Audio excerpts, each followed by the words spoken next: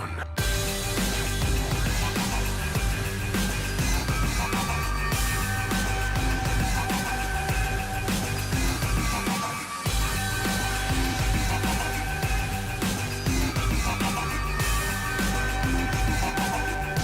Keep moving on.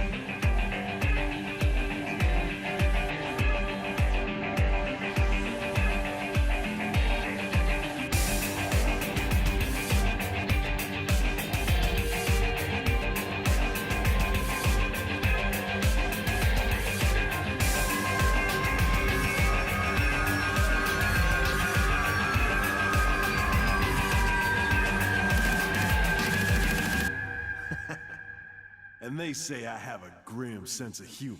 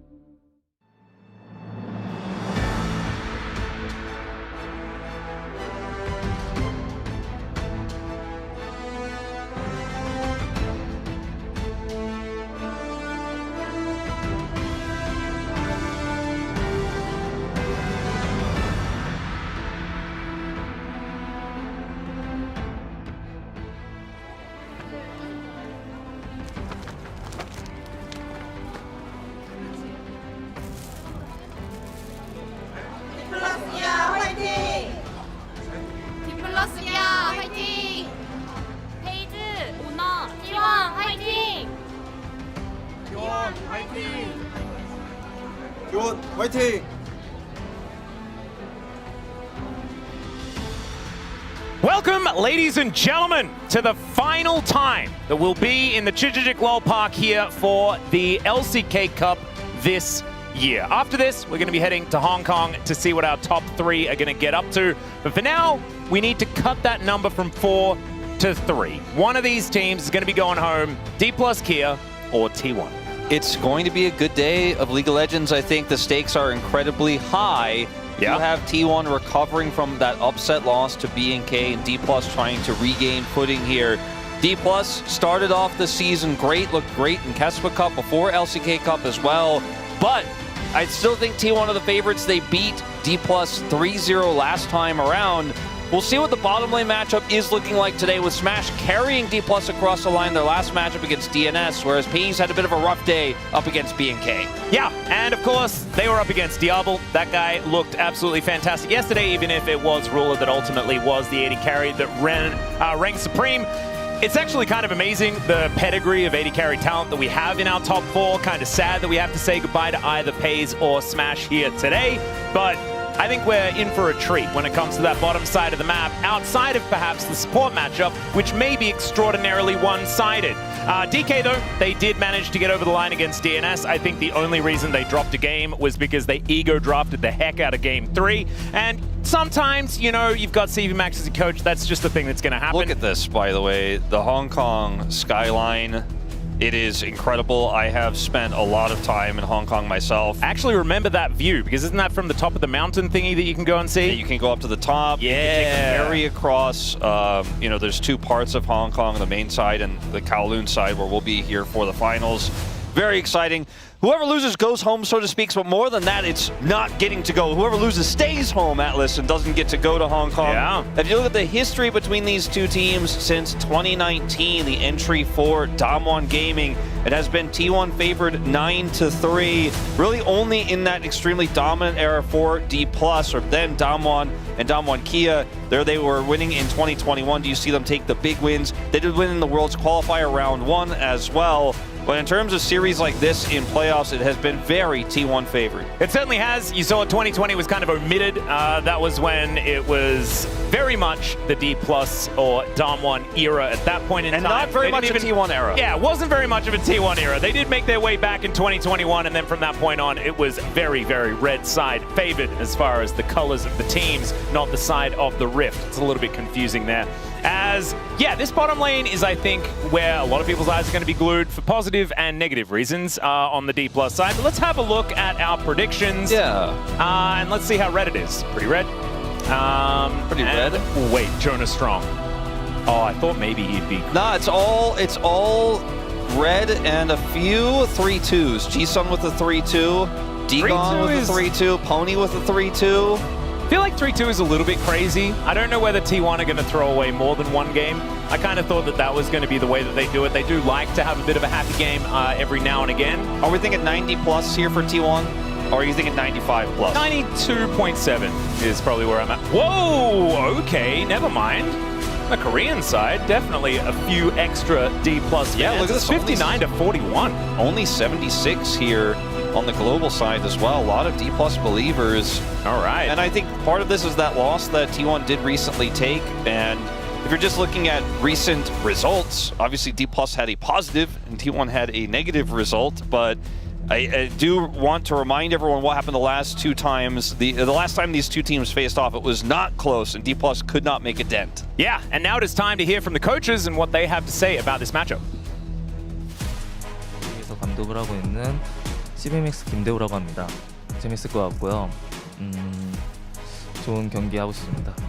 이제 화면에 이제 그림이 잡히는 대로 굉장히 이제 최적으로 되게 빠르게 판단해서 유연하게 잘하는 팀이라고 생각하고요. 저희도 이제 밀리지 않을 수 있게 뭐 이제 DK 방식대로 한번 잘 해보려고 합니다. 정글 바텀이 아닐까 싶습니다. 이제 게임을 진행하는데 개입도와 영향이 높아서 그게 오늘 좀 주요할 것 같아요. 오늘 한번 재밌게 잘 놀아보자. 3대1 예상하겠습니다. 홍콩 꼭 가고 싶고요. 가면은 진짜 진짜 더 잘 준비해서 재밌는 경기 한번 해보겠습니다. 디펄스기야 화이팅! 안녕하세요. T1 감독 꼬마 김정균입니다. 왠지 DK 만날 것 같았었는데 이렇게 또 DK를 만나게 돼서 오늘 경기 꼭 승리해야 될 것 같습니다. 티어 정리와 운영, 교전 등을 반복해서 좀 연습했던 것 같습니다. DK 상대로는 모든 부분이 자신 있다고 생각하고 있습니다. 일단 오늘 경기 핵심 라인보다는 모든 라인이 중요할 것 같고 세트 끝나고 난 다음에 계속해서 방향성을 잘 잡는 게 가장 중요하다고 생각하고 있습니다. 이전 경기보다는 좀 디플러스 기아가 경기력이 더 올라왔다고 생각하기 때문에 3대1 예상하고 있습니다. 오늘 경기 꼭 승리해서 홍콩에서 경기하는 모습을 팬분들에게 보여드리고 싶습니다. T1 파이팅! Man, I swear, CVMAX looked very nervous. Yeah, during that CVMAX did interview. not have, that was not the pinnacle of a confident coach interview. No, I would say, and it reminds me of course, he was coaching Griffin back when they were unceremoniously slaughtered by T1 in that 2019 summer final. There have been quite some times where he's been on the receiving end of some pretty brutal losses against Coma and T1. So we'll see whether he has managed to bounce back from that one or whether those were nerves, you know, understanding that, oh wait, I'm back here again and it doesn't feel great. But both of these teams, this is going to feel great as they are going to walk out into the Chijijik Lol Park here for the final time of the LCK Cup. We will be back here, obviously, for the LCK when it gets underway, but our last two matches here for the LCK Cup will be over in Hong Kong, as we've been talking about. Very excited to head on over there, especially for the food.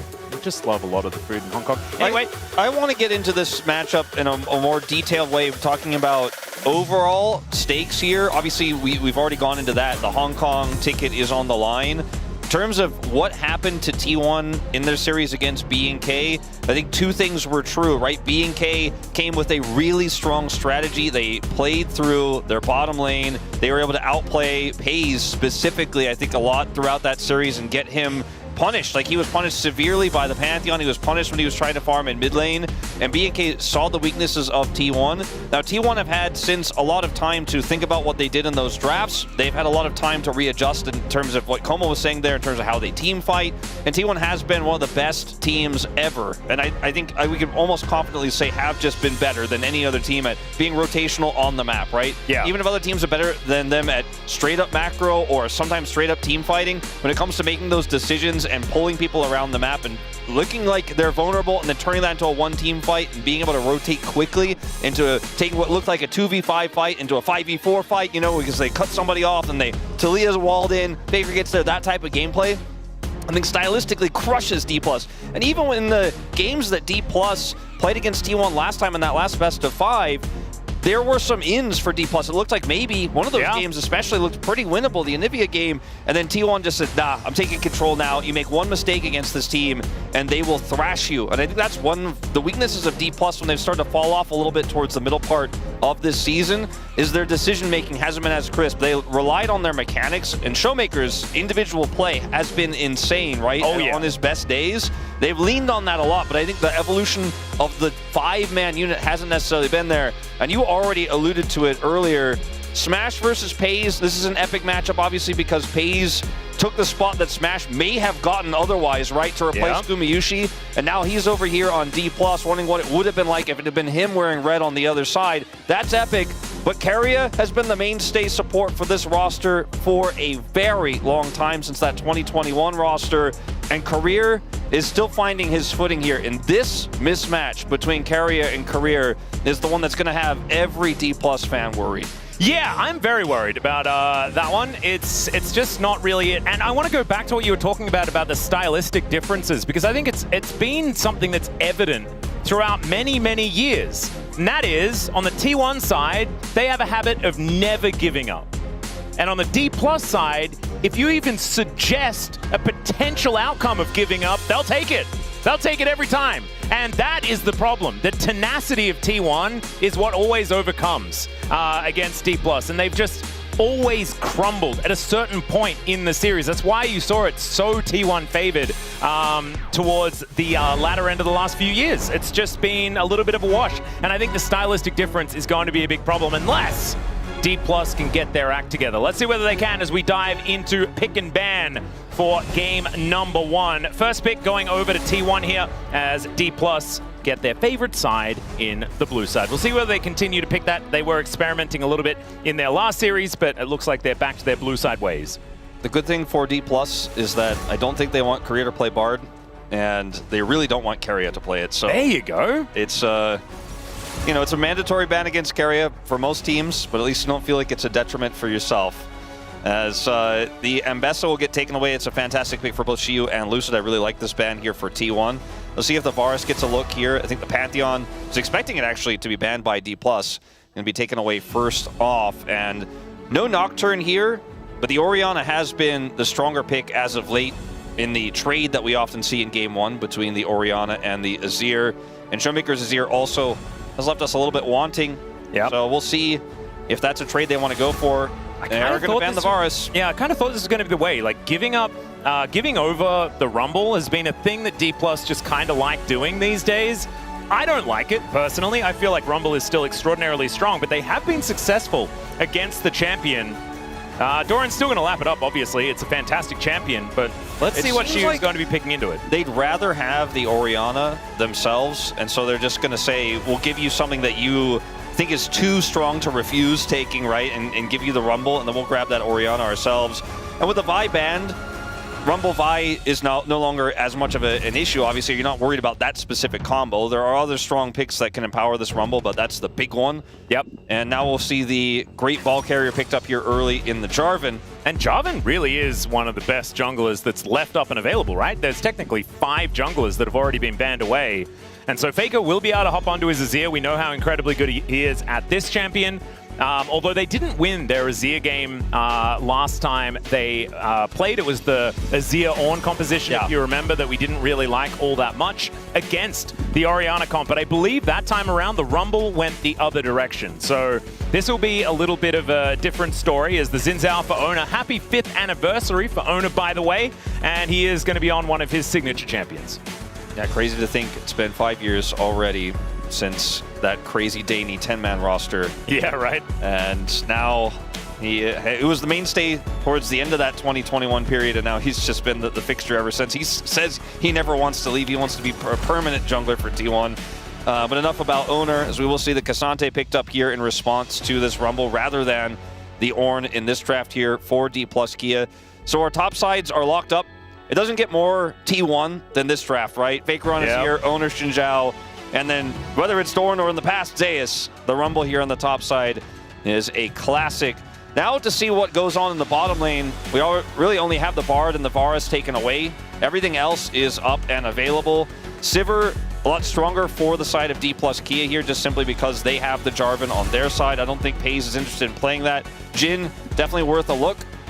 It's an interesting one, though, because I don't feel like Jhin is the champion for either of these players. I think probably more for Paze than it is for Smash, but it's an odd ban. Lulu to be taken away here does cut down a couple of the hyper carries as Yunara was still up and available. Yeah. No one decided to pick her up yet. That Lulu is going to hamstring that pick just a little. I do think taking away a lot of those range supports makes playing the Yunara lane a lot easier, just simply because you can, you can even play Alistar with it if you want to, if there's just no way to really pummel you in the lane. The Jhin is gone. We'll see if they ban. Okay, they're going to ban Nami. I was going to say just the Lucian straight up could have been the other way to play this. And we may end up having Corki versus Yunara, but the Sivir is still a strong possibility here for D+, because it gives you a lot of wave clear, a lot of scaling, and empowers this composition, especially the front line of it, incredibly well. Yeah, I wonder whether we are going to see a look at the Yunara regardless of all of these bans that have come through to a lot of the supports that she does like, and by a lot, I mean Bard, Lulu, those two being the ones. Nico is still up and available. That is a big deal. Maybe something that T1 could look at, but instead the Karma going to be taken away. It feels like we're looking at a Corki Nico lane versus a Yunara lane of some type. Yeah, it could be the way. Unless D+ decide to lock away the Nico now, assuming that it is high enough priority to do so. You can always pick the Alistar into it. It's something that Keria has done in the past to a fair bit of success. And I don't know whether you'd want to just blind pick Alistar here, because I don't think that you're going to stand much of a chance in that lane regardless here for D+, but definitely not if you're taking a cow down there. It's so clear that this entire decision this is cute. is being made by Smash, right? Like, you see the camera shot, you see the angles, you see CV Max trying to give him his take, and Smash ultimately makes the call. He's going to pull out the Ashe. Now, this doesn't necessarily have to be Ashe Seraphine, and Ashe Seraphine will be gone for the rest of this series, so throwing the gauntlet down early here, but it sets up Orianna combos really well if you can hit anyone with an arrow. Yeah, obviously the Xin Zhao is going to absorb a lot of that pressure, but really any other target here feels great. Wow. Pulling out the Zeri straight up here with a Zeri Yumi. Yumi into a face-up Ashe Seraphine? Okay. Isn't that just complete suicide? It is definitely a huge risk, I would say, in this draft year, and it's a statement from T1 to say Smash is, Smash basically 1v9'd and pulled D+ across the line in their series against DNS to get here. And FaZe and Carry are like, yeah, we like to just tangle with this guy. We think we're strong enough, we're better than him enough. That will actually make the bigger impact here in this first game. As there is not a strong traditional frontline for this Seri, but there's a lot of peel. The healing that Yumi can provide, the shielding, obviously the survivability she's going to have is pretty high to be that hyper carry in teamfights and break through the health bar of the Cassante. And without a consistent damage dealer in the mid lane, and with Ashe Seraphine here, you're going to be reliant as D+. It's setting up big charm combos. You have the ball carrier here in the Jarvan. You've got an insane front line with this Cassante for the Ashe to play around. But if you don't kill FaZe or Faker, they're two big threats. And even the Equalizer can mess up your zoning and prevent you from actually getting that big combo off with the Encore to start off the fight and then look for that follow-up ball play. I think there's a lot more of a ceiling to T1's composition, but damn, is it the harder one to play. Yeah, I was going to say, like, I do not understand picking Zeri Yumi at that point. I don't get it at all. Maybe there's something that they know that I don't. Maybe I'm just a dumb play-by-play. I don't get the fact that Zeri Yumi just hard counters Ashe Seraphine, one of the most oppressive lanes that you can possibly have in League of Legends. But one thing I do know, and that is, I hope Korea gets his notebook out to take some notes about this Yumi play, because it didn't look so great when he debuted it this season. Let's get on the Rift here for game number 1.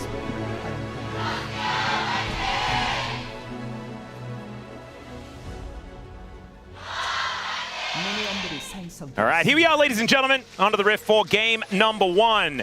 Wolf, how does T1 start a team fight? Well, it's going to have to be very carefully, I would say, and with a lot of strong zoning from Doran. Because when we get into these team fights, obviously they don't have a traditional engage.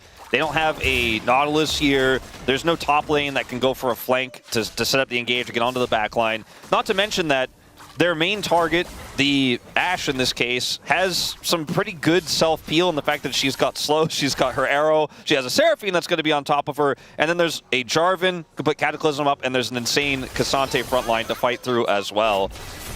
And so, it's tricky. But Faker can also be the one who turns fights. If all the tools are down here for D+ and FaZe isn't caught, then the engage is I press R on Zeri and I kill all of your health bars. Yeah. And if you can't lock me down, by the way, there are a lot of tools to lock him down. You can't lock me down, then I will wipe everyone. And that's why this comp is looking like, if we took the nameplates off, we'd be like, well, this was not the choice I would. Yeah, no.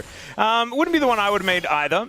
With all of the Enchanter bans, though, it was going to be a very difficult situation if T1 did want to try and win the lane. So instead, I guess what they're saying is, well, we're going to lose. Mitigate. Let's lose with something that's going to be able to figure stuff out later on in the game. And we all know it was something that was coined by you yourself, Wolf. That is, the Zeri can always get certified. It does not matter how the laning phase went. If she picks up a triple kill in the mid game, you could just be up the creek, as it were, paddleless. Now, I think there's a lot of responsibility, let's say, on Owner in this game to be able to really, first of all, go for aggressive plays in this bottom lane to relieve the pressure here, to also then be able to buy space and threaten Showmaker so that FaZe can get into the position he wants to. He'll then have to be able to get past the Seraphine ultimate, make sure he doesn't get comboed there. He obviously took Cleanse, and I think we will definitely see some itemization later on in this game that is about doing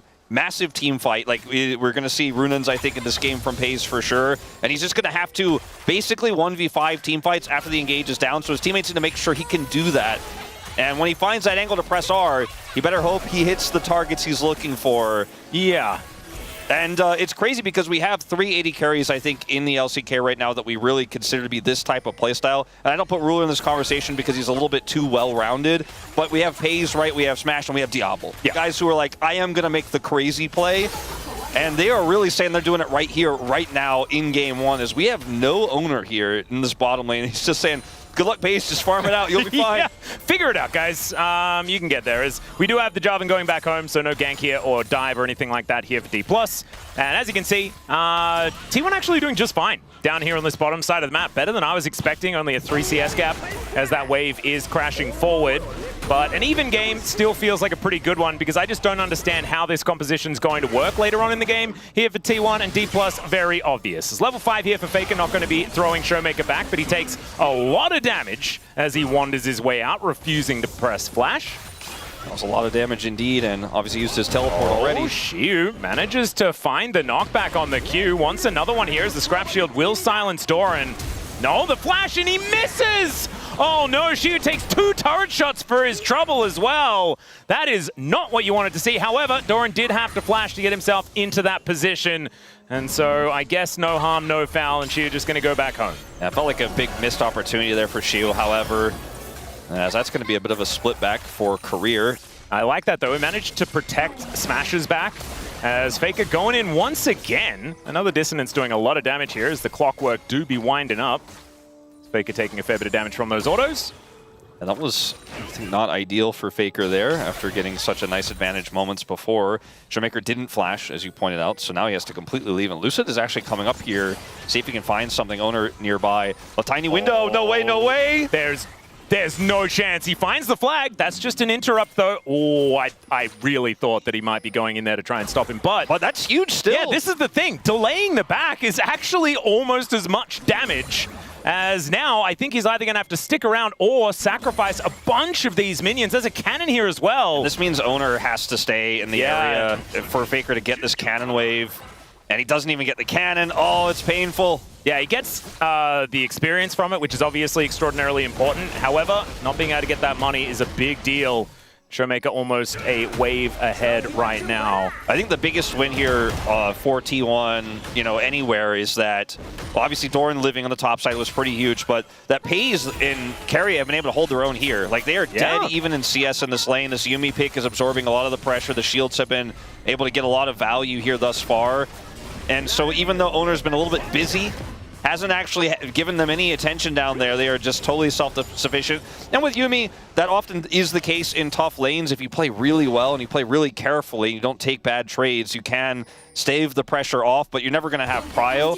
And so far, that hasn't mattered yet, really, here for T1. So this pick, thus far, even though it's a little bit unusual and very risky, is definitely doing its job. Yeah, it's kind of working out. As Equalizer down here towards the top side of the map as Xiu.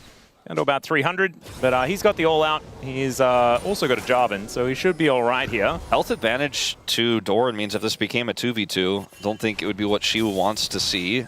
That's not going to happen, though. As we have junglers on the top side of the map. Ow. Yeah. One thing that is actually really cool about this Ash Seraphine lane, beyond just the fact that it is very, very good in lane, is Hawkshot. I mean, Hawkshot is just such a ridiculous ability. The fact that they were able to use it to spot out any potential level 3 ganks that we have seen some Xin Zhaos actually go for. Things like this does mean that you're not only pretty oppressive, but you're also very, very safe there towards the bottom side. So no real fumbles just yet, as the Prowling Projectile is going to go a little bit wide here. Carrier still trying to get his eye in onto that one. Great beat drop is going to come on through there as the heals come down, as Carrier's just dead. There is first blood over to Smash. He gets exhausted from the grave. Career learns. FaZe is now alone. So you stop that detach, or attach rather. Once it's detached, you stop the attach, and you kill him. He missed almost every beat drop until the one that mattered. Yep. And that is what you got to do. FaZe taking a lot of damage here as well, as the high note will be avoided. Flash out there so that Showmaker doesn't get hit by the Emperor's Divide, but really good ulti from Faker to make sure that that Summoner spell did finally have to get used. Yeah, and that's pretty massive because obviously in a follow-up, he's not going to have it. So Faker didn't have to flash to make the play happen, and had Showmaker tried to make something of it on return there, Owner was going to be able to flash on him and take him out. Showmaker doesn't even ult, just plays very respectfully.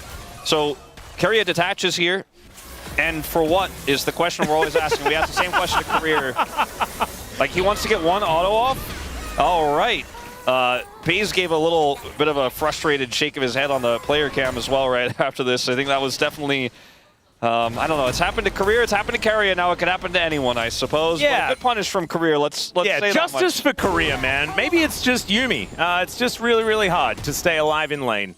Keria has obviously had a lot of experience on this champion, but it wasn't really the Guma Keria like type move. Remember, they were like experimenting with Sivir Yuumi and things like this back in the day, and it just didn't quite work out.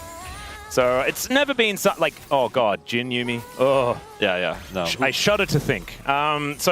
Thankfully, it's fearless, so we never have to see it again this series from either player. So that's good, you know? There is at least that one. As Lucid parked himself here on this Phaelite, as Owner is going to make the wind become the lightning. It's always been the thing that people say about Keria, even people who are not rooting for T1, is like, well, it's such a waste to see him on this champion because he's a mechanical god, right?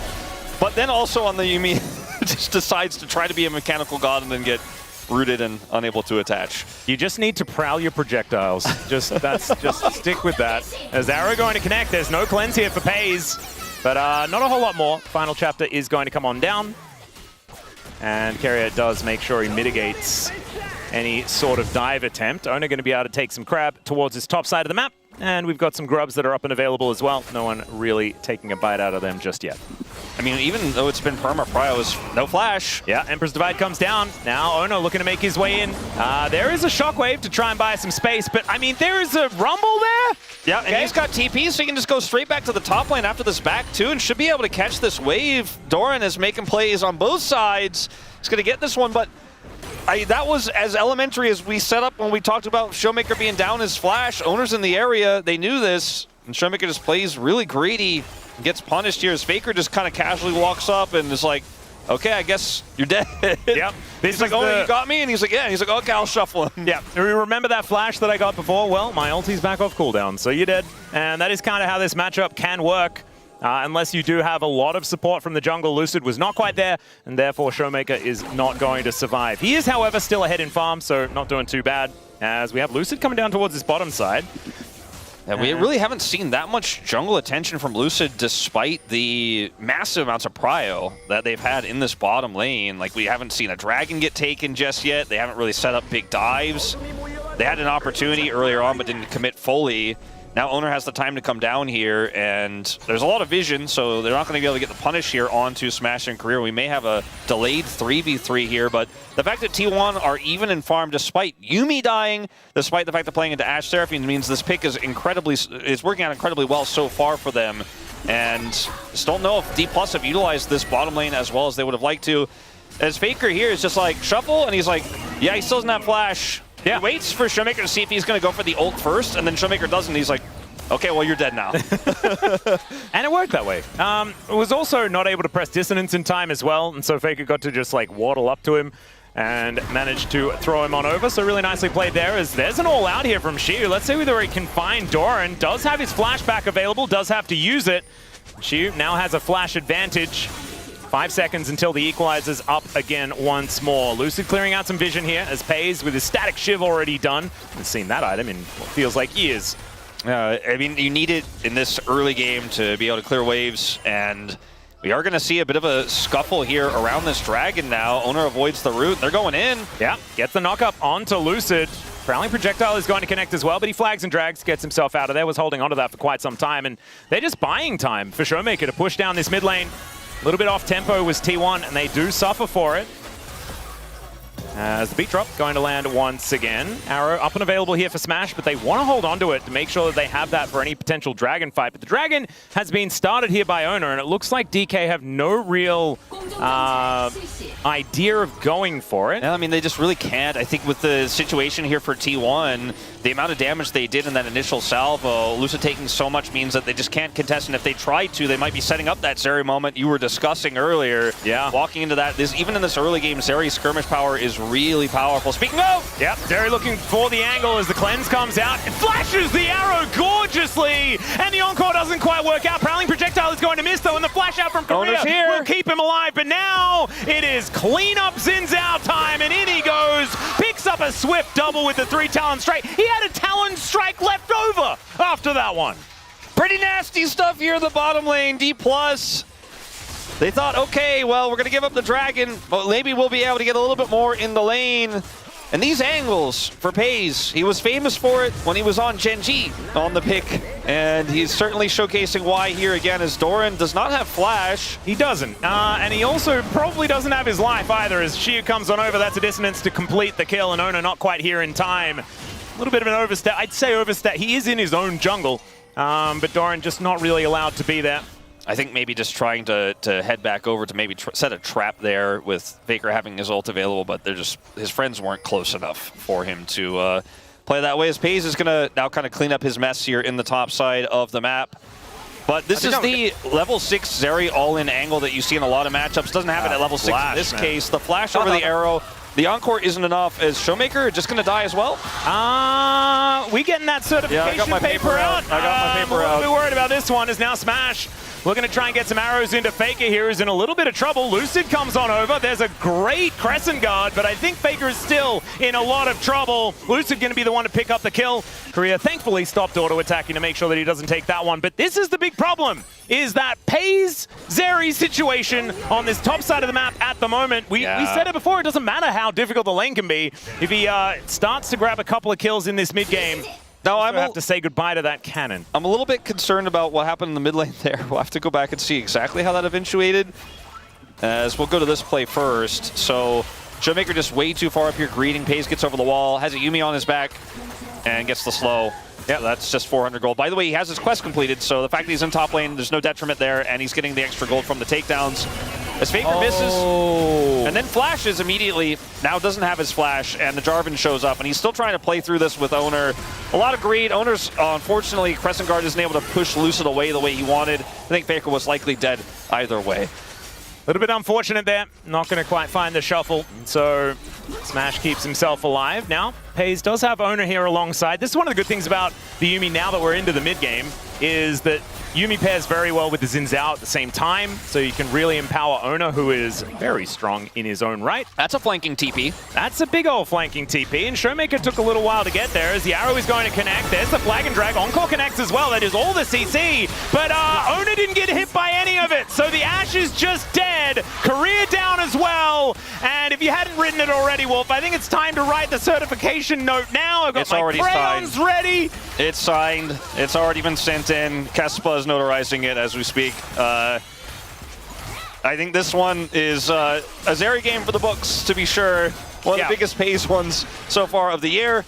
And you asked me what the engage was. It turns out it's just Zeri kind of being near the enemy champions at this point, and obviously this is another issue here. Showmaker is once again up too far in the lane, gets a two-man ult, but what else is he going to do? And then here, Owner is here, so this is a 3v3 fight. Obviously the Yuumi gives you so much power here. So when they decide to go in on this arrow, look at this, he doesn't take damage. He's still not really taking damage. Oh, he's charmed. That's cute. He kills people. Yeah. And the enemy AD carry is dead, so there's no damage. And he just kills whoever's left. Lucid's like, can I do something here? He's like, no, you should leave, or I'll kill you as well. Yeah, this is the thing. They did manage to get onto the Zeri, but like that's a 2-0. It was a 2-0-1 Xin Zhao at the time. Like, you cannot ignore Owner. He has Runins now. He is ready to just make all the health bars disappear. Doran has outdamaged him so far in this game, so there's that. But he has been hitting a Cassante many, many times, and there's a big old shield to get through when it comes to that guy. As at least DK, I mean, they can defend this turret quite comfortably, things like that. We haven't seen a first brick just yet, but it's a 2.3k gold lead, and I just didn't expect T1 to be able to make it to this stage of the game with a minor deficit, let alone a lead. Like, it's kind of insane. So Pays now is just running amok on the map, and maybe you're exactly right. Maybe Pays is just the engage. That's all right. There is an engage from Shiu as well, looking for an angle onto Doran. He is just dancing on the equalizer, though, as the Flame Spitter comes on down as well. Flash out there from Doran, and the flash from Shiu is not going to work. It's a solo kill, As now Showmaker looking to try and come on through here. The arrow is not going to quite connect, as there is still a shockwave here. Showmaker still trying to find it. Another flag and drag comes down, but the final chapter is still there. Ulti from Pays. And look at this. It's basically 1 versus 3, because it's a cat. It's kind of half a champion, but still they're standing their ground. I mean, this is absolutely crazy here. He does not care. Showmaker eventually gets the kill onto Doran there on the top side without using his flash, without using his shockwave. So that's the only piece of good news here for D+. But it's Herald just going to drop down here and take this mid turret out at 18 minutes. T1 swimming in gold, and all of it on their major carry here in Pays. A second charge here will give even further plate gold over to this bottom duo, and they'll get the whole damn turret, Atlas. Oh dear. Okay, looks like not quite. Not quite. I mean, that one's certainly set up. You know, like the cooking show. Like this is the one I prepared earlier. Yeah. That's what this turret is. That one you just need a stiff breeze, and that one will be going down. So 4,000 gold is the lead. God. I really thought that with this draft, this setup, oh man, this is Doran. He has his Haunting Geist, which is actually insanely high value in extended fights like this. And the Equalizer did so much work. Then this flash, he gets the slow, and that's the end of it. Yeah, it was a flash harpoon as well. That was so sick. As soon as he flashes and hits the harpoon as a slow, that's when he calls, I got him, I got him, I got him. And then we get to see it from the Showmaker perspective. Doran also avoids the arrow. Yeah. Still, Showmaker is able to come on over here, refuses to use the ult, as Doran just does his very best to light him on fire, but Doran, it does not quite work. Gets like 3/4 of his health bar. He just didn't to the top lane. Showmaker's probably not too happy about that either. As another turret goes down. And I was going to say before we got into that replay, like I kind of thought we were going to see this really hype game where he has to make all these crazy outplays. He's already made a few good plays, right? But I thought it was going to be Smash versus Pays on display, all the CC, all the setup for D+. Like, how does Pays outplay this? And now he's just so big that I don't know if it matters. You know, with the role quests coming in, 80 carries get so much gold. When they get ahead like this, they just start to balloon. And they also do more damage than they used to. So if you try to engage on him now, maybe he just kills whoever engages. Like, nice try, Jarvan. And he just 100 zeros him with the Yuumi on his back and takes no damage because he's got a huge shield as well. And Owner is just chasing Lucid out of his own jungle here. You can see Showmaker now getting closed in on his Pays. He really wants to kill an Orianna, and he might just be able to do so as Owner with the Crescent Guard does come on down, but Korea is there. Arrow is going to hit his own teammate, but there's the knock-up onto Owner. He's put inside the little pen here. That's very cute. Great encore, but the cleanse is there for Pays, who's just going to end Smash before he could do anything. Oh, God, it's one of these games, isn't it? As finally, the Zeri will go down, but not before picking up 3, 2 of which he grabs the kill credit for, and DK just reeling after that. It's almost a 5,000 gold lead, and I was wondering how the engages were going to work. I guess just walk at them is kind of the way here. Well, the Sand Soldier is going to disappear. When you're basically a fountain laser, i.e. done by the way, when you're basically a fountain laser, like Pays is in this game, and he has so many resources, you can see the moment where he calculates like, I guess my only way out of this is to kill all of them. As he's already used his dash over the wall here.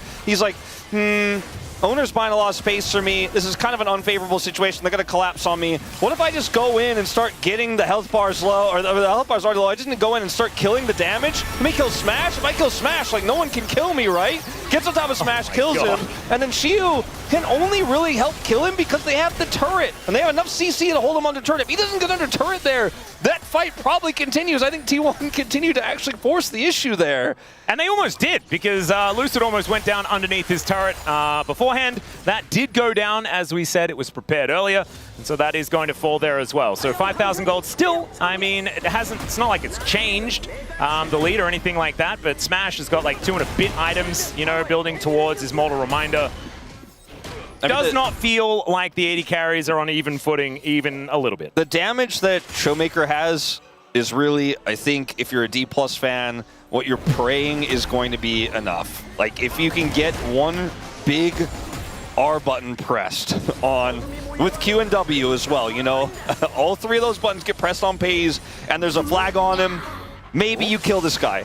Well, looking for an arrow onto Faker. They will be able to find it. Shockwave is there for Showmaker, and he does press that button. Cataclysm comes down, but it doesn't stop Faker from getting out. His flash does come on through. There's the flash over the wall, and there is the Jarvan picking up the kill. The rest of T1 looking to come on in here, though, as the teleport from Doran does get him up, but the teleport out from Showmaker will allow him to escape, as now Pays and Carrier Looking for the angle.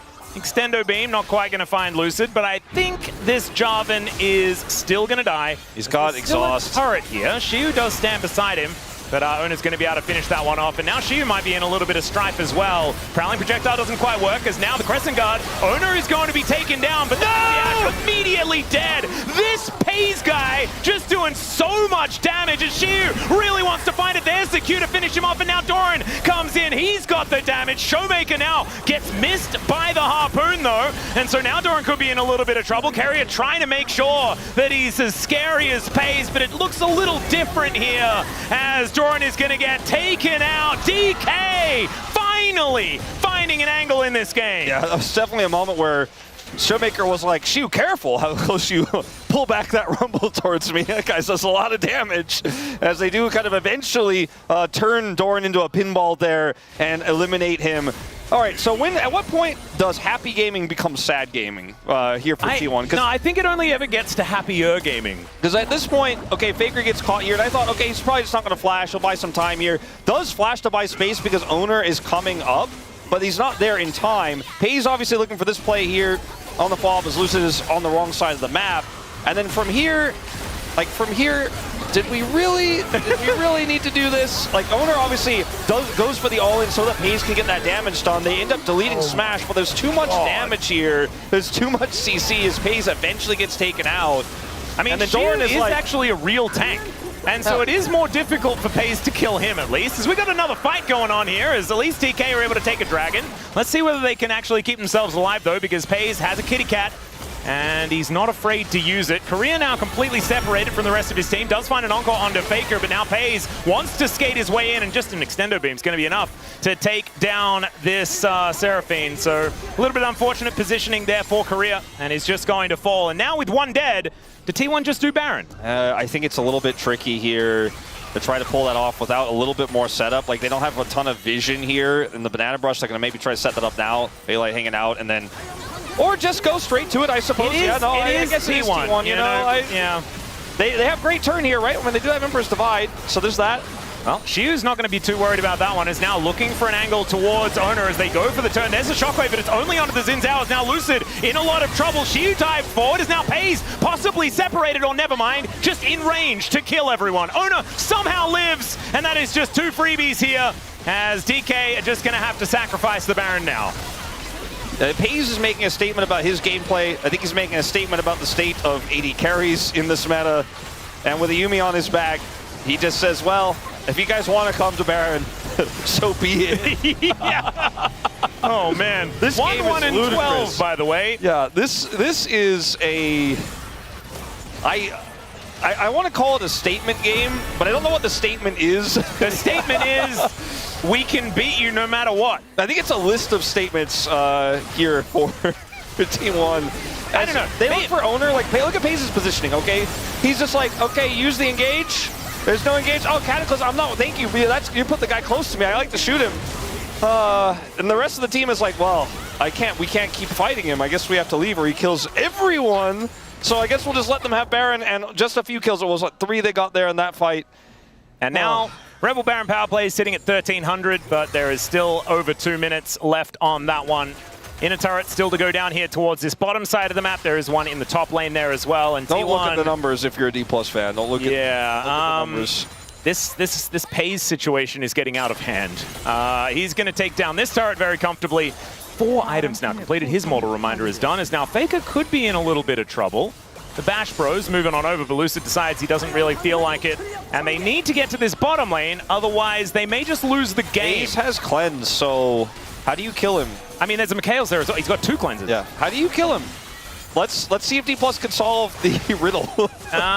Sometimes, you know, there's these riddles that seem impossible, but there is often a way. Is it a trick question? I just never know them. Is it a trick question, maybe? Well, Arrow is going to connect onto Faker once again. Kill the other one. Find a little bit of an angle. Can go all out here as well as they pull Faker back. But he goes golden, and now Pays has made his way in. Emperor's Divide hits the air as Faker is going to get taken down by the volley. And now Pays is slowed up. Takes a lot of damage there at the same time as Lucid looking to keep himself alive. Korea almost dies as now Pays puts down the ulti. Doran gets in there with a flamethrower, but Diving this turret is a little bit dangerous. Did FaZe take damage before us? Never mind. The arrows do come on through and Lucid gets through the base gate, and now without FaZe, T1 should not be able to keep pushing forward. Owner and Doran there with their little kitty cat in tow are just going to have to get out. Okay, so bit far on that one. Not able to get out for FaZe. He does end up getting taken out there, and a lot of money does go into the pockets of D+. There's still 7,000 gold behind. This game is silly, Wolf. It is a little silly, but in T1's defense in this moment, like Faker obviously gets arrowed here, has his Zhonya's so he can buy space. Because they don't have strong engage, they have to use the engage on the Faker as their engage. Like, that's a lot of CC down, that's a lot of cooldowns. FaZe is like, okay, this is my moment. I think I could actually clean this up here. Goes a bit deep. Let's just say Doran also, like, we didn't have to do this. We have a wave coming through. There's crystalline overgrowth on the turret, and the FaZe is unable to get over the wall here, which is the real crux of this. And that's the end of the push here for T1. So they do not actually break those inhibitor turrets. Had they played it slow, I think they absolutely do. But, you know, they don't have great engage, so they were like, look, let's just end the game now before any more shenanigans happen. Yeah, I feel like T1's engage is DK botching an engage. Yeah, that's kind of the way that they do it. That's kind of how it is when you get to be a comp like this that's pretty squishy. Has a Xin Zhao with GA now, so that's good for them. Totally healing and shielding. The Yuumi is like, Seraphine low? Oh, no! Oh, dear. Yeah, Carrier having a pretty good time, as we can see there. And I'm glad that we're seeing why this Yuumi was picked up earlier on in the tournament. It's looking like there is a good reason for it, because Carrier has made it look pretty good outside of that one death in the early laning phase. Hasn't really, he's taken that one in stride. Let's just say that. As Arrow going to connect onto FaZe, he's just taking all of these arrows. Shockwave comes on down as well, and just barely survives. More shielding and healing power. I was going to say, that one's just going to add to Carrier's stats there, as T1 looking for Soul Point. For Infernal Soul with his composition. Yep, and there's a teleport so Faker can get all of his health bar back and make his way back down again. Finally, the IE is done here for Smash, but man, I mean, if they had have got that kill, then it could have been 2 Drakes apiece. Faker has just been the you know, the arrow target, like he at the practice range. You know, yeah, he's like Link's training. Yeah. But he doesn't actually have enough money to buy the Zhonya's outright just yet. I thought perhaps he did because he waited there in the base for a moment. So he doesn't have his Zhonya's back. There's still no stasis now, but didn't have to flash there. Didn't have to ult, so has both of those tools available.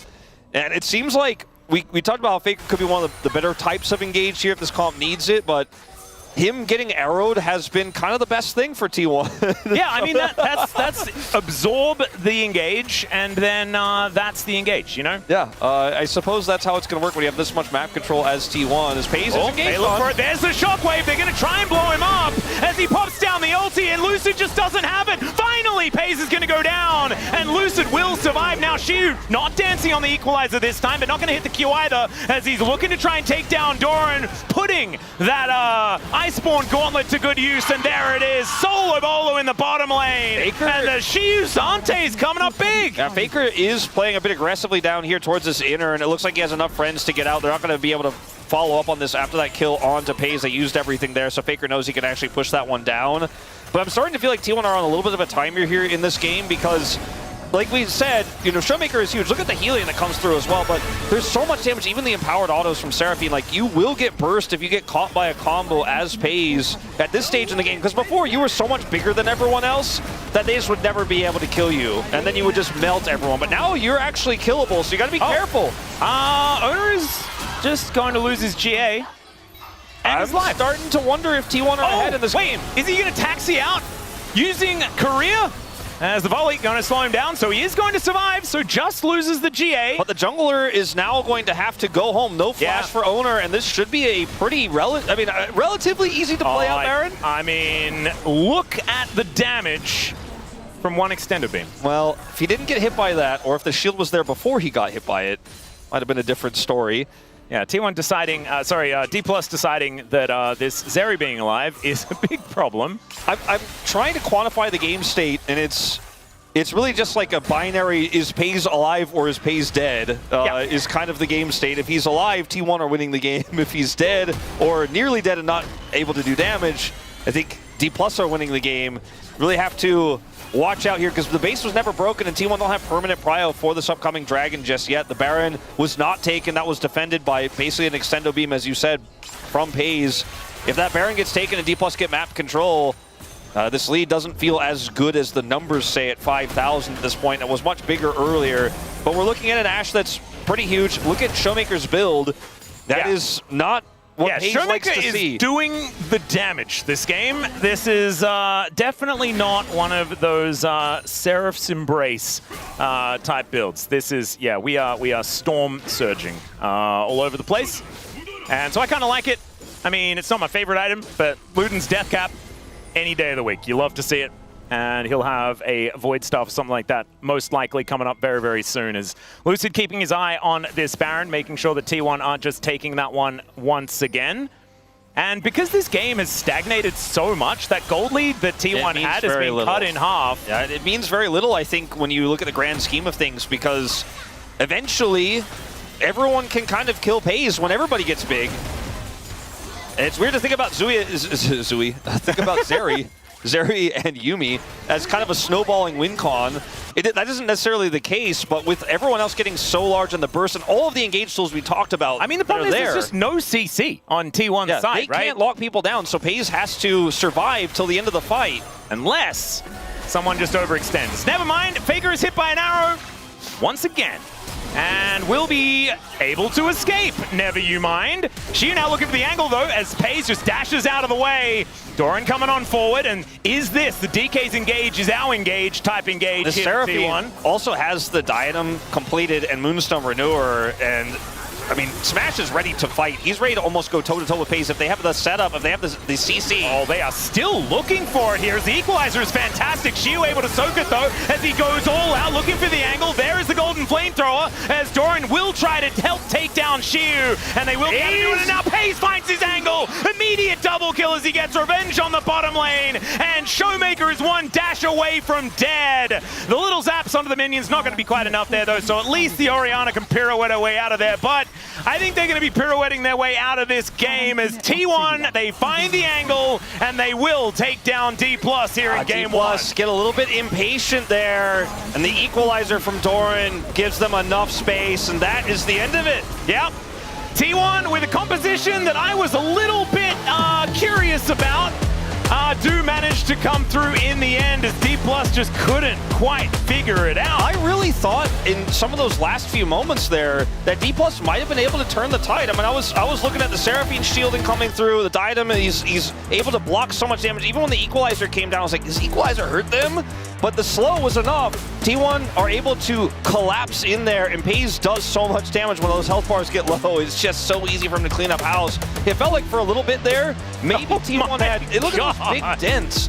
But for a moment, it felt like maybe Pays was going to be killable. Maybe if they had the right tools, if the Showmaker ult hits just one time at the right moment, Smash and clean up, they get map control, they get Baron, maybe they could win the game. But that final moment, Doran just said, all right, well, you guys went one step too far. Equalizer's down, game's over. Pays does more than triple Faker's damage in this game. Faker was just the arrow absorber. He was. No, he was the engage. That's what I didn't quite understand from the beginning. The engage was Faker gets hit by an arrow, they overextend into Faker, and then Pays kills everyone. And honestly, it worked an absolute treat. D+ gonna have to try and go back to the drawing board here and give us something a little different here in game number 2. The Ashe Seraphine now off the table, something that they have been relying upon definitely in their last one against the DN Supers. But now it is time for us to take a short break. When we get back to space, gonna break that one down, whatever that was, and then we'll have game number 2. See you soon.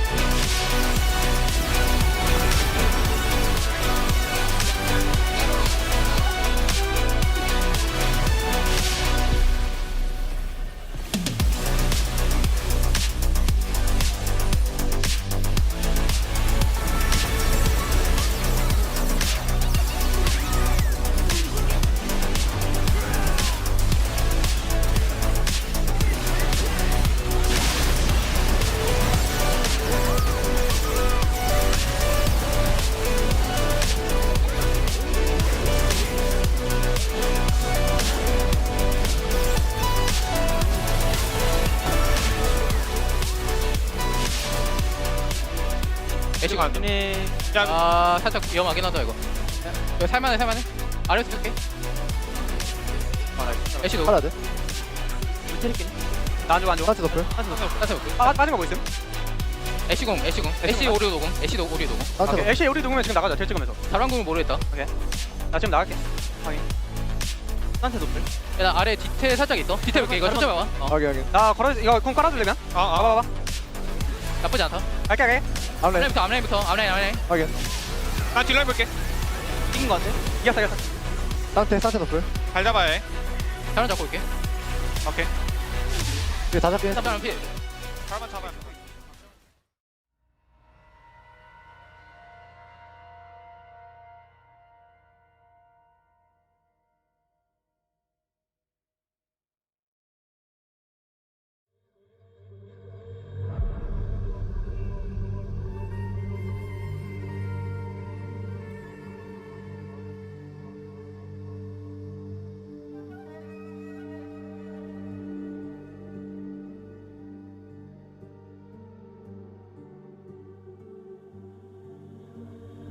أيها الفارس لست بآثم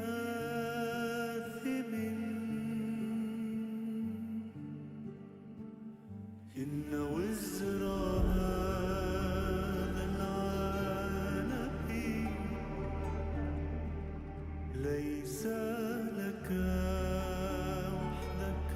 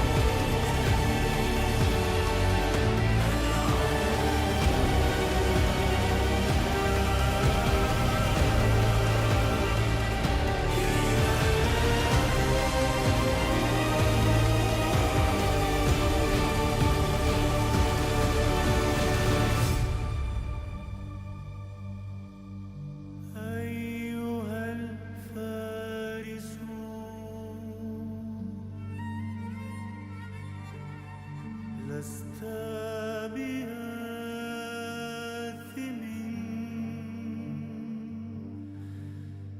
لست بآثم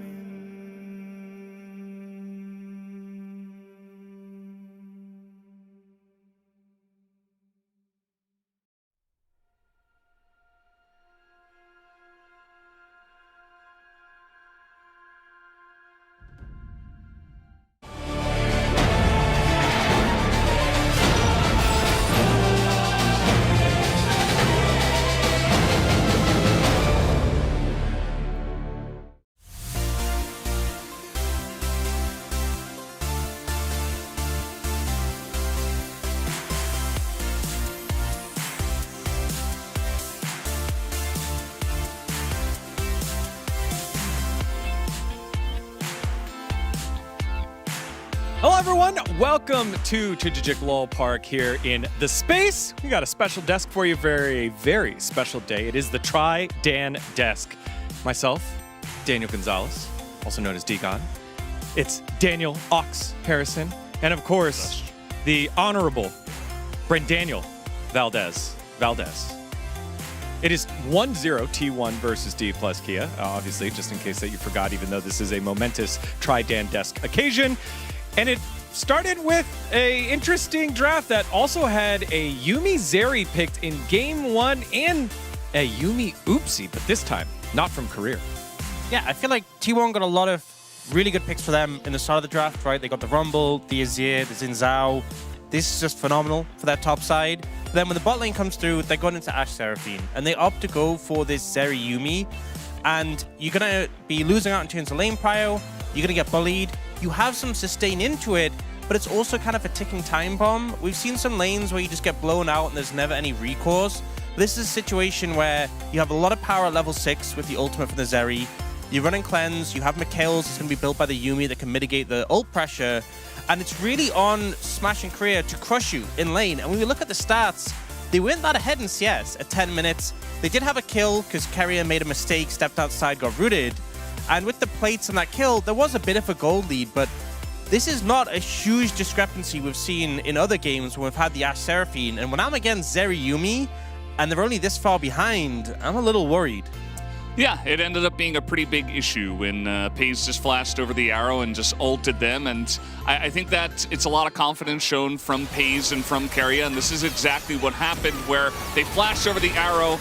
You know, they could have... essentially killed them here, but also Owner came down at the perfect timing. And this is one way to just break out of the Ashe Seraphine lane and just face it in a more aggressive manner. And that's the thing, that one play completely destroyed that lead that had been built up over those 10 minutes. So, ended up being unfortunate. They went for Paze here because you had no cleanse available, but it just meant Owner had free reign to aggress on this bot lane who didn't have summoners, and it ends up turning around even worse. Double kill goes over to Paze, and not in a good spot from there. Yeah, and that was without Crescent Guard, right? The Xin Zhao just went straight onto the Ashe, and that was all she wrote. And you're thinking, oh, there it is, D+. They had their opportunity. There's their window. There's no way they could come back, right? Right? Well, T1 does tend to do this. I think their entire attitude with throughout this game was just, we are better than you, we are ahead, we're going to do whatever we want. And they did a little bit of that here in highlight number 2, where Faker gets caught. This is kind of standard as well. You know, Lucid uses a lot. They take down the Azir. And then T1's like, now we're going to press the go button and just kill you and get revenge. Yeah, and it just ends up being this really extended chase to get the Jarvan, which, you know, they do end up eventually getting the Jarvan, but it just keeps committing into more and more over the course of this. And I think it's just this mindset, we're super fed, we can do anything, and being a little bit disrespectful on the play. And Paze flashing in here into everyone. Doesn't have the cleanse, doesn't have a way, getting out of the CC, and this Cassante being up in your face is actually a problem. You don't cut through him that quickly, and he does relevant damage when he has his ult popped. So disrespectful from T1, and this kind of gave a window for D+ to get back in the game and showed, even with that lead, even with that fed Zeri, if you just play with sort of reckless abandon, you will be punished. Yeah, and it wasn't the first or it wasn't the only time that happened, but it was the first time. And then after that, T1 get Baron. They try to push in the base. They kind of oopsie game there. Then on the bottom side of the map, they're trying to split push. They oopsie game there. So there were opportunities for D+ to come back into it. However, it was still a 5,000 gold lead where D+ think they get a decisive pick yet again onto Faker to start a catch, but he just does those magical things where he lives on 1 HP. Yeah, I mean, he gets away here, which is kind of insane. You can see basically 1 HP, he gets out, and you're thinking, okay, well, DK, they get a huge win in the fight, essentially, to start off, but you haven't solved the Zeri issue, and our casters talked about it. If Paze is alive, any fight is takeable, or they're going to pull the trigger regardless, and they do exactly that here once again. And I think you've already burned big tools, right? Shockwave is down, the Ashe Arrow is down. You see the Cassante goes in very aggressive and gets chunked out and taken out, and that gives Paze free reign to play aggressive like this. So many tools are being burned, and Zeri really flourishes in a scenario where those tools are unavailable and you can just sweep in and clean up. And I think D+, You didn't get the Azir, and they felt frustrated by that. They were like, we have a brief numbers advantage before the TP. Oh boy. But they just pushed in and held their position way too aggressively, and T1 immediately punished that. So there's definitely a lot to go over for the side of D plus Kia, but CV Max is livid after that game number 1. And I mean, you know, I think T1 were trying to make a statement with how aggressively they were playing, you know, whether it was happy gaming or whatever you want to call it. But it did feel like DK kind of just got blasted out of the arena in game 1. And as a coach, you're going to feel that emotionally. It's going to feel like you feel very vulnerable after a loss like that. Yeah, I mean, especially CV Max. He's known to be very passionate and have that dictate how his team plays, especially when you know how good they can be. Like, when you know that they've been able to come back from deficits before, when they've been able to be front runners and dictate it through that man in the jungle and Lucid.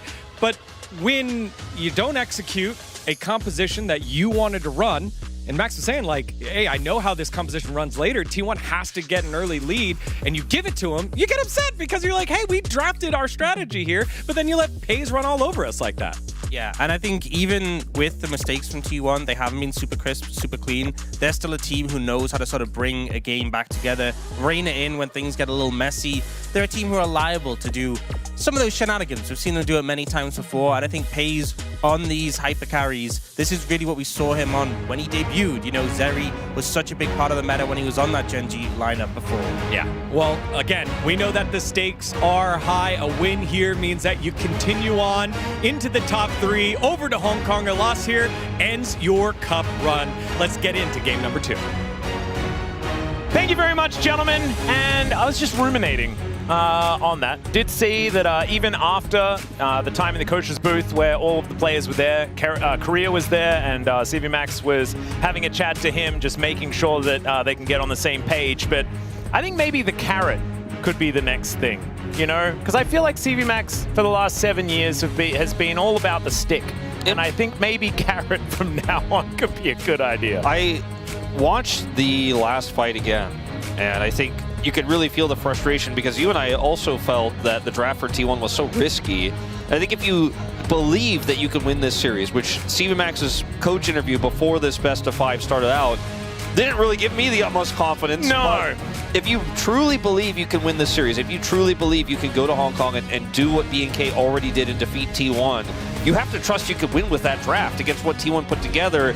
And I think the win cons were there. The sloppiness for T1 through the beginning of that late game gave them some ins, but they just couldn't do it. And CV Max has got to be frustrated, but maybe he's trying to get them motivated because D+ has been a team that, as you say, many, many times, falls behind if they lose momentum. They just do not play as well as they did in the previous games. And it's happening early in this series, and that is a demoralizing loss to take. Yeah. So the passion of CV Max, I think maybe perhaps warranted, but we'll see if he's said the right things as we move into this Game 2 draft. Yeah, I think sometimes encouragement is a little bit better than, you know, hammering in your mistakes. But what do I know? I am not a coach. I am just a commentator, and I do make a lot of mistakes myself, and maybe I'm projecting just a little bit, you know. We don't know what he said. It might have been aggressive encouragement. Yeah, you might have been aggressively saying, I think you're an incredible player and you can show so much better than this. He might have been saying that you can show so much better than this, and let's hope that they actually can. As we do have very similar bans this time around, Vyambessa and the Bard Nocturne, but instead it will be the Varus taken away here on the T1 side, and so freeing up a ban here for DK. We'll see what they do decide to take off the board. Probably Pantheon. Let's see, I think that's the best option at this point. Strongest jungler on this patch, in my mind, is just such an incredible win rate and so much global impact. And you give that pick to T1, it's like, oh, God. Okay. Well, we'll find out. We'll find out what happens if we give that to T1, won't we? Yeah, and banning the Anivia is so odd because I feel like they are then going for They're looking for the Rise pickup, right? But I think Faker's pretty good at Cassiopeia, like if they want to play something like that instead. You know, CV Max might be familiar with the strength of Pantheon Talia as a strong duo. He might also be familiar with its weaknesses, but perhaps maybe in a different lane, in the bottom lane setup. Yeah, as yeah, the most obvious Pantheon first pick ever comes in. Let's see whether they do decide to head towards the Rise and whether it's going to be something else. And yeah, of course it is. Well, I mean, this is kind of the way that we do Fearless here in the LCK. You go Orianna, Azir for game 1. You go Ryze game 2. It's often Ryze Talia. Doesn't have to be, but with the Pantheon already here, it's a pretty good chance. And now what does Lucid play in the jungle here? The Jarvan is gone, obviously. Unless the they Vi is decide gone. instead to just slam Yunara. Because they could do that, take that away from PaYS, and then give Smash the ability to carry. But instead, we have some monkey business. Oh no, not the hover regular jungler, and then just switch to Lee Sin. I'm getting some flashbacks, Wolf. He did smile though. I like the smile. The smile, I don't know if I like it. It makes me. Even if they like just bow out 0-3 Wolf, if they do so with a smile on their faces, I will be a happy man.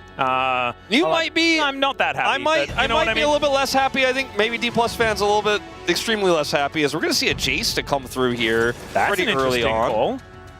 And that is certainly a potential flex pick here. Now, the Pantheon is almost certainly going in the jungle because it is able to be omnipresent that way and impacts the lanes incredibly powerfully. But we could see a weird flex where the Pantheon goes to support. The Jace could be then flexible.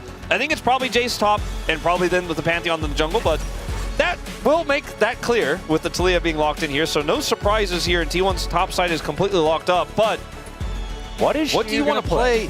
Yeah, what do you want to play into the Jace on the top side? Just want to grab a tank and absorb that pressure, make the Ryze a little bit more powerful later, but be willing to give away that prio into the Jace. That's the tough call you'll have to make. It makes playing Gwen feel horrible in this draft, and it looks like he's just going to drop that tank down.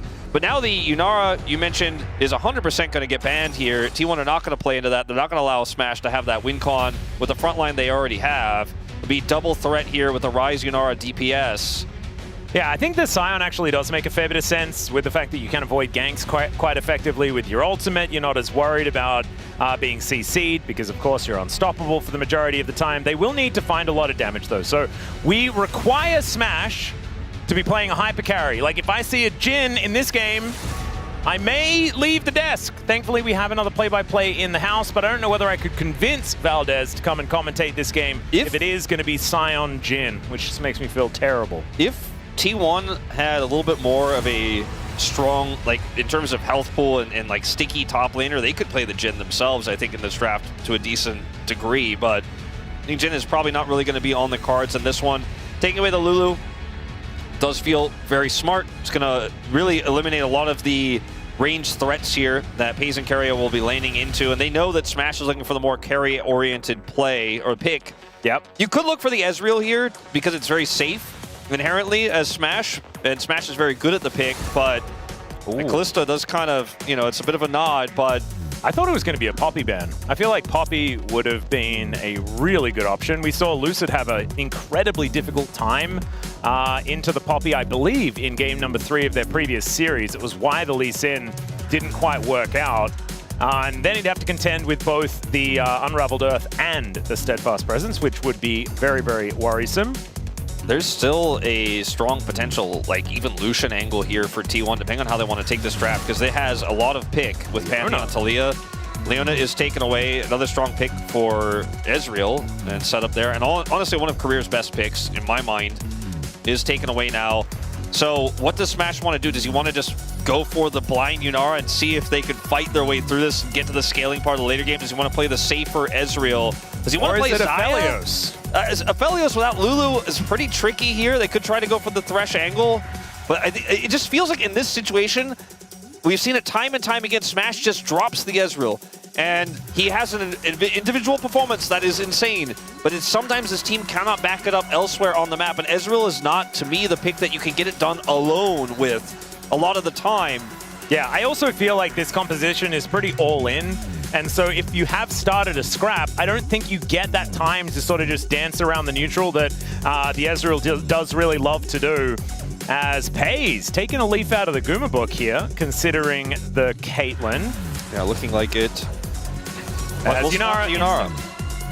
Yunara Karma. Yunara Karma. So not a massive amount of engage, but it doesn't actually really matter because they outrange this so far. Not necessarily on the bottom side of the map. The Ezreal will be able to take pot shots and things like that, but the Jace should be able to threaten with these shock blasts. What is the engage to kill this Yunara? Like, well, Korea might be showing us. The problem is, if you do choose an engage support, this lane is not going to be fun. And instead, all right, this is a way to do it. Just go for a bit of an all-in. So this is, to me, almost, it's like the theme, the concept of this draft is not as hard to play out for the bottom 2v2 this time for FaZe and Keria, because this time they have the Karma on their side. But the way this game is going to play out for FaZe almost is exactly the same as the Zeri game did in game 1, where it's like, okay, can you kill this guy? He's going to do massive amounts of damage. He's going to cut through your front line. You have so much pick set up here for him. He has a Karma to get shields. Lane Prio is going to be yours on the top side. You have bottom side Prio with the Yunara Karma. That's always going to have push. Unless some crazy hooks come through from Career, we see that turn around. And then the Rise into the Taliyah. The Taliyah has not really, so far in the LCK Cup, been the winning one on that side. And yes, the Rise for Showmaker will out-damage Taliyah in team fights, so it's not just the Ezreal doing the damage. But if this Yunara comes online, gets online early, T1, they can just do whatever they want, but this time they have engaged. This time they have tools to kill the Rise, and then the Ezreal can't get it done on its own.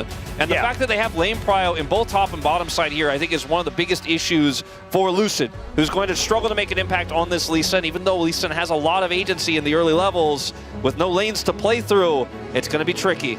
And he also, like, he was on a Jarvan in the last game, right? And you have a lot of tools to get stuff done early. He got nothing done early. So we're going to have to see Lucid really make a turnaround here in game number 2 if D+ do want to even out the series. Let's get into it.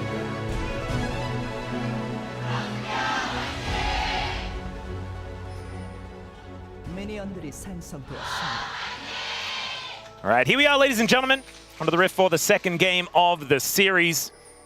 D+ wanting to see whether they can get back on the horse once again. Showmaker on his rise. I feel like, once again, going to have a decent time in the lane you already mentioned. We have seen the Taliyah versus Rise matchup. Right here, we can see things working out relatively evenly in level 1, but it should be that Showmaker can pretty comfortably build up to his first couple of items and do a lot more damage than what Faker will be able to do on this Taliyah, assuming he goes for the same relatively anemic build that we've seen quite a few times with the Rylai's second. Hook going to connect, as Keria will just not really mind because it's level 1 and hits the Mantra to Q. Yeah, just going to continue to harass here. As long as you don't get hooked under turret, Keria. Yeah. He's really standing close to... yep, standing close to a hook. Oh, and there it is! Not going to quite have level 2 just yet, so Pei's not going to get knocked up, but that could have been worse. Yeah. Invested the Ghost. I don't think it matters too much in this lane because you're like, okay, cool, now your hook's on cooldown and we're still Karma Yunara pushing into you, but didn't need to happen that way. No. And they do at least punish Korea with a Mantra Q there. Like there is almost no champion. Like obviously Ashe Seraphine trumps all, but there's almost no champion in the game that warps lane like Karma does, where it's like, yeah, my AD carry did get hooked by Blitzcrank under turret and take a turret shot, and it means nothing. We're still winning, by the way. This wave is crashing through, and we're gonna. He just looks back and he's like, all right, I will Mantra Q again. Oh, we had the little zoom. Jonah Strong was thinking that Korea might be going for it, decides not to. We do have a Lee Sin in the area, as D+ will be considering a little bit of a recall, but doesn't actually come on through as Doran and Shiv fighting against one another. I feel like no matter how the meta changes, we will always just have the odd Sion Jace game. Yeah, that's just how it goes. Chronicle always wished for a little bit more Malphite into Jace, but yeah, we never actually had the odd Malphite into Jace game. At least it's unstoppable something as his ultimate, you know? Yeah. There's that. Well, the Jace is going to win the matchup unless errors are made by Doran, and sometimes it can be a fun matchup if the Jace wants to play hyper-aggressive and, you know, the Sion gets some trades back once he has a few more levels in him. Oh. Lucid does discover Owner. Yeah, he just does come on through there. But Showmaker making his way over here as well. Has to deal with the rocks as at least the seismic shove does not quite connect.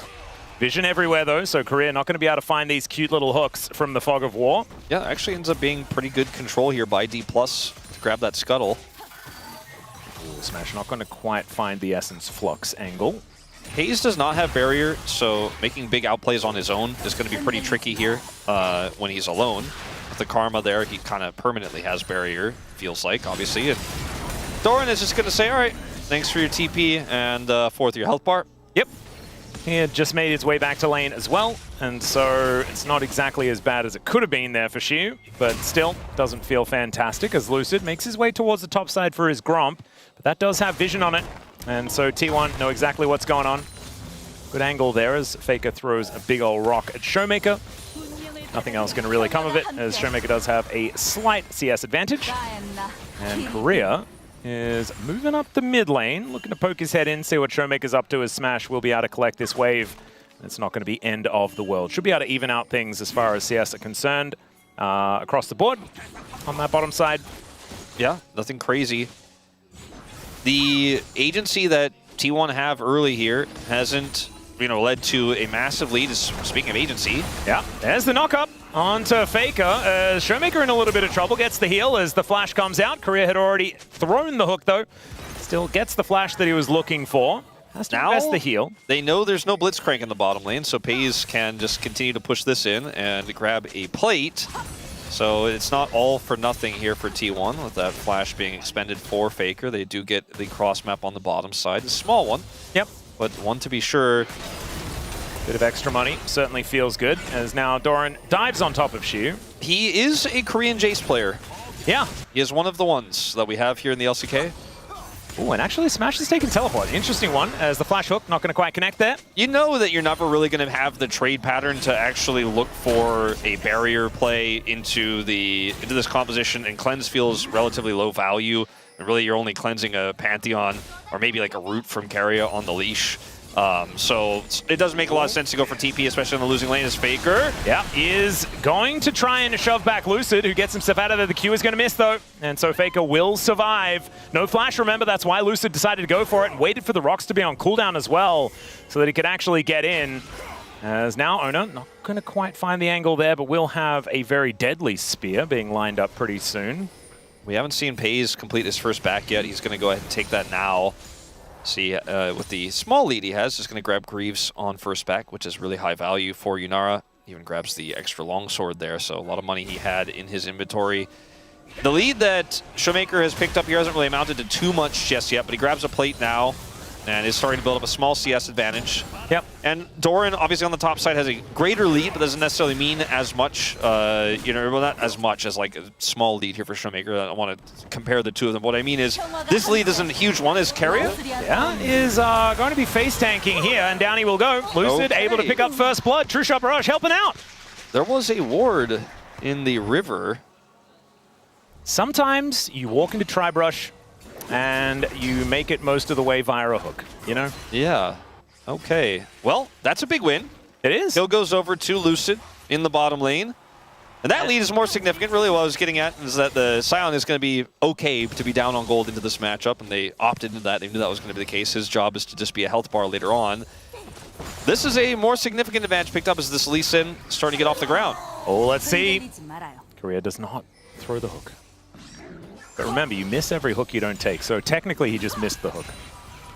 Sure. As Keria, let's get a ward on over. Let's cancel Korea's back there momentarily. Smash off to the side, God Hand, not quite activated. Seismic Shove also not going to quite connect here, so everyone is safe for the moment. Room Prison comes on through, but Showmaker still taking a fair bit of damage back as the threaded volley is starting to hurt. We'll have to see what Faker's build is going to be. It looks like it is going to be a Seraph's, but we have seen other Talias go for second item. Leandri's, for example, with the Scion on the enemy team could be a decent option. Definitely going to be one of the options for him here. The thing I'm looking at in this game so far here for T1 is, we haven't seen as much of an impact from Owner in this game. Hasn't used his ultimate just yet. And it doesn't look like he's going to be using it here to affect this bottom lane. he also doesn't have insanely strong side laning champions to play through. Oftentimes with this Pantheon, you end up having a Azir to play through, for example, or a really strong pushing. Sometimes if you have like Pantheon Ryze, the Ryze has great wave clear, it can be a huge threat in sides, or even sometimes a Gwen. He has a Jace, which can do a lot if left alone, but is pretty fragile, so he can help defend the Jace, but it's also a Talia with Ghost, so I think he needs to do a little bit more early here. He does have a nice angle right now. He's unseen behind the enemy lines. Yeah, the problem as well is that it's Keria here on the Karma, so not going to be backing him up with too much extra as now Owner and Faker do find Showmaker, but he does move himself out of the way. You're going to connect there onto Owner as the kick. Let's see whether it does actually come on down. Exhaust comes through, but he then misses the hook. Unfortunate there for Korea, and so that is going to be the end of that. Okay, now an all-in angle here for Paze, a level down. Smash, not quite finding it here, as the Mystic shots are difficult to land when Paze is running extraordinarily quickly. Ghost and ulti going to be helping him out there. The flash forward from Showmaker, though, that actually catches Jonas Strong off guard, and that's another kill for Lucid. This time the hook is going to connect, but there was no one else there. And so Owner is going to turn that into an engage for himself, but only has Keria backing him up. And so DK just 2-0 with not much of a response. Yeah, and Paze doesn't actually follow on the all-in there on the bottom side, even though it felt like he had a pretty decent angle to continue trying to push Smash out. So Smash actually gets almost everything here and still remains up on farm. As Lucid's even going to take some of the jungle away here from Owner. The teleport, I believe, just spotted him as he teleported over the top of the camp. That was a cute one, but he is now going to be going back home. So Owner should be able to take this Drake, though. They get the Dragon here, but this is just D+ playing very proactively in the early game and punishing T1 quite heavily. And Lucid is the one that's the benefactor, right? We were asking him, like, Lucid, can you be more proactive? Well, he's 2-0 in this game. There are only 2 kills so far, so that is certainly looking good. Obviously, this was largely off the back of Showmaker with a great flash. Yeah, Showmaker gets the flash route, and now there's just no real play here for T1 on the follow. As Faker didn't have flash, has it now, but the Lee Sin here, we said he didn't really have lanes to play through, but he's found opportunities. As Shiu, I don't know if this is an opportunity. Oh, he gets a flash kind of as a freebie, and so you'll take those.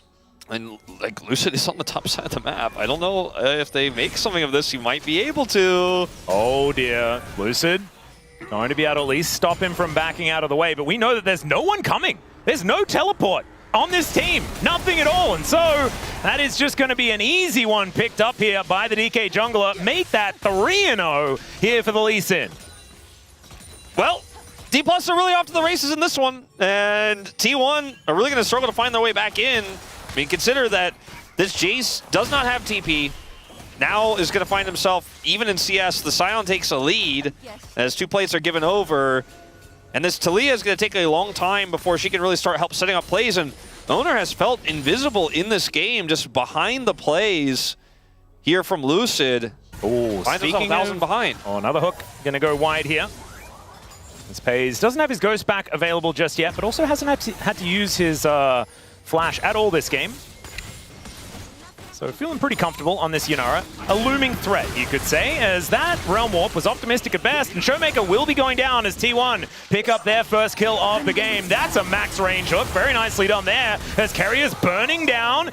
Takes the Blitzcrank for a walk, though, and he will get snared. And Korea looking a little worse for wear, but otherwise is going to be all right.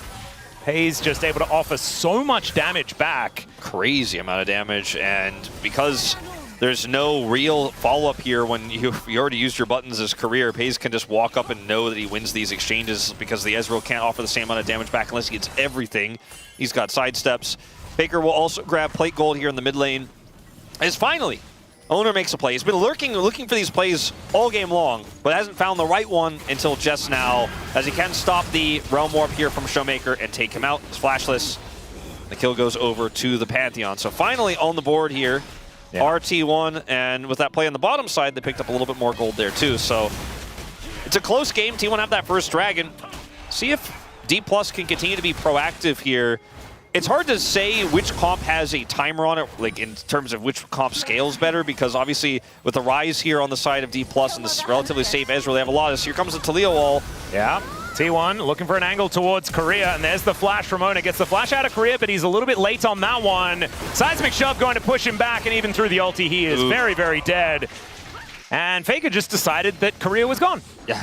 And T1 have kind of decided they want to start using their globals. Well, Lucid has also decided that he wants to kick Doran into a Scion. That was beautifully played. Kerry is going to be there, and everyone else is turning up as well. Lucid will break the tether and then safeguards away. Going to be able to take them on a merry jaunt through the jungle. As Showmaker getting some plates on the other side. Let's see whether Lucid can actually execute himself. He might actually be never mind. Faker is able to get it, and there's even an assist over for Carrier. Yeah, he did buy a bit of time. Unfortunately for him, he didn't quite get enough time there to get away. And the kill does go over to Faker, but feels pretty okay here for D+. You know, they end up getting a lot of plate gold for this Rise. And he's one of their big win cons. I was just starting the conversation about scaling his TP here from Doran. Yeah, it's going to bring him towards his bottom side of the map. He's spotted on that ward as Korea makes his way down. Does get the knockup, but there's Carrier here as well. So Korea's just really dead. I'm not sure if where they saw him. There is that ward over the wall. I guess that's where they spotted him. There in the river. They also have that ward to the left of the Dragon Pit. So T1 were just like, all right, I think we collapse on Career. And there's nothing really Showmaker can do to help him out with a prio that pays, and Carrier still having the mid lane. So just a really cool heads-up play from Doran. He's had quite a few of those teleport plays in this series already. The Rumble now on the Jace here, picking up a second kill onto Career. Yeah, a little bit unfortunate though, because that is sort of 2 deaths in a row here for Korea, and the tempo that DK did have an advantage in just kind of slipping away, right? And so now we have Rod of Ages completed here for Showmaker. That is going to be starting to stack up, you know, 25 minutes or something like that, and he will have that one completely done. And looking to get that tier transformed into his Seraphs next. Yeah, eventually we'll get that actualizer and then be a real damage dealer. But for now, like, speaking of real things, well, real damage dealers, I'm looking at Pays, absolutely. Yes. But on the other side, it is going to be Showmaker and to a lesser extent, I think Smash in this game. I think it's a little bit more difficult just because if Smash is ever sort of even slightly in range of Pays just kind of 3 hits him and he dies. Exactly. So that's the thing, like, Ezreal can avoid a lot of the engage, but it's a little bit tougher for Rise. And if Rise dies, then Pays just doesn't care about anything. He doesn't care about anyone, and he will kill anyone. Yeah. If he gets hooked by Career, he's like, I will kill Career. Carrier not as worried about a hook that is now on cooldown. Pantheon ult. Yeah, we have Chemtech Soul, as there is the ulti out of Ona, like you were talking about. They just decide to kill Smash. This is kind of what we were talking about, as the eye, I think, is not going to get picked up. It's a double here for Pays, as Lucid going to be able to take the Rise exit. But I don't think that's really what they wanted, because now Pays is on the board, and this is the problem that they had in the last game. Yeah, very similar story here, and now they're looking for more. Yeah, Ona is going to be able to get the stun. Seismic Shove does go wide, though, as Showmaker still getting a fair bit of work done here. Lucid goes in, and then tries to go out, but explodes, tethered up there by Carrier. And Showmaker once again sidesteps, but straight into a spear, and DK have just fallen apart. Yeah, I shudder to think what CV Max is doing right now after watching all that. Oh, Atlas, it was looking so good at the start of this game. It's like a house of cards every time, isn't it, Wolf? They get Dragon, they come over here for the contest using the Pantheon Global, right? And this Weaver's Wall also perfectly placed here from Faker. Not only does it really deny Showmaker entry, but it prevents the retreat. It's such a perfect wall. And then the Realm Warp comes down here. Lucid is able to get out miraculously. And then in this set of circumstances, Showmaker, really nice dodge here, but Lucid going back in here is definitely going to raise C-Max's ire, let's say. I think perhaps he thought that the rocks were going to expire earlier than they did, because it was not really the look he was going for. It was already a bit rough. Oh, Showmaker is able to get the phase rush now, so should be able to catch up to Faker momentarily. Let's see whether he gets in range, as no flash. Lucid's here. Yeah, Lucid is going to try and make something happen. Seismic Shove now on cooldown, as there is the mini stun into the wall, and Lucid is able to lock down that kill. So there's a little bit back here for DK. A little bit of redemption, yeah. All right, feeling better about this one. This also could be a freebie. Yeah, the flash in from Doran as he looks to just eviscerate Showmaker, and that absolutely works, as now Smash tries to arcane shift himself out of the way, and there is the knock-up onto Pays. In the meantime, though, as Lucid outplays, finds the angle onto Doran, and the gank in the mid lane does not quite work out. So maybe we were signing the obituary for DK a little early. I don't know why. I mean, Lucid is also going to die slowly again, it looks like. Don't think he'll be able to get the execute, but I think he will, because I don't think he's been touched for quite some time. I just don't think he gets there in time. Yeah, he needs to die ASAP. As Pays, let's see whether he hits him with something. No, Slurkle doesn't land, and Lucid is going to dictate his own fate here. Danny will go to a minion. All right, well, that ended up buying a lot of extra time there as well. Surprised Pays didn't flash for it, but I guess he decided that losing his flash for potential gold there was just not worth it. So decided not to go for it, wanted to go for the arc instead, and did not get the kill. So Faker dies ultimately here, as we do end up seeing this. You know, he runs away for a really long time, but Lucid does come over. And then we were like, all right, so what happens next? Because Doran just loves TP flanking in this series. He does decide instantly to go for one. Up here to the top side He's of the map. all about vengeance today. And then after they get the kill onto Showmaker, that's when the magic happens here. So watch it from Lucid's perspective. Yeah, gets it. That was pretty cute. Just trying to make sure that he is missed by as many buttons as possible. And also, like, I mean, unless Doran hits everything, I think he probably kills him in every scenario there. But Doran really wanted to get the kill on a Showmaker, and I mean, he did not miss a beat there. And now he has 6 kills. Yeah, it is. It's every single kill on DK is Lucid right now, who has got most of the items. He is at least building a heck of a lot of damage, and so that is good news. The Scion going to have to ulti away, otherwise that seismic shove could have been problematic. So Xiu now without his ult, but I don't think that's going to be end of the world exactly. 1 minute until this Chemtech Soul. I do appreciate how Faker is built in this game. I think a lot of people might be just annoyed because it doesn't do damage to Scion. I just don't like it. But Showmaker may be dead again. Yeah, Showmaker doesn't like it either, as he is just really dead. Owner going to be able to pick that one up with the help of Doran, and so even though it was a bit of a slow start this game, Owner is really putting some stats together for himself. 4-0-3 here on the Pantheon. Yeah, now, I mean, there's this Karma just constantly controlling Prio in mid. Pace just keeps whittling away at this turret. Now it's also down to a single plate here. And they're set up for Dragon here. It's 20 seconds until their soul point, potentially, if they can secure it here, is set. Owner doesn't have his ult, but he doesn't need it because they have Prio, so he can just walk in. And they have Weaver's Wall, so this is where things get really hard for D+ now. Even with Showmaker respawning, guess what? He went Ghost, so he doesn't have TP, doesn't have Realm Warp, and T1 really can do no wrong on this Dragon setup. Doran also getting his TP back right now, completes his Muramana. Yeah, Korea, unfortunately, not going to quite find that hook as, oh god, the Arc of Ruin is just too scary, and Korea punished immediately. As soon as that hook's on cooldown, he is just not really able to do much of anything at all, as Pays still has a bit of ulti running. Still fair bit back as Showmaker is doing a bunch of work, but Lucid just going to get shut down by Doran, and they're going to look for even more. Showmaker under the turret is not able to survive, and the outer will fall at the same time. In the meantime, Xiu and Faker just fighting towards the bottom side. And forget Dragon! Yeah, they thought about a soul point, but then they were like, purple? Yeah.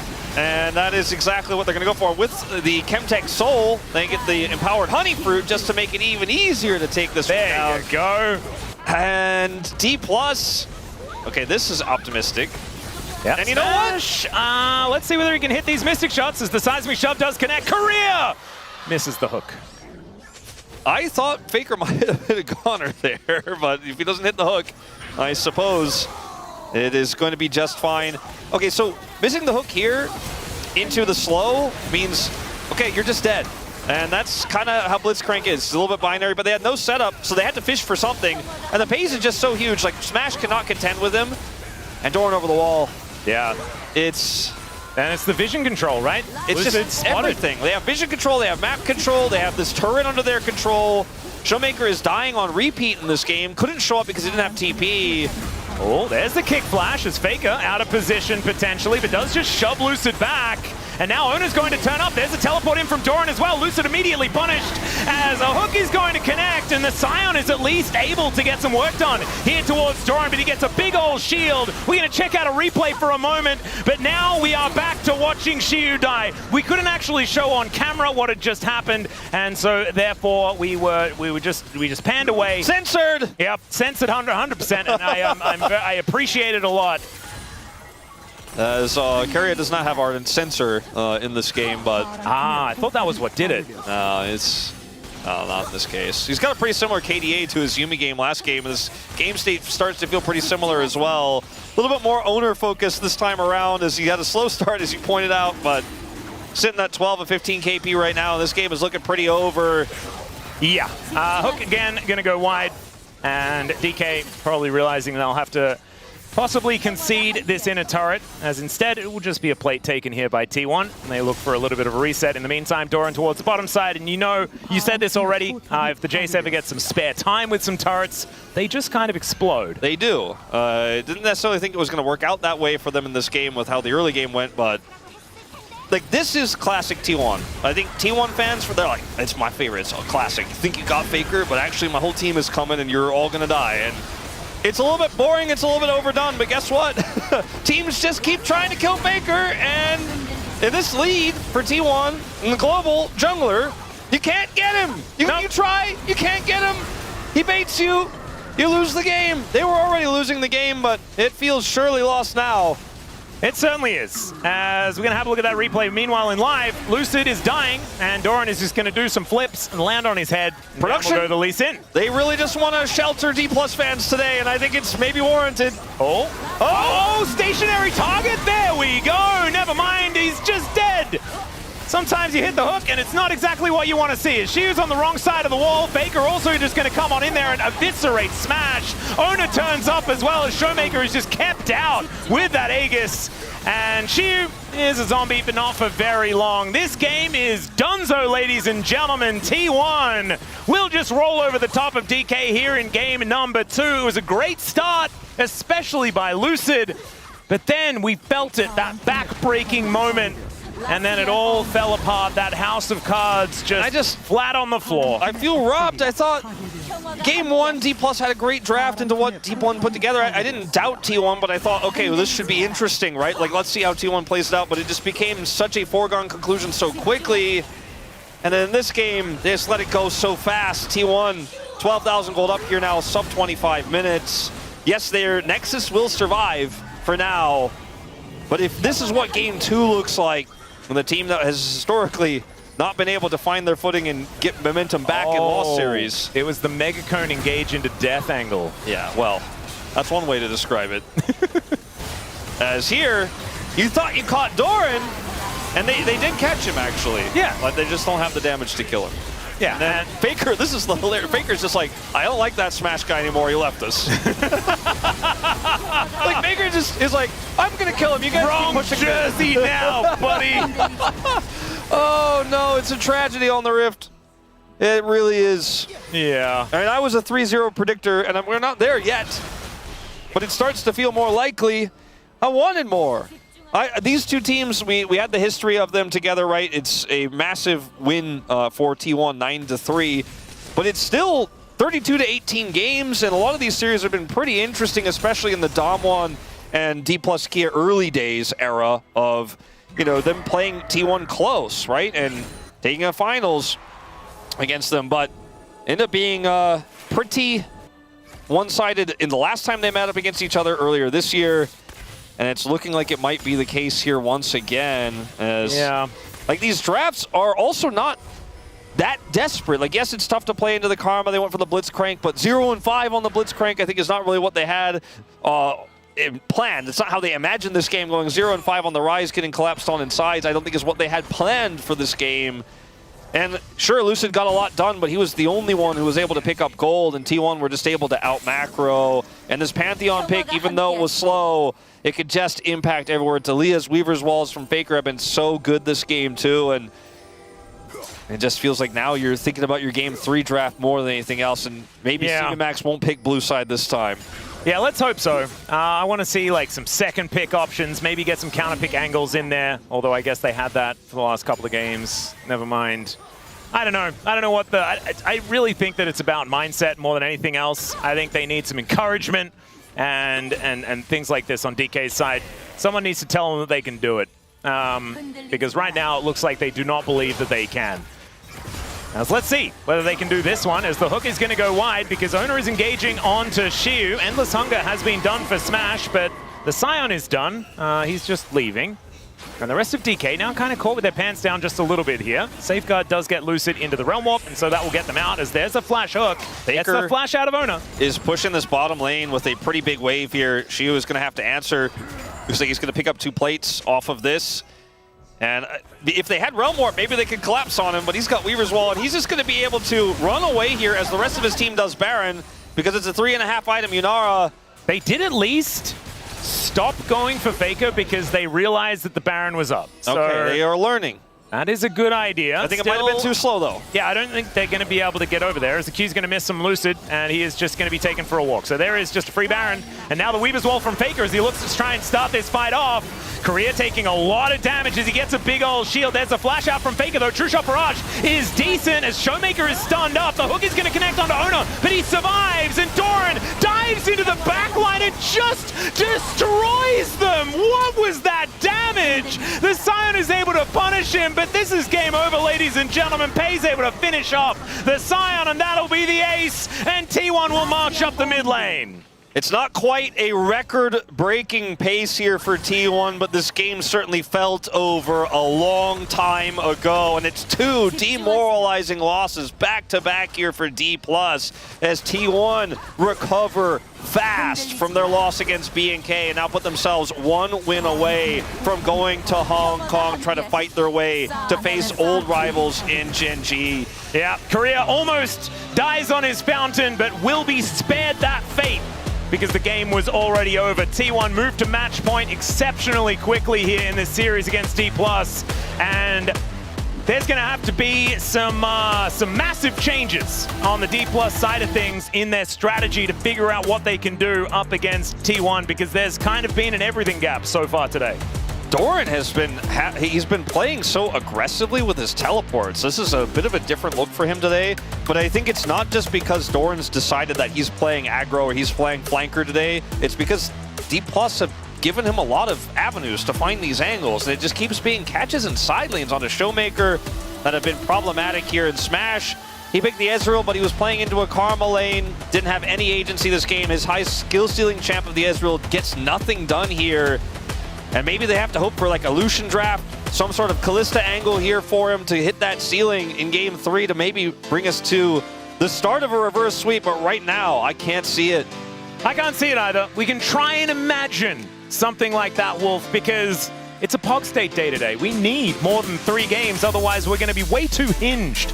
We really rely on being unhinged after very long days of work. So let's hope that D+ can at least get 1 back in this series. We're going to go to a short break. When we get back to space, we'll break that one down, and we'll have game number 3. We'll see you soon.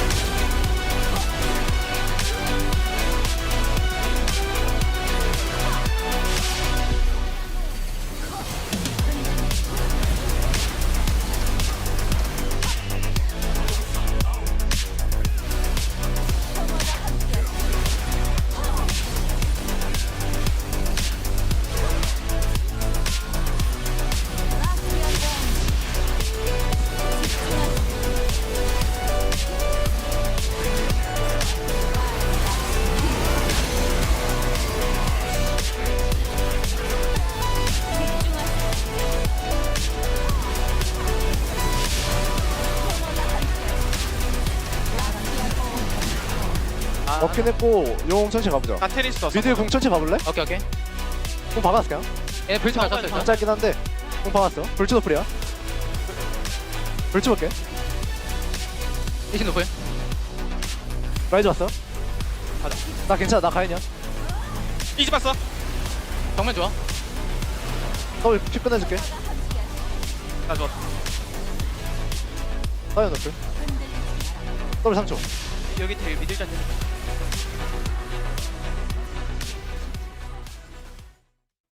This has to mean the world to you.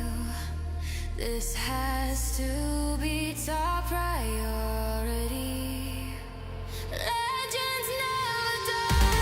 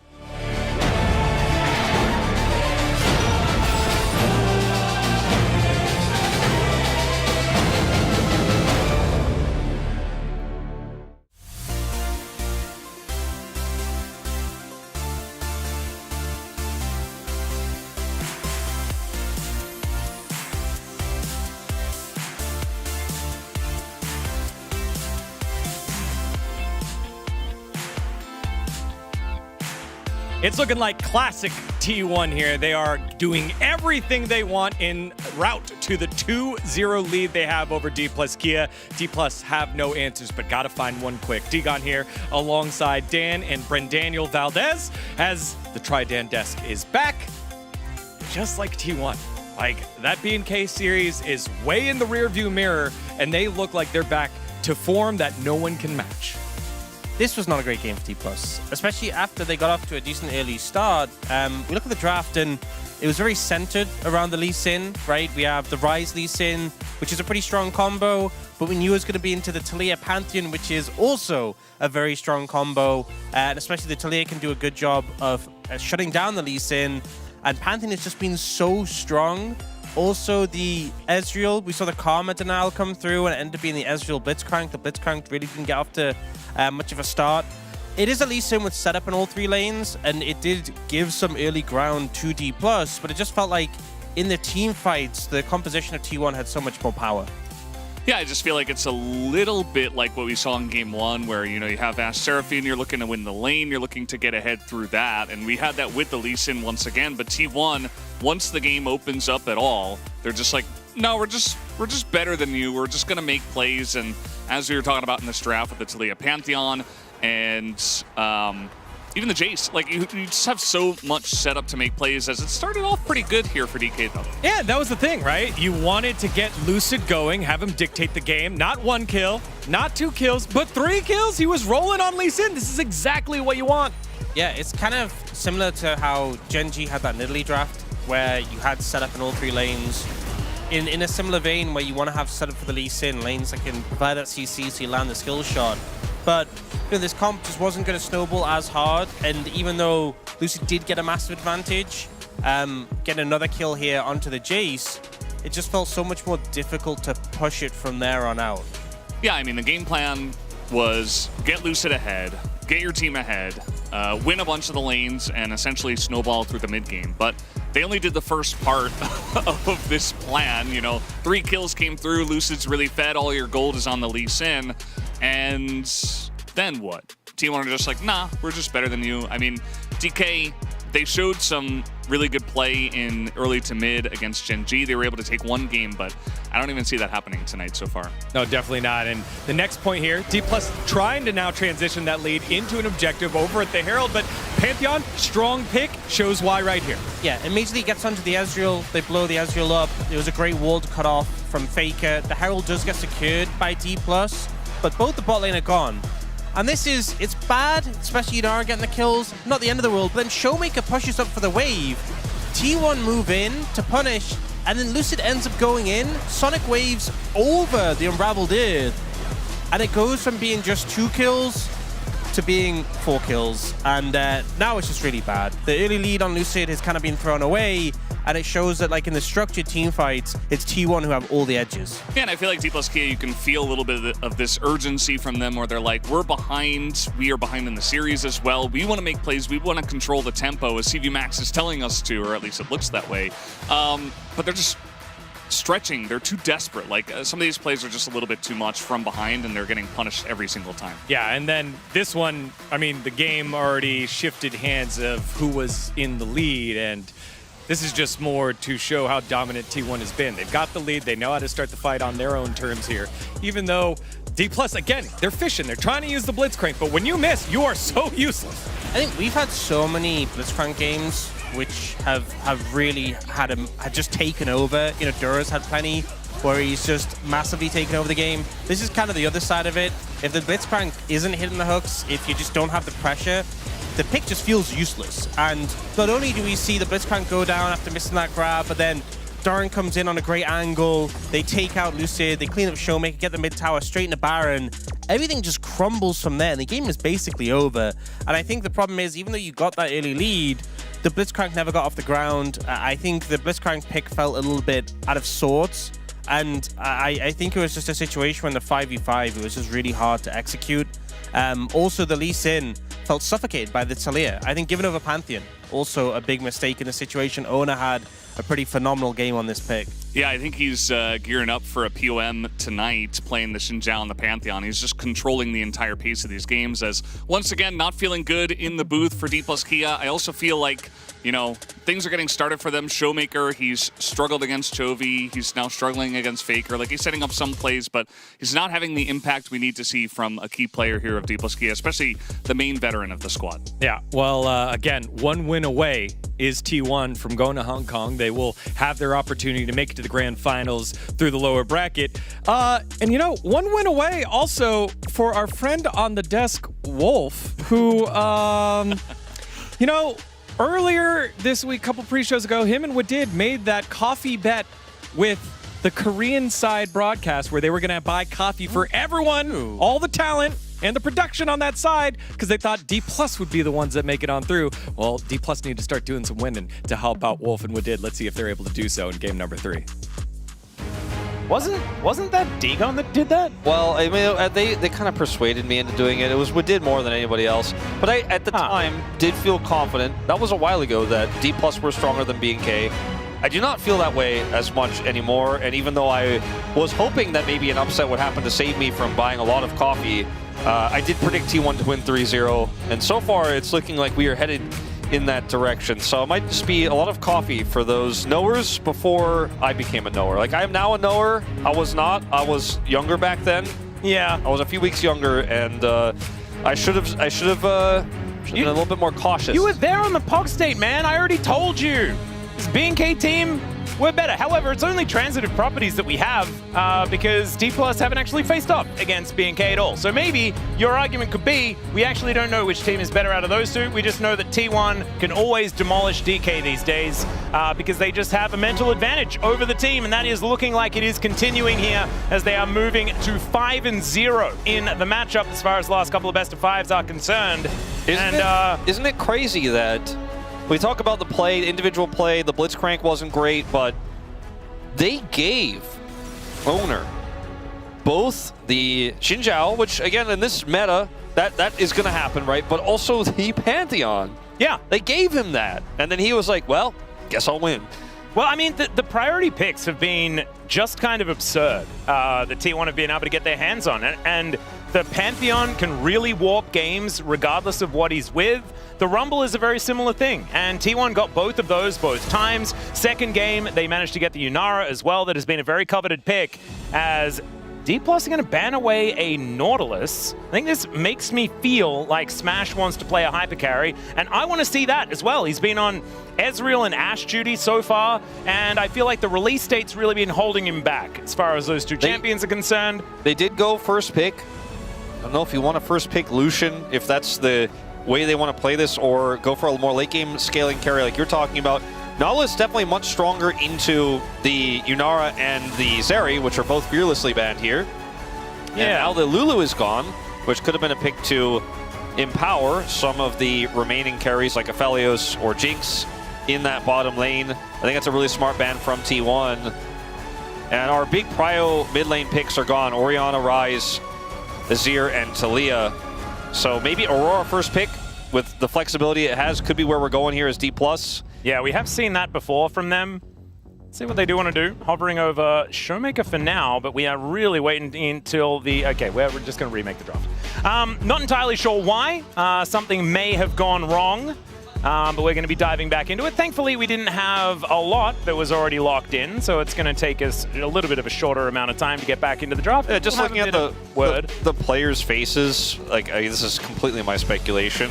It looked like before that draft went down, like the draft had crashed. It wasn't like they ran out of time or anything like that. It doesn't look like the case. They had stopped talking about the draft, so they may have made a decision. We'll find out what that decision is, but either way, like you said, we'll have to have those bans remade in the same way to make sure the game is preserved the way that it should be and move into that first pick for D+.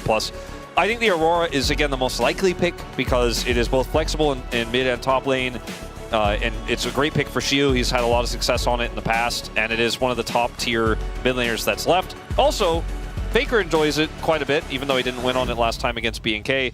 So, feels like a strong pick all around. And you don't necessarily need to show your hand for the bottom lane just yet. Ah, so they wrong banned. So I believe maybe the Lulu was a misban.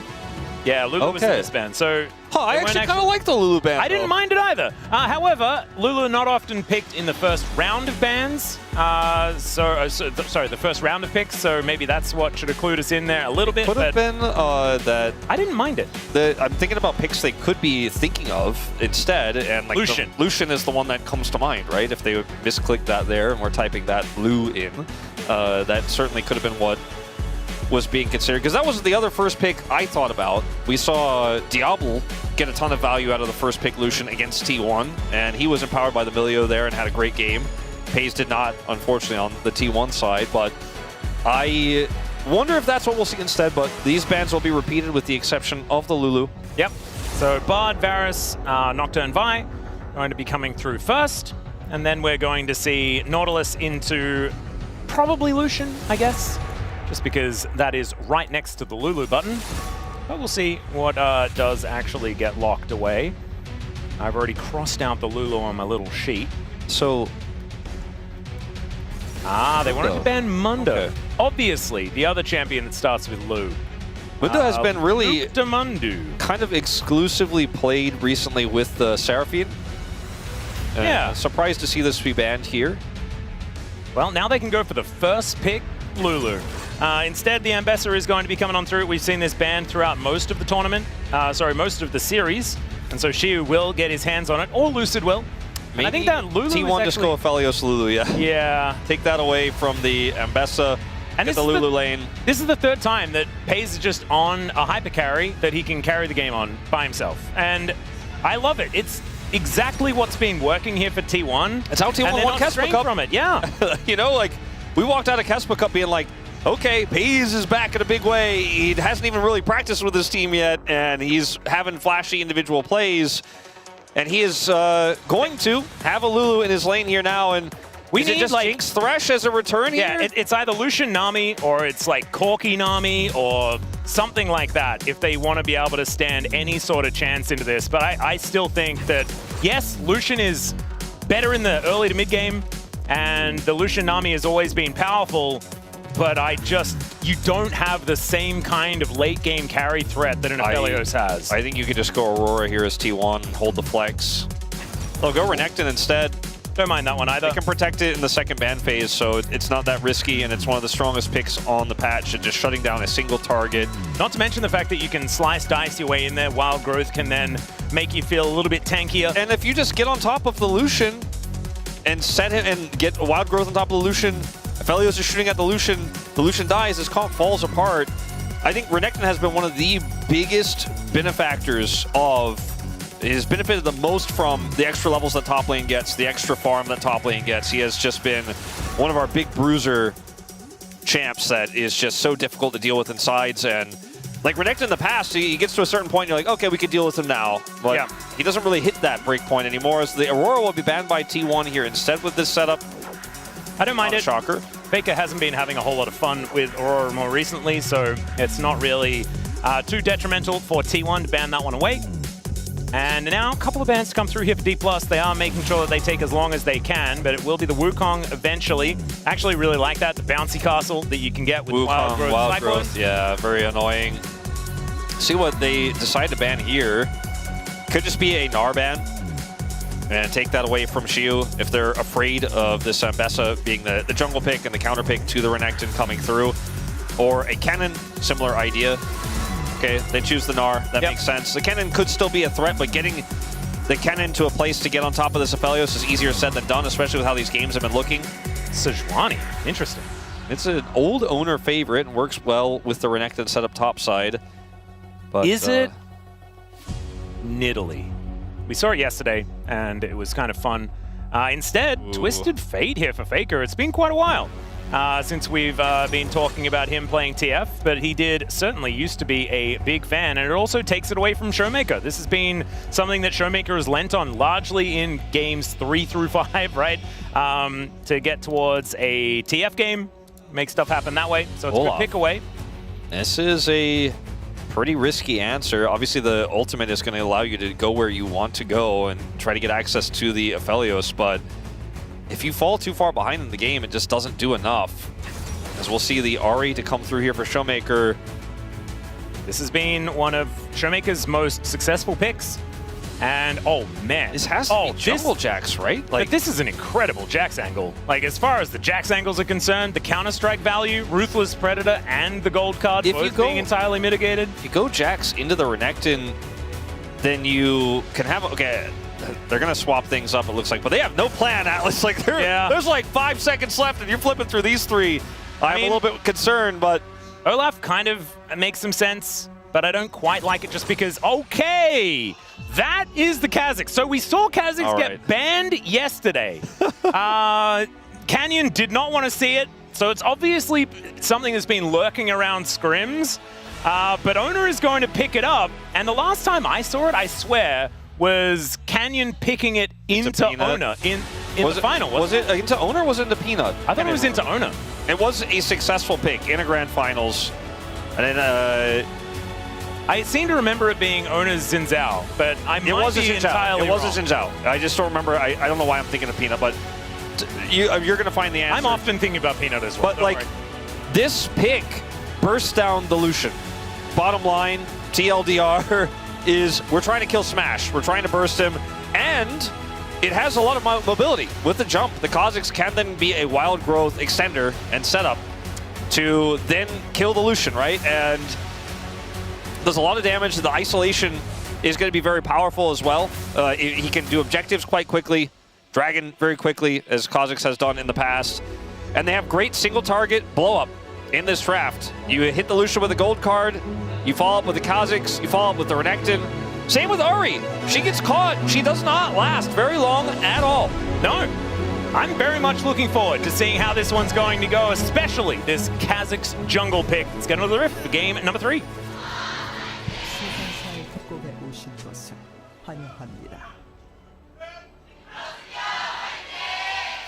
All right, here we are, ladies and gentlemen, onto the rift for what could be the final game of the series.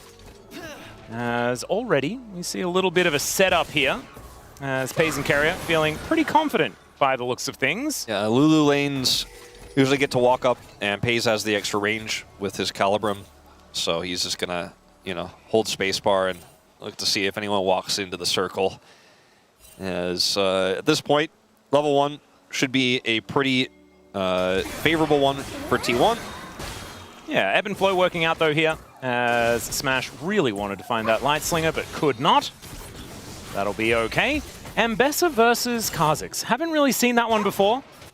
We've also taken the first strike as Xiu, just doing some Xiu things. We know that he really likes this Olaf lock-in. We've seen Kingen play it so far this season in the LCK Cup. We've seen Zeus play it a lot in the past. Very true. It is a pick that, if you need to get on top of somebody, and there's a lot of annoying CC in the way, can allow you to do just that. It is like, it's one of the OG stat check champions as well. You know, like, you just kind of run at them, and either you'll die or kill them.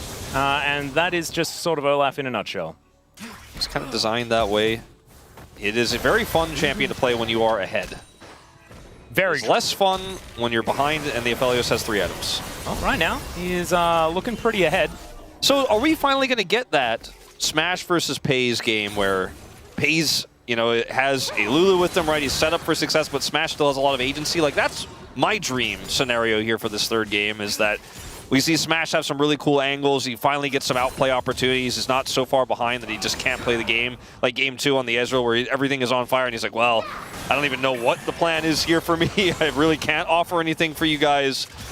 He got his Endless Hunger, and he's like, I'm ready to play the game. Anyone alive? Yeah, the Endless Hunger did kind of live up to its name. He looked like he was pretty hungry to be able to do anything at all in that game. Wasn't quite able to, as right now, it's looking to be very similar, as these health bars are dire on the side of D+. The Ambessa rotating around, looking pretty far away from being able to help out this bottom lane. And so Smash is doing his best to survive. Okay. Oh, Ona will be moving up here. Level 4s for both. Void Spike connects. From Showmaker. Yeah, and that is just going to be Ona stealing away the crab. As Undertow, not going to quite connect, as Doran is able to just slice his way out of there. It could have been a little bit more interesting there in the mid lane, but nothing comes of it except the crab secure, as you mentioned. Ooh, fun thing is that the Olaf gets to take Ghost. That's a bit of something. That's Showmaker just somewhat throws out a fun. charm. Pretty good for Olaf to be able to close the gap on people when he has his slows coming through. But at the same time, we'll miss the shield quite significantly later on. Yeah, I'd say so. As Faker clears out that wave pretty comfortably, and things all looking pretty tied up in that mid lane outside of the stack deck, which will allow Faker to just make more money, as we can see is happening. There's been a few games where, okay, hold up. Showmaker, does he get the charm? Yeah, it does. Tries to find it, doesn't quite pick the juke. Faker still takes a lot of Foxfire damage though, and is getting zoned away from the wave a little bit. We've had now basically 3 games where the bottom lane was won pretty significantly. In the first game, Paze and Keria stemmed the bleeding really well. In the second game, Career tried to make some stuff happen with his hooks, didn't work out. In this game, we started to see Smash and Career get through the toughest parts of this. We'll stabilize a little bit here. Nice bubble. That was a very nice bubble. At least something connecting there as Lucid rotating around Faker with full information as to where the enemy jungler is, but Ona does have now an isolated target to dive on top of. Yeah, he likes it when they're alone. Yeah. Lucid doesn't seem too worried about it though, as remember, Spirit Rush not quite there, so Showmaker cannot get over that wall unless he has a flash. Lucid not able to press that smite button before Ona does. Taste Their Fear plus smite is a lot of damage. Now, first strike on the Kha'Zix as well will start to build up some money. He's got a serrated Dirk.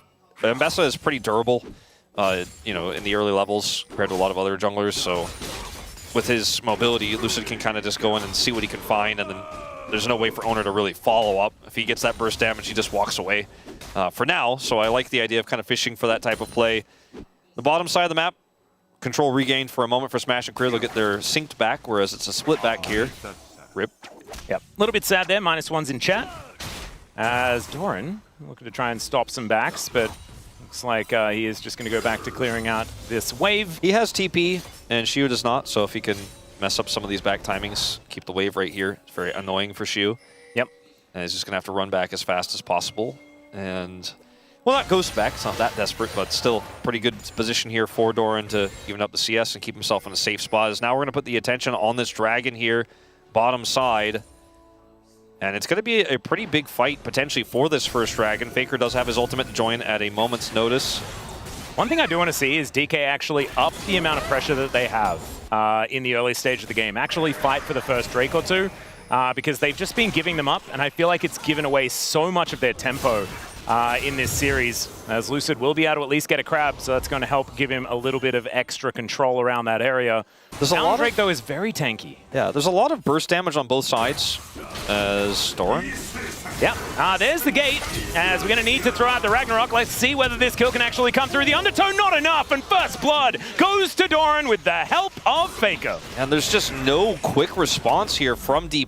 Like, they have an Ahri that's just going to get plates and trade, and they can't make a play bottom side.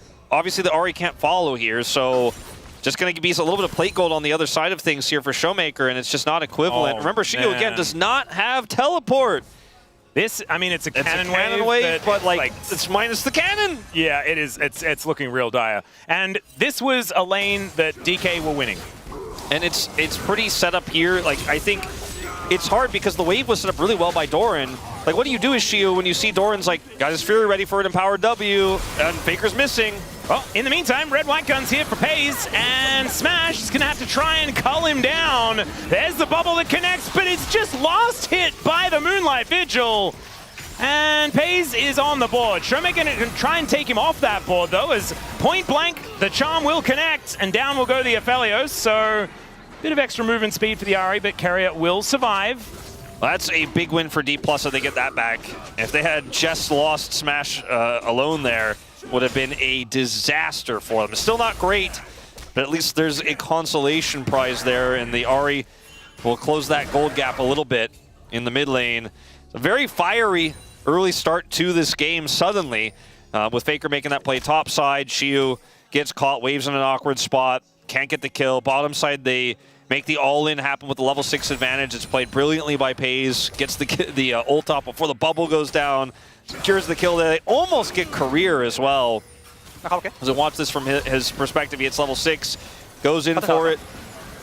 Oh, meanwhile, there's more stuff happening in live, but flashes after last hits with the ulti. 여기까지. 아리 왔어. And in live, we're just going to be backing away. Yeah, in live, looking like red-white still set up here for Pays with no ult and no sums. He has to be very careful. Doesn't have a lot of Severum left, but I think he'll be okay with that. As Ona will be able to help clear out some vision. First Drake still hasn't gone down. As Lucid looking to dash around this fight. Ona gets a lot of damage taken, and the ulti follows him. Smashed to the ground by Lucid. Once again, having a good time here in this game number 2 in the early game, and they might be able to turn that into a dragon. That was a bit greedy there from the side of T1, especially from Owner. As Lucid just says, all right, well, wait for my opportunity. Now Pays doesn't have that Severum anymore. He's going to try to push them out of this bottom lane so they cannot get the dragon for free, but Lucid is already well and truly working on it here. Faker with ult at the ready. This is going to get potentially messy around dragon. Yeah, and it looks like Lucid has actually backed away. So we mentioned it before, the dragon's pretty tanky when it's the mountain variety, and Lucid unable to get through it, as Showmaker will get stunned and does not connect the charm. So a little bit unfortunate for him. And that's just a Kha'Zix now on the dragon, and it's still tanky, but they regain control of the bottom lane, and Owner's going to press Q, and that dragon health bar is going to go down. Yeah, and it's on a fresh back as well. Like, he comes back with more items, isolates the dragon, and we'll be able to take that one down. So once again, it is first Drake going over to T1. It's like 1 step forward, 2 steps back here for D+, and Faker has so much control over this mid lane now. Top side obviously massively favoring Doran at this stage. And going back to this setup here, Owner gets a lot of damage done initially, but they cannot follow the play, and all it takes is a ult follow here from Lucid. And that's the end of that. Carry has to flash his way out of there as Smash was ready for more. Yeah, that was beautifully played by Lucid. Unfortunately, it was the map movement afterwards that left a little to be desired. Unable to actually finalize that dragon. It's still a 1,000 gold lead here for T1, even with the kills being pretty even. So hoping to see a better a better mid game out of DK. Hoping to actually translate some of the advantage that Lucid has built here in the jungle to something more, and allow Xiu to just run at Pays and kill him in some of these fights. Can those stat checks actually come through, and can he even pass them? As Pays does just walk away from Smash, engage, and find too much. Malignant's done here for Showmaker. That's first item. That feels good. Owner is going to start these grubs here, and Showmaker's on the back. Should it be a relatively safe grub take here with Lucid on the other side of the map? One day, Lucid's going to help actually secure a neutral objective. One day, maybe in the LCK season. Yeah. He did manage to steal away a dragon, but that was the third one. I'm talking more about in this early stage of the game. Yeah, he Set him has up with a little bit of tempo. Unfortunately, T1's tempo and their ability to make these calls quickly has been so good. It's been the shot calling for T1 that has been what they've been known for forever, as Doran is going to look to stop it back and maybe look for more. Yeah, as Ragnarok actually going to be used here. Let's see whether Doran actually wins out on this fight, as into the brush he goes. There's the flash to follow. Will he have it? No, he does not. Doran just ends the Viking, and down he falls once again. And Showmaker also may be in trouble. Yeah, looking for an angle himself, as now the charm is going to miss. Good footwork there from Faker to make sure that he survives. I actually did not realize that was Lucid there in the brush. It's Owner on the bottom side, and he is going to continue to allow his team to put pressure down in this bottom lane as the solo kill goes over on the top side.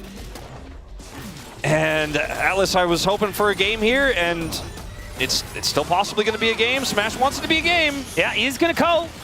Pays takes a bit of damage here, but it's just not really looking like they can follow up too much. And there is Owner in the vicinity as well. DK needs to be careful. Owner really playing this one patiently.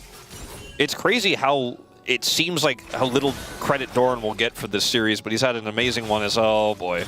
Yeah, there is the Destiny. And Smash is going to cleanse and does make himself, does get himself out of there. Lucid over here as well. They have full information as to the rotations here for DK, as Faker with that gold card will connect it on to Lucid, but he does dash his way out of there. Smash ended up avoiding a lot of the damage there, so it's not like they can just get the free win afterwards. Smash, it's not like Smash lived with like 10% health. You can't join the fight. They have to be careful. In fact, they're going to try to push for more here. I like this call from D+. They don't have a lot of summoners left on this Lucian.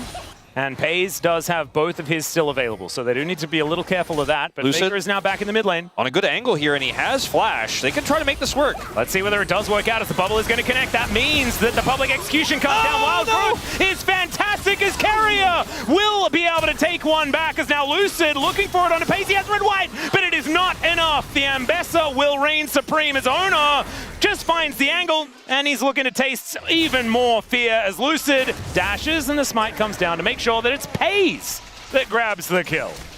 Oh boy, that was Lucid's smite there at the end. Pays gets the kill. So the ult on the Ambessa, we're going to go back to this play here, where Faker was able to sidestep his way out. Actually, insanely impressive. Smart pings. Okay, but here, the ult from Lucid doesn't... I want to watch So this it hits again. Carrier. Yeah, it hits Carrier, right? Yeah, because Carrier flashed into it. Yeah, that's what crazy. An absolute That's such gamer, man. Like, I still can't even almost quantify that really happened. I mean, Lucid had the bubble set up, and then Owner here gets on top of Smash. And then what are you going to do? Yes, Smash is like, I'm playing some... Oh, no, never mind. Tries to smite Owner to buy some space. Yeah, so Still goes over like, the if base. there was enough time that had actually passed, then he would have, he could have potentially got an execute. Unfortunately, once again, Lucid unable to quite have enough time to be out of combat. And that was almost such a good punish, right? It was almost such a good punish. I mean, the gold lead is less than it was, so it's now closer in the game. So that's good. The Drake has just spawned. It's a Hextech Dragon, so the souls, you know, could be a little dicey. Showmaker has, you know, not been able to Destiny around the map, so he's got some extra money in his pockets. He has the most gold in the game. Maybe he can carry on this Ahri. I mean, that's another win con here is, I don't know about tussling with this Renekton, especially when he gets his empowered W on you before you can ult. Oh, Carrier gonna get culled momentarily. I don't know if he really minds it. Nope. He probably minds the 4 people that were bearing down upon him. This might just be a free dragon here. TP. Yeah, Showmaker does have his teleport available as well, as they do steal away the dragon, so that's Drake number 2 going on over to D+, as there's the charm connecting. Great Wild Growth to keep Doran alive for even longer, and he'll cut up Smash! He'll finally go down, but the damage is being done as Lucid off on the backline. The slow is fantastic from that undertow to make sure the disengage comes through, and it's actually D+ that come out ahead. They do come out ahead. I mean, for now. It looks pretty scary. It still looks scary here. Yep, Lucid, wild cards connecting there as he's looking to try and dash his way out. Faker doesn't quite have another gold card just yet, as the wild cards are not going to quite land. And nicely done there from Lucid to survive. Bottom side is in complete shambles here. Yeah, ignore the rubble around the map. It's otherwise okay for D+. Minimap here, it looks like Faker just was not able to set up a gold card to stop this TP, so he TPs in way later, which is the main problem here. The charm is phenomenal, but the Wild Growth's buys space here. Doran gets the empowered Q, takes Smash out of the fight, so they chase deeper here. Unfortunately, the rest of the members are unable to join, and Lucid is able to have a great ult there to escape, as well as help heal. That one axe, man, that one undertow was such high value. Yeah. Oh wow, they could have really lost a whole lot more from that one if that hadn't landed. If Faker also interrupts the TP from Showmaker, we didn't have view of what exactly happened there on the top side. Might have just been out of range, might not have had gold card cooldown available, but if he can't join, that fight would not have been a fight at all. So a big play there from Showmaker, who picks up a second kill this game. The only lead here for D+. Oh dear. Well, Thorin is just going to combo Shiu here for a little bit, as the Craggy Ice not really doing too much here for Doran. Doran is, yeah, he's just not partaking today. He's certainly not. And, you know, still in a game state where Smash has 2 items, okay. Yeah. A Dark Seal is in Showmaker's inventory, which is usually a good sign. Okay. For D+. This also, Ambessa is large. Yeah. It is rapid fire cannon instead of the quick blades. I kind of like the quick blades on the Lucian. I like it for follow-up on the Ahri charms, just because of the game state. But I agree with you in terms of what Lucian does overall. Oh no, looking for an angle onto Lucid. Doran trying to get on over here as well. The dashes do come on out as Korea will be able to save his jungler for now. It's a lot of first strike cold over to Owner. Yes. This Ambessa is really just not very tanky into these lethality items here that Owner has put together. lethality junglers are so gold efficient. When you have first strike as well, you're just flying through the item buys, and it feels like you're cheating. And also you get to buy Umbral Glaive as well, which is such a ridiculous item on so junglers, strong. just because you get to clear out so much enemy vision. And it used to be even better. Yeah. It's very strong. As owner's actually going to enjoy this mountain or Infernal Soul. Yeah, we're fighting once again as Owner is just going to look to try and kill this Viking. He does almost die for his trouble.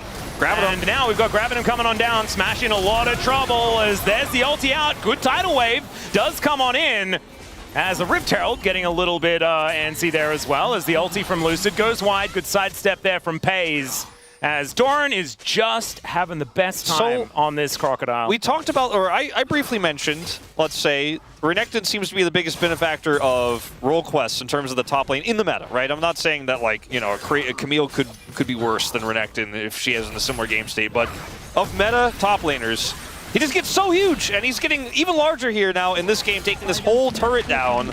Yeah. He is a full level, and almost a level and a half ahead of Xiu in this game, and can just run on top of either carry, press W, and say, cool story for you in this team fight. And he's kind of been doing that to Xiu in the side lanes. He's like, oh, I have my empowered W, I will press it on you, and you will leave, or someone else will show up, and you will die. And this is not a happy ending for D+ if they cannot find an answer to this, as we're moving into the first Infernal Drake here in about a minute's time. A lot of map control to T1. That mid turret going down is pretty nice here for D+, but they need to hold on to their own. Still 2 plates remaining on it.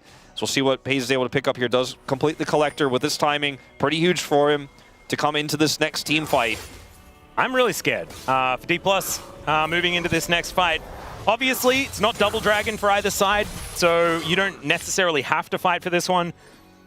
But I do think that... But you're playing the Lucian comp with Ari, so I you think probably that will. you kind of have to. They need to keep trying to fight for some sort of tempo in this game, because otherwise Xiu is just going to be a paperweight. We mentioned he's a stat check champion. Well, if you don't check their stats, and in fact, if you don't check the stats, then maybe you feel better about it because you haven't checked, but you're going to get checked every time. I just don't think the Olaf is going to really do too much of anything, and that's why I kind of thought the Jax felt like a better choice. Smash even if you're 0-3, you still have a counter-strike. Smash has no flash, Doran has flash.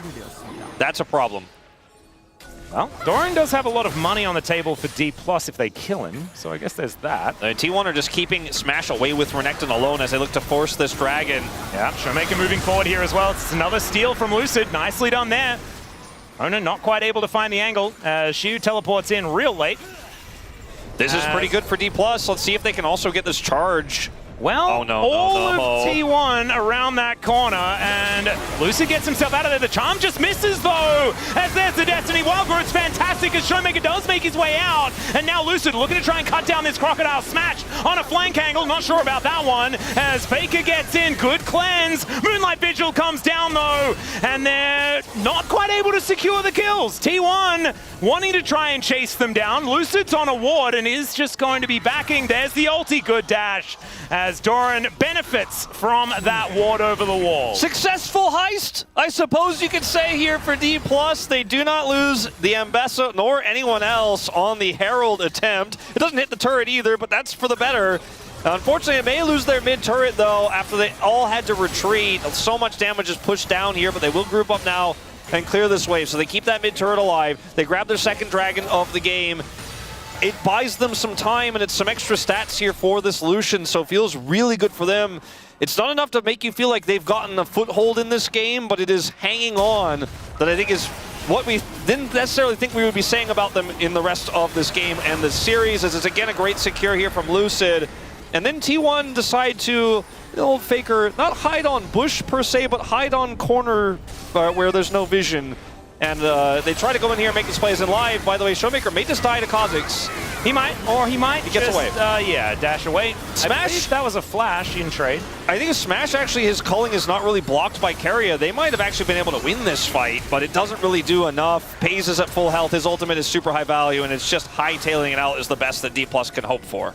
Yeah, Ona not quite able to get to any of these resets and things like that, although he did evolve W second, which is not the leap, I believe. Yeah, it's the spikes. Which is the Void Spike.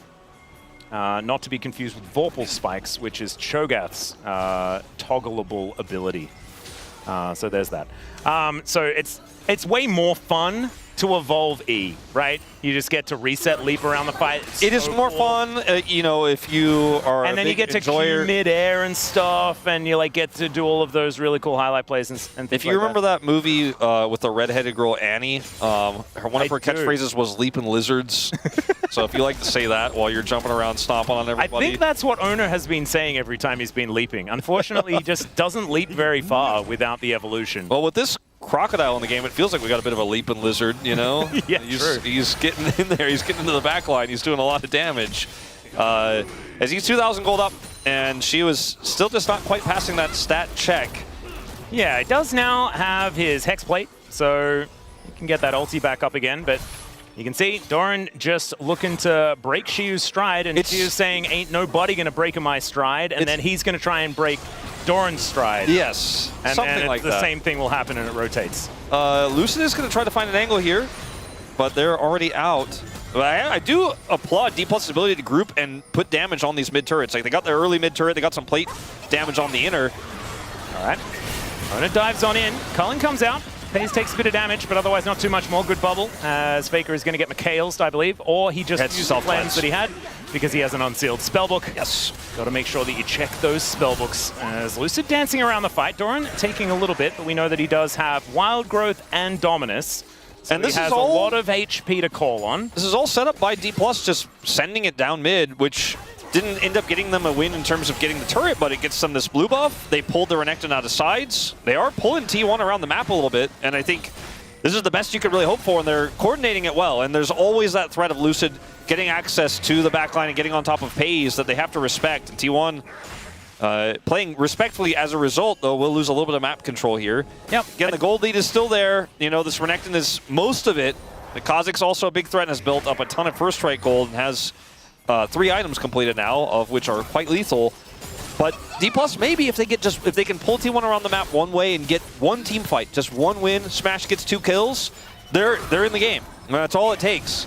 I do think this next dragon is going to be really important, because if DK can get themselves soul point, then you get so much inherent tempo. You feel so much better about the situation. What could happen instead is Showmaker could get ganked here on this top side of the map, and then T1 just wanders on down to the Drake themselves. Or Lucid face checks this brush. I'm a little bit scared about the amount of ways that I can see this going wrong, as he does spot Lucid moving into his jungle. Showmaker playing respectfully. Here's the Destiny. Yeah, Owner with that ulti. And Lucid unable to actually follow him over that wall. The gate moved towards the top side of the map, I believe. Actually, no, just gets him out of there. He was already up there. He was on the bottom side. So he takes the turret and pieces out, and they don't make an overextension. They don't make a mistake. He'll grab Rapid Fire Cannon, but Shield will trade this for a turret on the bottom side. Any alone time he can get away from Doran, I think he's very happy with right now in this game. Oh, yeah. Finally hits level 16 and has evened up the experience. Pretty ridiculous that he is 30 CS ahead, even though he's still 1,000 gold behind. This 0-3 Olaf is not, you know, it's not the worst. I am starting to feel like T1 are going to have to make a really aggressive call. I thought that what they were trying to do, because they had red-white with FaZe, was bait D+ into this extended skirmish where they could win the fight and grab Baron, but D+ just didn't fall for it. They grouped, but they didn't overextend. Lucid was hanging out on the edge going, I see what you guys are trying to do. And yes, Faker is able to get the turret and then ult away, but he's not able to get any value on his ultimate after that. And so D+ are playing a good macro game here. They've turned this into a lot in terms of what they have picked up. These 3 dragons, the stats alone are worth so much. If they get Soul, that 3,000 gold lead will not feel like an advantage at all here really for T1. So this game is suddenly pretty close. I'm starting to see it appear on the hands, Wolf. You're right. Might be something in it here for D+. Still, it is a 3,000 gold lead. We cannot let that one drift away. But like you were saying, that Infinity Edge is now done. And even though there are a lot of blue numbers in favor of T1, there are some win conditions here for D+, especially with that dragon. And T1 trying to set up that same type of fight here with Doran having TP in the bottom lane to force an awkward fight for D+, where they end up winning it and then going straight into Baron to completely take the map by onto their side, as that mid turret being alive for so long for D+ has been so valuable for them. They played through mid lane to pull T1 around the map incredibly well. Showmaker is also, you know, still quite a big threat in this game. Has the 3 items, has his dash cannon. Yeah, the Shadow Flame was just completed as well, so decent little spike to be hit, especially against the champions that don't have as much magic resist. Faker does have the upgraded Merc Treads though. Yeah. So he's feeling relatively comfortable. They have Mikhails for Pace, who doesn't have Cleanse. But, you know, you've got to be very careful about getting caught by the Sari. Follow-up damage from Smash. You can't cleanse his big burst. He has IE, so I really do think this game is on a knife's edge. One mistake would determine everything. That's a Moonlight Vigil as Pace takes a lot of damage in return. And Smash just cleanses the gold card and moves away. Still, that is a bigger investment than Faker's Q. And we're not going to be too worried about it. The time that was given to Shiu, he no longer just gets dunked on by Doran and sides here, and D+ just have a lot of map control. They have Showmaker on this flank angle. Oh god, this turret is not lasting very long. Well, there's a teleport in. The Renekton trying to make something happen. His career in Smash maybe in a little bit of trouble. It's the double TP. The flash forward as Smash does get Mikhails and then just dashes away. And so T1 unable to quite get that one to work out as Showmaker thinks he may have found an angle onto Ona, but Ona just takes half of his health bar and then they will back away. But T1 are like, wait, but we're here, guys. We should probably do the Baron. Shiu does have his teleport now, and I think he's going to have to use it. Yep, Showmaker looks for the Orbit Deception as now Smash gets a lot of damage onto Doran. This Lucian is very scary as Lucid. Can you do it again? That's the question. The answer is absolutely not. He's not even able to get into the pit as now T1. Can you escape? As Doran gets in there with them and now the Olaf thinks that it's his time to shine. Goes in, immediately goes out as now Paze gets on forward. That's the public execution and Faker gets smashed down to the ground. Smash now looking for an angle himself as over the wall he goes. But it looks like just one for the moment as T1, they are walking the wrong direction. Trying to keep their Baron alive as Lucid, the only one without fear by the looks of things. Pace is at full health and Lucid's just dead. There is the Dominus, but the bubble is going to be good and Showmaker finds the angle to shut down T1. It's a bit of a disaster here for T1. They got a lot of kills at least, or they got the kill there on the end. It's a lot of kills for D+ despite losing the Baron. And this is so much gold injected, but T1 did take the Baron off the map. Defending this turret here and side lanes though is where the next port of call is going to be here. Like, how much damage can D+ get? As there's still a Baron onto the jungler. I was watching how this one plays out. Doran's constantly holding this angle. They do end up getting the smite here. Doran blast turning in is crazy, man. T1 in this situation are like, can we fight this while kiting back? And then once you get the kill onto Faker here, it becomes so much more incredibly difficult to do so. The culling also getting a lot of value over the wall as Smash follows here. And now we're just trying to set up recalls here staggered, right? And then Doran goes in here. They think they have enough damage onto Lucid. Paze does. They get the kill here. But with the wraparound now, Shiu's back. They all get routed. Only Owner will escape on the Kha'Zix for this Baron. So it'll be a negative power play here for the moment. As D+, again, just going straight back to mid lane, and they're pulling T1 around the map. T1's composition struggling to find value grouped, where they've been spending so much of this game putting Doran in the side lane, but he's no longer, like I said before, just straight up winning it. Is this... Don't tell me that's a 4th item collector something. What's that Serrated Dirk turning into? Oh, unless it's going to be a Serpent's Fang. Serpent's Fang would be kind of sick. It's actually pretty solid here. I would really like that. That would be one that would make me feel okay. As the Drake has now spawned, Showmaker on a flank angle, trying to look for a way in. As the culling really softening. The charm connects onto Pace somehow. He goes down exceptionally low. They get the wild growth out of Carrier and the heal. My God, that was absurd from Showmaker. He does not want to go home today. And he's now looking for even more Dash Cannon and the Spirit Rush. And all the while, Lucid is getting an Infernal Soul. And what did we say about Olaf? He stat checks you. Yeah. Do you know what you get from an Infernal Soul? A lot of stacks. Yeah, you get some stats, baby. So maybe Shiu can actually find some relevance in this game. I mean, he's started to be quite relevant. He almost has a lead, actually. Yeah, no, he is... With the CS he's picked up, obviously that's really takes a lot of the lead away from Doran. He's been given some additional time, and you know, when you're running the Twisted Fate can't really just walk at the Olaf and do anything. So the lane assignment is always kind of a trap here for T1, as there's no Baron. You know, T1's grouped around Baron. That's always a scary thing. Hey, if you want to kill a crab, take 2 of your friends with you. Okay, that's the way to do it. This could be a big backfire as well if T1 overcommit trying to kill Showmaker, because the rest of D+ is rotating up. Now, we have been here before. Yeah. For those who, and it was T1 with a much smaller, like they had a massive deficit, in fact, but it was a PaZ Aphelios game where they had their backs against the wall. They survived really late. KT could not end the game. Yeah, this game they actually still have a lead. They still have a lead, but D+ have a lot of win cons here that are starting to come online as Owner does not want to interact, I think. No, he's not looking to mess with this guy, as there is still a turret there. He might have wanted to interact with the turret, but he decides not to. No, not this time. He is going to be able to get himself out of there. Level 16 for the Kazakhs. T1 just don't have the ability to kill this Ahri in sides to pinch when D+ play this far up and have this much control over the map. Like, this comp really requires you to be able to 1-3-1 and pinch people with this Twisted Fate, but when D+ have this much oppressive control, if you try to go in as Faker, they'll just turn on you and kill you. As Doran is pushing a big wave bottom side, they're going to go for a TP flank.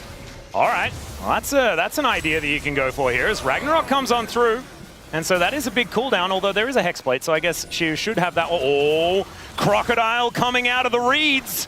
I know about that one. That one's dangerous. They really warn you about that if you ever go to the Northern Territory. They get the turret. They finally get that mid turret. Where is this? Where is this Crocodile? It is lurking. Over he goes. Finds Lucid, but he gets Mikhail's. And T1, they cannot actually get on top of D+. They got the turret. That's all they're going to get, it looks like here. And I mean, there's a big wave pushing in the bottom lane, but it's not enough to threaten the base or anything like that. But for the first time in a while, T1 can breathe on the map. Hey, Korea, you were standing on top of a control ward, my guy. It's okay, hits these bubbles. Yeah, Tidal Wave comes on through as well. He does hits those tidal waves. There. He's still dead, though, Wolf. It's okay, he has heal and flash. He hits those bubbles. He hits those bubbles, and Showmaker was there. He used his ultimate. That's okay. All right, never mind, Korea. I just didn't know your game. He had bubbles, he had heal, he had a mid laner. I should have known all about bubbles. It's exactly the stage my son's up to right now. Yeah. It's bubbles all over the place. I need to call the bubble police for him all the time. There's bubbles everywhere. 20 seconds till this Baron spawns. And with T1 committing pretty heavily there to try to kill Career and then having to reset, map control kind of going back a little bit to D+. They're going to be able to maintain vision and prio on that Baron on spawn. Plus the Infernal Soul stats are pretty huge. There's a lot of damage here in this. 3 items on this Mbessa that's level 16 as well. T1 have not been able to make these pinches happen the way they want to. Red and white is set here for PaZ. This is going to have to be a hell of a team fight though if T1 is going to win this 3-0. All right. Let's see whether they can keep them out of their own jungle. That's what they're trying to do. I'm just still so frightened. I mean, it's PaZ playing Aphelios. Are you ever allowed to win a game against PaZ as Aphelios? Because you have to enter the enemy base area, and then often you just die. It's all right. Destiny to come on forward here from Faker, as Shiu is not exactly the target that you want to go for as this Olaf, and he does get healed up by Korea's Ebb and Flow and doesn't actually have to press Ragnarok. That is the big deal as Smash goes in and immediately regrets the decision. Faker now looking for an angle as Lucid will survive. Slow playing this so well. Owner constantly threatening, constantly looking for those slows. If that hits, they get to put more poke in. Yeah, they're waiting for these cooldowns. DK doing a pretty good job diligently holding on to them though. Wanting to make sure that they have everything ready for an all-in, and now could be the angle as Smash does get a lot of culling value. Look at that. D+ should probably just go straight to Baron here and look for a turnaround as Owner. Yeah, Owner just gets tagged by Smash. One double tap is half of his health bar. And that might be the time for D+ just to head to the Baron. Yeah, they absolutely should. They should go over here and start this one up right away. They're going to be able to do this very quickly, and there's just no answer for T1, and there's no one inside. T1 just have to clean up these waves, and D+ have such an insane control over this game now. They will actually take a gold lead for the first time in forever as well after this Baron. You have to imagine T1 just sitting back and clearing waves. PaZ is level 16, and yes, this does feel very reminiscent to the KT game. Level 20 Olaf is in this game, and honestly, from the early game... With Ghost, by the way. I was expecting him not to quite make it this far, but he absolutely did. He's also got a Randuin's now completed, so PaZ is a little bit less scary. He's still very scary, but the Olaf might actually be able to get there. Isn't it crazy and be a problem. How much of an impact Lucid's smiteaways have made in this game? It's night and day. It's insane. If they don't have Infernal Soul, this game feels so different. And now as T1, you're like, maybe we have to go for a 50-50 on Elder. We have no map control. They have Baron, and we got to defend our base. T1's like, maybe we're going to get an Elder Prio. And D+ like, maybe we're going to get a Nexus. Well, we'll see whether that is going to be the trade, as right now Smash is just kind of hitting the turret. There's 5 seconds until the Elder is up and available, and it looks like a back is going to get channeled here by T1. And this is DK calling their bluff and being rewarded for it. So many times it's T1 holding all the cards in these scenarios. This time DK actually able to make the right macro call. D+ having a great macro game here through the mid lane the entire way through, down on gold, but keeping T1 honest on the map. And now all the cards are in their hands. Honor trying to flank, but they suss it out. It's pretty funny because it's the like Twisted Fate. Twisted Fate, he's got all the cards. Do you think all of his decks are Riftbound decks now? Probably. It might be actually a thing. Although, rank, here we go. Out comes Owner, kind of regrets the decision as now Shiu is on the side, but does have the rest of the teammates coming on over as Faker is able to sidestep. Great charm, max range, and they're looking to try and turn it. Remember, he doesn't have this on. He says, oh my God, Paze, what was that? He just explodes, and T1, they will not go quietly into this good night. They will go quite loudly, and now their Nexus is going to explode.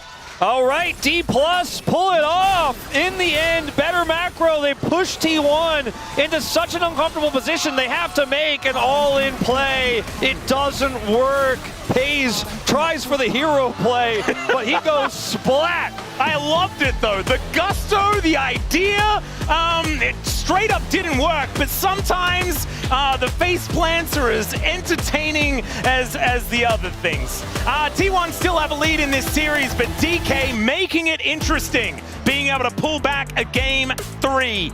Can they queue it up, Wolf? I mean, maybe. Can they queue up the Silver Strings? Maybe. I mean, this was the Smash Lucian game. It wasn't about Smash as much as it was about the team.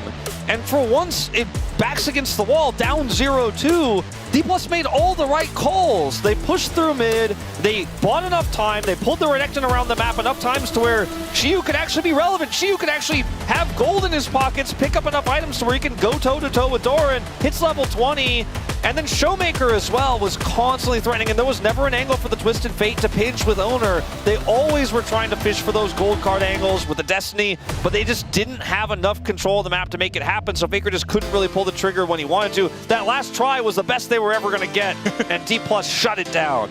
They absolutely did, and now there is a series firmly on our hands as the D+ player just trying to... D+ fans just really not wanting to... oh dear. Not wanting to watch this. As Korea, even though it was a pretty good game, that game number 3, still not feeling too happy. Time for us to take a short break. When we get back to Space, and then game number 4. Oh dear.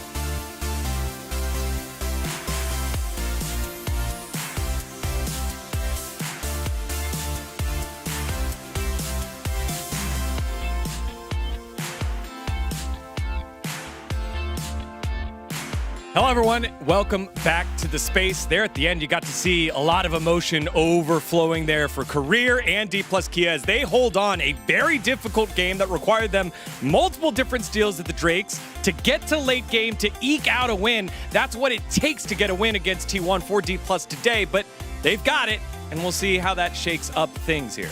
Yeah, it took a lot of grit, especially because the early lead went over to T1. And when you're 2-0 down and T1 has the early lead, I think a lot of us were just thinking the series was over, but D+ really locked in on that one, managed to get some great steals, and I think the mid and jungle really came alive as well. Showmaker, who I think Game 2 had a really poor performance, probably his worst performance. I mean, I was going to say in the LCK Cup so far, but he had a rough one against Chovy as well. Yeah.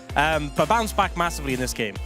Yeah, that's exactly what I wanted to see. I think Showmaker had a great game. I think, especially as you mentioned, like, very gritty, the fact that they were able to stay in it for that long, even though it was a very close game, a lot of pressure on them. You know, one loss and you're out. You don't go to Hong Kong, your LCK Cup is over. So good on them. Yeah, well, let's see how they got there. And it required some steals here at the Drake because they had fallen behind early, but T1 gives some opening here, and thankfully it was that man losing. Yeah, able to steal the Dragon away, and it's not easy to do against a Kha'Zix as well, with so much burst damage with the Q. And then they take a bit of a fight afterwards, manage to get the CC down onto the Renekton, and you see that Olaf, who is super far behind, buys a lot of time and space for them to do this. They managed to get away with a couple of kills, despite having the deficit.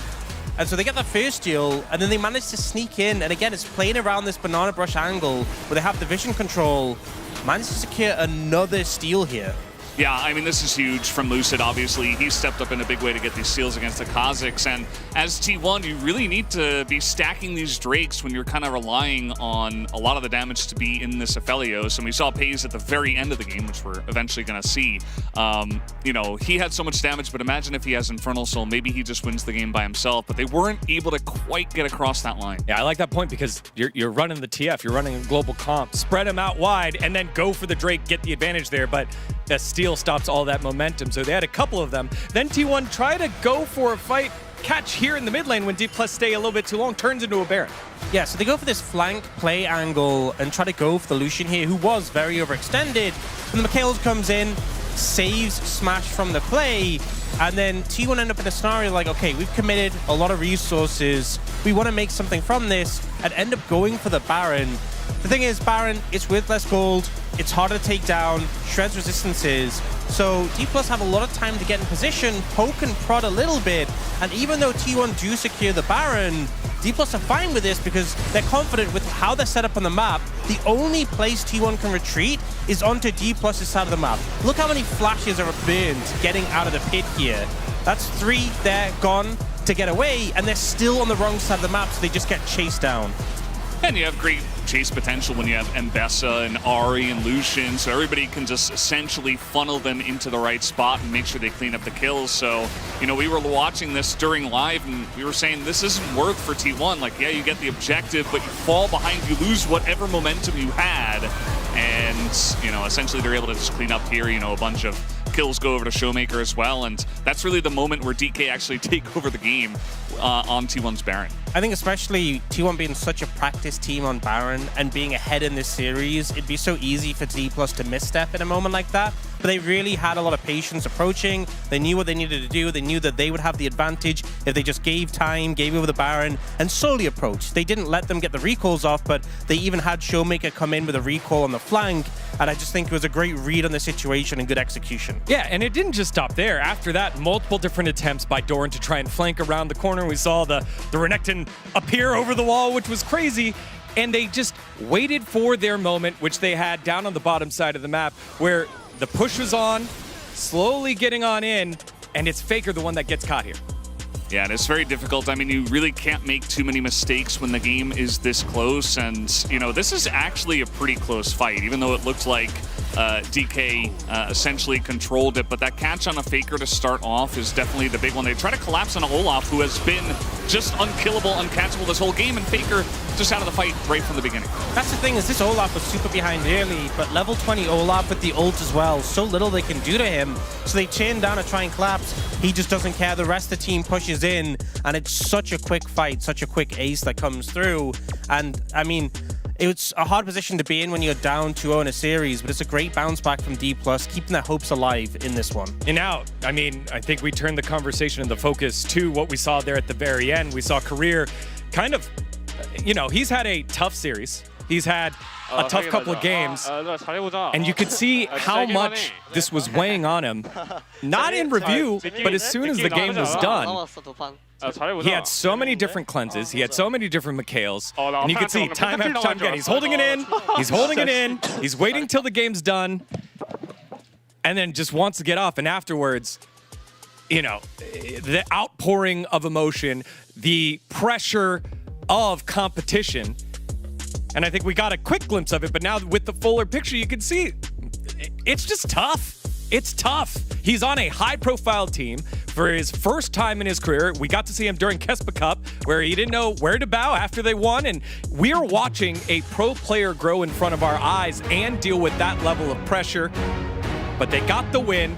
And it's those kind of moments that can build into something else. It'll definitely build into a Game 4, but if it's a Game 5 and a reverse sweep, that's something to grow from no matter what. Career and the rest of D+ Kia upset-minded here in Game 4. Keria and the boys, they want to do business as they always do it, take care of it, and go to the live event against BNK Fearx in Hong Kong. Let's see what happens in Game 4. Thank you very much, gentlemen. I'm glad to see a little bit of context there as well, as hopefully Career after this got all those emotions out of there and can loosen up, ready to get into a game number 4 that can be competitive this time around. One thing I do want to say, though, as we do get the information that T1 has decided to go with first pick here in game number 4 as well, I feel like as the series draws on, first pick becomes less and less powerful. We'll see whether D+ can capitalize on that. What they want to do with this, as sometimes first pick can let you get a really strong 2-3 rotation in your bottom lane, where the enemy team doesn't have that same opportunity to get both laners, and they can end up getting split. And we're talking about bottom lane with all these engaged champions gone, or enchanter champions rather gone. Engaged champions are what you have left, and sometimes you want to make sure that you can have a strong 2v2 there to play through. So the Vi will get removed, unsurprisingly. Yep, I wrote the Bard in already. Yeah. Because we knew that one was going to have to be taken away. And now, will it be just Bard Nocturne again? They've been doing this every single game. It's likely that Owner will not be allowed to play Nocturne this time, but a Ziggs ban is kind of insanity. That's interesting to see. Not allowing you to dodge the lane. So it looks this time like T1 do want to try and put some pressure on towards that bottom side. Maybe a Callista draft or something like that could be coming through, because we are getting deeper and deeper into Fearless, and there are less and less options into those sorts of drafts. That's the kind of thing when they ban Bard every game and almost all the range supports are gone, all the enchanters are gone, and you can have that 2-3 like I was talking about to get the set duo, get your Renata locked in for sure, and then deny anything else. You can protect the lane. You feel really good about it. Remember, Ashe Seraphine is already gone. So I think that you are on to a potentially very strong read here in that Callista lane. Let's see what happens in this final ban here for T1, what their last choice is going to be. They'll take away the Zoe from Showmaker, prevent him from looking for more playmaking. Yeah, an odd one, but we have seen Zoe's cropping up later and later into drafts. D+ read this and ban the Callista. That could be interesting. I don't know whether they want to pick it this early. Varus goes over if you do that. Oh yeah, true. Maybe don't. I think they probably have to ban Varus here. I would recommend banning a Varus.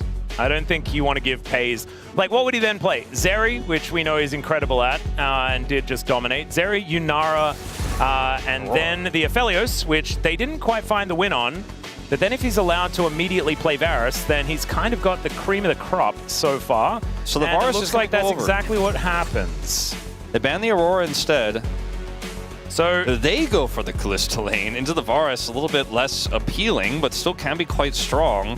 I feel like it's going to be have to be a Sivir answer here with Jarvan already off the table, and maybe that's an option that they can go for. That's been a really common response to the Varus. The spell shield value is quite high, and the wave clear is really huge. No Jarvan, like you mentioned. So let's see what the response is going to be. The Wukong that's been considered so heavily throughout this series will finally get its lock. All right. And maybe if you wanted to, you could just go Rakan here as well and say, well, we have a lot of engage. I don't know about that. I'm a little bit worried about that sort of angle. Although, I mean, there's Poppy's still available. Poppy's up. Picks like the Leona are still also relevant here. So, I mean, there are a lot of engaged picks left. We're really just out of enchanters. And the Sivir that you mentioned has been one of the most common responses. Will get locked through. Doesn't look like Smash is looking too happy to play it. No, he's not looking incredibly psyched about it. But that's all right. Obviously, it has worked out relatively well in the past. Any jungler that can make an impact pre-6 will feel very good in the early game here for Owner in terms of what he can do and how he can impact this forest lane or potentially topside. Zahin, cool little flex here. Yeah, we've been seeing it more in the jungle more recently because that was where he was a little bit buffed. But we'll see whether it is going to be going to Owner or to Doran. Both of them do like it. And it's a tough pick to blind for the top lane, but when you can hold the flex like this, it feels very strong, assuming Owner doesn't just lock in an obvious jungle pick here. Faker could just look for consistent damage dealer here, or they can lock their bottom lane up entirely into this Sivir. The Alistar has been very common just because of how it interacts with the spell shield. Galio will be the answer instead. So very brawly compositions on both sides here with the Zahin Galio up against the Wukong. And if you can line up the Galio and Zahin ultimates, it can be really difficult to play the game, as that's an Alawi. Not sure about that, as Shiyu is having a little bit of a giggle while Showmaker does hover this champion. Would be fun. The Gnar, I was a little bit more expecting to see as a potential first pick for T1 if the Varus was banned, just because it's so safe. And it does end up coming through here. It's with the Renekton, gone, not as high value as it could otherwise be, but feels really good into Zahin if that's going to be the matchup that we end up just having there on the top side. See what the bans are going to be here, because this is very flexible here for T1, so it's a little tricky. They're expecting the jungle Zahin with this cannon ban, but not necessarily expecting it 100%, but just saying, I don't want them to be able to flex it and get the strong cannon matchup. Yeah, I think protecting it is a good idea. And for the side of T1 here, you could ban the Rakan, the Nico also. Big problem here. You could also look to take away the Leona as well. You're worried about that, but this Varus is so long range, and you already have the Galio and the Zahin that the Leona doesn't feel as strong. It's very telegraph, very face up, and it's not going to be very strong in the lane. Yeah, thankfully there's no Karma available here as well. The Sivir Karma has been very powerful, but thankfully T1 have already used up the Karma so far. As you can see, Korea trying to figure out exactly what's going on here. Is the Renata pretty good into this draft for D+, because it has Wukong in it, and it can just keep them at bay. I think that's the main reason why it gets banned. It's also a ranged support, one of the only ones left that could empower this Varus in the 2v2. Poppy gets taken away by T1. I thought maybe they would consider it themselves with the Wukong there, but very difficult to play into Sivir, and also not great into Gnar. I do feel like maybe it's like potentially a Rakan angle with the Poppy ban. I wouldn't mind locking in the Rakan and then letting T1 maybe pick an Alistar, and then you can always Silas it. Not if you pick it yourself, though. You may find yourself getting silenced. Yeah, they may find that if Doran wants to play. I mean, like the Galio can be played top here. It's not a fun time. Silas is insane value here into both the Alistar and the Gnar. I think this may have been a big misstep here from D+. I mean, Ona's already played the Silas jungle as well. That's another good point, yeah. So he could be just taking that one once again. I mean, this is so much value that you almost just have to take it, right? Yep. And what they play here in the support role is really up to them. They can play the Leona in this situation. Maybe they have something else prepared range-wise, like is Kerry going to pull out the Janna? Oh, it could also be Galio support. That's technically possible. And then they can do a whole lot of flexing with this, but it will just be the Rakan. And with the Alistar there, you know that you're not running into the Leona. All right, so it's definitely not Galio support. We're still not entirely sure where everything's going. I don't think Galio into Gnar feels at all good. So you're probably not going to be playing it there. So we're expecting the Silas to be in the jungle. And so what is Showmaker playing into the Galio? That is the question. There's a lot of different options. If he wants to play an AD champ, they're going to go full AD, but it will opt for the Cassiopeia. There's so many things I mean, it's an incredibly melee comp for T1. I almost even considered just mentioning Veigar because it's actually one of those games where you could pull that out. Silas does very much like to steal the Veigar ultimate away, though, and he also likes to steal away the Gnar ultimate and the Wukong ultimate and the Alistar ultimate, and the Sivir ultimate is also pretty good. I was going to say, yeah, there's a lot of fantastic things you can do once you've used your Unbreakable Will, which is what's going to be happening here. Ona, last time around it was a little bit hit or miss. I am not actually sure whether they even won the game where he played the jungle Silas, but and he's not going to be playing report back. Because he's going to be playing All Zion. right, so it's going to be a top lane Silas. This was an old matchup into the Gnar. Yeah. It has more recently not been working. To be honest, I don't necessarily really like it. The Zahin was always going to have problems in the top lane because Gnar outranges him and he takes a long time to come online, so you're going to have problems playing melee into Gnar no matter what. In this, I think for T1, you're just saying you're committing to this Silas super hard and trusting Doran because you know what the impact can be later on in team fights. You're going to have to sack a little bit of the top side of the map to make this happen, but you're playing into Wukong, not an early jungle power spike there. And Zahin jungle, we'll see what Owner can make of it here, as this draft for T1 is quite creative. Yeah, I'd say so. See how it works as we jump into the Rift.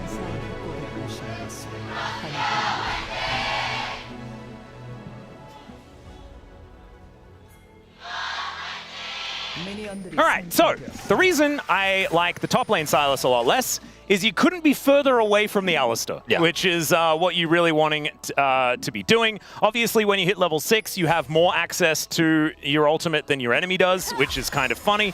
But outside of that, I feel like the jungle Silas just gets around and you can steal away all the ultimates that you want to, as somehow this Sivir is winning in the level 1 with an Alistar. Yeah, that did happen. As FaZe does not have a combat summoner. I think that's a big part of this. Yep. Cannot actually offer anything back, and Smash was ready to ghost if he wanted to try to continue to exchange with them. See how Career performs on this Alistar, as it is going to be pretty tough to play in this draft. Yep, Korea is just going to have to keep headbutting. That's what we do see these Alistars doing. Does T1 have enough damage here with Lethality Varus if this Silas falls behind? Like, I wonder, will it be enough? Like, FaZe has to do so much heavy lifting in this game. And on the other side, D+ have a secondary AD threat at range with Shio here. Obviously, again, Doran has more access to his ultimate, but that doesn't necessarily mean that you win by default. They have Cassiopeia worth of damage, which is, you get to later on in the game, is a lot of damage output, and then Smash will be able to help control waves in mid lane, and is going to be a big scaling threat as well. So T1 cannot fall behind in this game, or I don't think the Gnar steals and the Alistar steals are going to be enough. Ooh, Carrier taking a bit of damage there as the Boomerang Blade does come on down, but these Noxious Blasts just keep landing, and Showmaker has been playing some pretty amazing Cassiopeia this tournament so far. And looking forward to seeing whether he can continue to find that level of success. I remember his first game on it in the LCK Cup was absolutely outstanding. And into the Galio, it's kind of like a free lane. The Smash gets a free back here to grab a cull, and that feels amazing. In the Alistar lane, you grab a free cull, you're just going to chill and cash that in. This Faker. Oh, God. Faker, the poison ticking down, but he is going to survive. Really cannot stick around much longer than that, though, as the Winds of War will be able to lap up the last few minions, and he does make his way back. Has Ghost, though, so is going to miss a little bit if Showmaker does just clear out this wave, and it looks like that's what he's going to do. Yeah, he has tons of health. He's totally fine to do so. His jungler is nearby. Has no real reason to rush. And that'll help him get to save his own TP. I guess Carrier went in, and then he went out. So it's going to be all right. This wave is stacked up and ready to move. DK will be able to catch it here as FaZe looking to make sure that Korea cannot hold onto it, but the mini wave is going to turn up. And so it looks like they're not going to get the crash that they were looking for, as Carrier is going to go back anyway. Didn't have any mana, so didn't want to stick around. Showmaker did commit to TP, but now in danger. Yeah, has to flash the taunt. Miasma does come on through, though, as he will get pulled back. Where is the Conqueror proc? Showmaker is able to do a fair bit of damage here to Faker, even after that teleport. A big swing of momentum in the mid lane after Faker was nearly solo killed. Still finds himself at a pretty significant CS deficit, but Getting the flash out of Showmaker as he TPs back in is a huge win. Yep. As this matchup is really tough to play for the Sylas pre-6, and if you don't hit your chains, Xiyu just kind of dances around you and continues to harass you. Yep, however, if you do hit your chain, sometimes the mini-nard just dies. So see whether Xiyu can walk that tightrope. Be a tough one. That was how the Sylas sort of looked good in this matchup in the past. As you can see, it is tough. Yeah, it's not the most fun for Doran. His plate does go over. This matchup, we've taken a lot of looks at it because it's pretty volatile. A little bit of an experience advantage for Career. Oh, flash up Pulve as now FaZe possibly in a little bit of trouble. Great spell shield though from Smash, holds on. Yeah, goes. Make sure that he does get rid of the CC as Faker. No justice punching for you, my friend. As Showmaker looking for a little bit of an angle. Does he have another Noxious Blast? The answer is it doesn't matter because there's no vision. Does get a control ward down. Faker played around that vision really well. He was like, you don't know where my Zahin is. I have a control word here, so you can chase me through that brush if you want. Now the Zahin's going to show up. Yeah, there's a Petrifying Gaze, though, as Faker, he might just die as Showmaker doesn't have his flash. And Ona tries to make his way over. Another poison comes on through as Faker walks up, flashes away. And Ona should be able to finish this one off. Showmaker, though, does have to get the flash out for Ona to be able to pick up that kill. Man, that was close. As now Lucid looking for a little bit of an angle here as he gets over the wall. Flashes on forward. Can he get the Ona? The answer's no. Too many knockups, and they outplay the monkey. Lucid's face, Atlas! Oh, the ankles were broken! Oh, that is absolutely heartbreaking. As Xiyu does have his Gnar available now. Doran just used his against him with the hijack.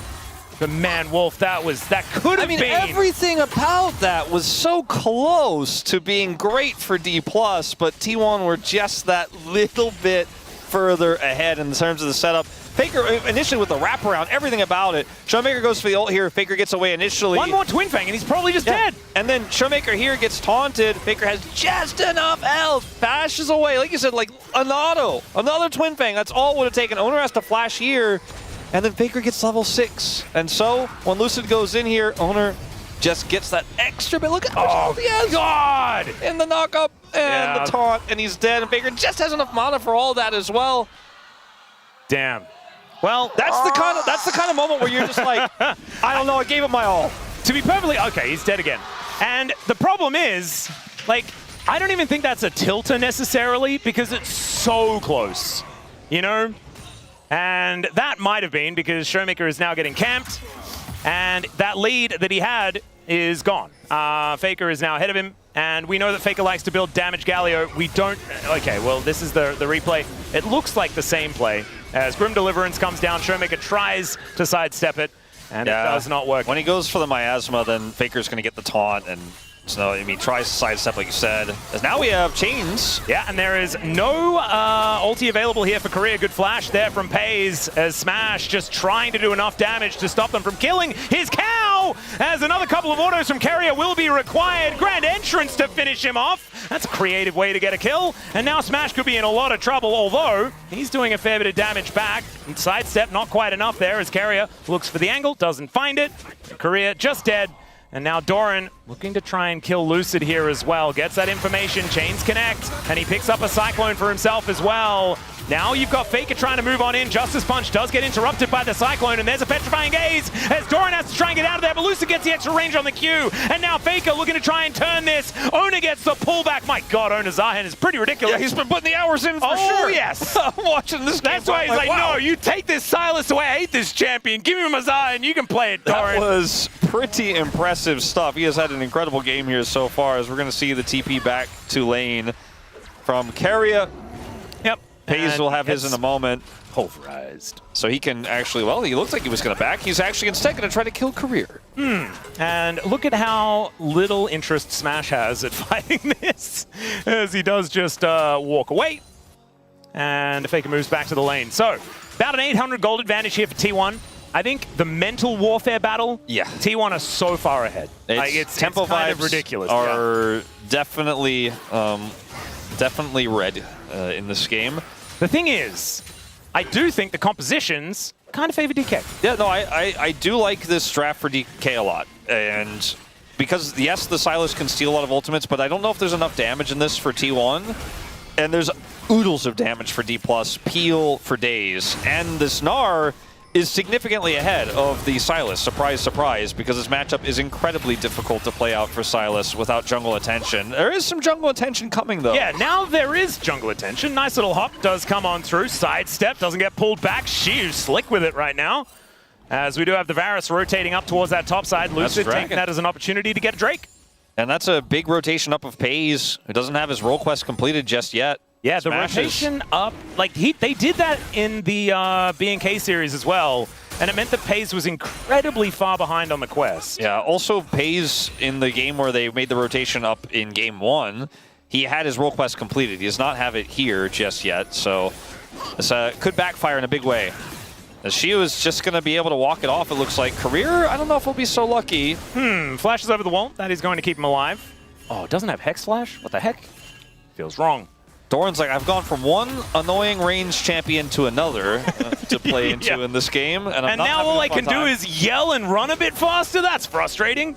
As Lucid moving on over to make things even more annoying here for Doran, who can steal away a Cyclone. Does instead go for the all-out. He's running faster. Sorry, on the hunt. And yes, like you were saying, he's running faster. And he's going to slow down in a minute. He's no longer running faster. Okay. But he didn't die. They didn't go for the commit. There you go. And so Doran is going to be able to make his way back home now if he would like to. There's such a limit in my mind to what you can do when you're playing lanes that are this tough to play out. Like when you're this far behind as the Sylas, now the Sylas is swapped out, Pays' role quest gets put behind, and so he's also like not feeling happy about things, and then the Sivir is just chilling, finishing her role quest while she's hitting a Sylas in the bottom lane, and Doran is trying to get out of the hole, finds himself going from 20 CS behind the Gnar to 30 CS behind the Gnar. And yes, there are gold leads here for T1 from the early game plays from Owner, but I wonder how they hold on to those to get this Varus through the mid game as he's got his Ghost Blade ready, right? He's going to look for his transformation in the mid game, hit that 2-item spike on this lethality champion.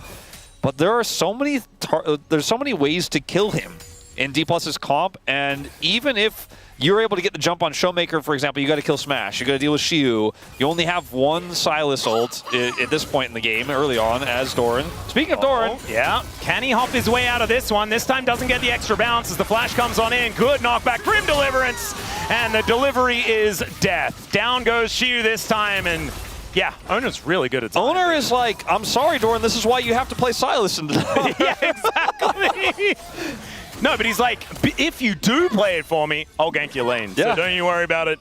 And he certainly did. So that lead is still there for Shiu, but it is severely diminished. And we almost now have a lead across the board here on every position for T1 after that play. Smash does finish his role quest as Shiu sidesteps the chains, which might have been a little bit of false confidence here as he gets baited in, going into Doran heavily here. And then this, it's like, oh no, the Gnar is coming, flash it, but still gets hit by the knockup. Yeah. And then the ult, and then he's dead. Auto already in the air there for Owner, so beautifully done. We've got a bit of a tussle here, as Faker's going to be moving in first. Headbutt out, good Justice Punch though to avoid that, as now Smash is in a lot of trouble. The quickness comes on through, but Carrier is a long way away from the rest of his team, but so is Lucid. And now Lucid is very, very dead. So they end up getting a kill onto the Wukong there. Nothing else happens. Smash actually just kind of chilling. Yeah, Carrier is not going to be able to get in and stop the Sivir from going back. Trample is going to slow him down. They really wanted to get that Essence Reaver, and he can understand it, making sure that Smash has that item already built up. So he finished his role quest, finished a cull, and he is, despite being 15 CS down, and all the plate money that went over to Pays is actually staying pretty even on this Sivir in this game. Yep. There's a lot of ifs in this game for T1 as Faker. Oh, no. Oh, God. That was about the angle that he dodged it on his Riven back in the day. Oh. Beautifully done. Even though he didn't really dodge it, he just didn't move. T1 it feels like styling on D+ in a draft that's incredibly difficult to play. I mean, I would say that I'd upgrade it to Owner is styling on D+. Well, yeah, but I mean, Faker's making some great individual plays as well, right? And it's been them in the mid lane that have really put Showmaker into his grave, but this might be a bridge too far. Well, Lucid is going to smite him, and there is a dead Faker. So that is a lot of money going over to Lucid. What did Faker mean by this? It's a good question, Atlas. They deserved it. right? Because Yeah. because it was so close in the early game. T1 like, is certainly... no, you know what? You deserve it. They're certainly making it harder for themselves with the draft and some of these choices than it necessarily needs to be. But this was great, right? Okay, this was great. Gets behind him. Showmaker's a little greedy. Got the kill. We can cut the tape. We can cut the tape. We can cut the tape. Yeah. He was just greedy for a plate. That happens. As now Doran is going to steal away an Unbreakable Will. And I don't think it's going to last long enough. He is level 11, so he gets a better one. He's 5 levels ahead of the support. Gotta love League of Legends in 2026. It's kind of just how it goes. He now is flashless, and he may lose his turret. That's a huge wave. He does not have teleport. Rakan alone, I don't think, stops this Gnar push. They might be able to try to make something of it, but without that hijack, it's going to be tough. As Yep, Showmaker's like, ow. this is such a weird game in terms of lane assignment, because the Sivir's still in the bottom lane, interacting with Faker. Yeah, On the Hunt has been thrown out here, as Faker is just going to have to walk it off. The Drake is what's on the minds of D+ and T1 right now, as Ona already has it down to 34 health. So they trade the dragons here, one apiece. It's Infernal Soul again. But like I mentioned, that top turret is so dead, basically. I mean, it's not going to necessarily die on this wave, but so much damage has been done to it here. And the bottom one as well. I mean, there's only one plate left in the bottom lane at the same time. No matter how T1 try to run away from these lanes and get better setups, they just keep losing out slowly on the map. That's why, despite a 7-2 kill score here, the T1 gold lead is not that robust. And this Gnar is going to become a bigger and bigger problem. He also has a call that's going to cash in here, which will push his lead to over 1,000. One that does eventuate here, plus the turret gold he's probably going to get here pretty soon too. Lucid. Yeah, look for a little bit of an angle towards Ona, who is just really wanting to fight that decoy. Does do so. And even though Showmaker is 800 gold behind, he is a damage dealer in this game. And so T1 need to use this Galio and the jungle control they've had this game to keep this lead. Otherwise, it can go away very quickly with just a single team fight from D+. And they are looking to set up for said fight. Korea's Flash and Ghost on this Alistar here for a potential Herald fight. Let's see whether Lucid's just going to be able to start this one up and we don't get a fight, or whether there's going to be a little bit more. Cheeky little ward does give T1 a lot of information, and one also in the pit. As Faker getting to work on these plates towards the bottom lane, as Showmaker just walks through the winds and gets himself down there. We'll be able to protect that turret. So those single plates that are up in the side lanes for DK, let's see whether they can actually take them, as Teleport does bring the Sylas into the top lane. Faker will have to start rotating up now if he wants to be able to join this fight with his ultimate, as they have full Banana Brush control. There's the TP to answer.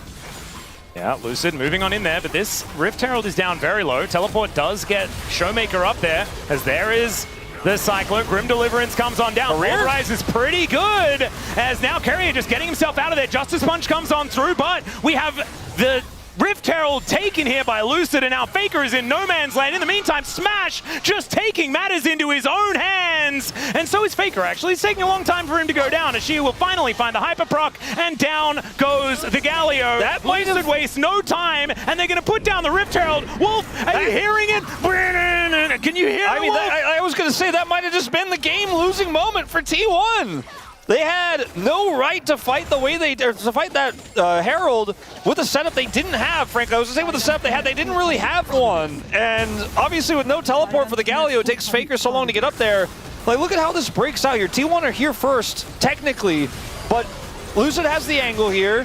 Doran cannot join. The Pulp comes through, and the Galio ult is so late here. The fight is practically already over. And where's the damage here for T1? Varus has used his buttons, and Smash is like, I'm Sivir! My buttons are a right click or an A click. I'm going to do the damage. Faker's an isolate on the other side after his ult. Has no damage to offer here. And it's a disaster. They get the Herald, they drop it in mid. The smite went over to Lucid. That's a turret down here, and top turret's already gone. One plate left in the bottom lane. Can they punish Showmaker? Yes, they can, as he's going to get pulled back. Carrier moving over. Lucid not going to be able to help. And the snake goes down.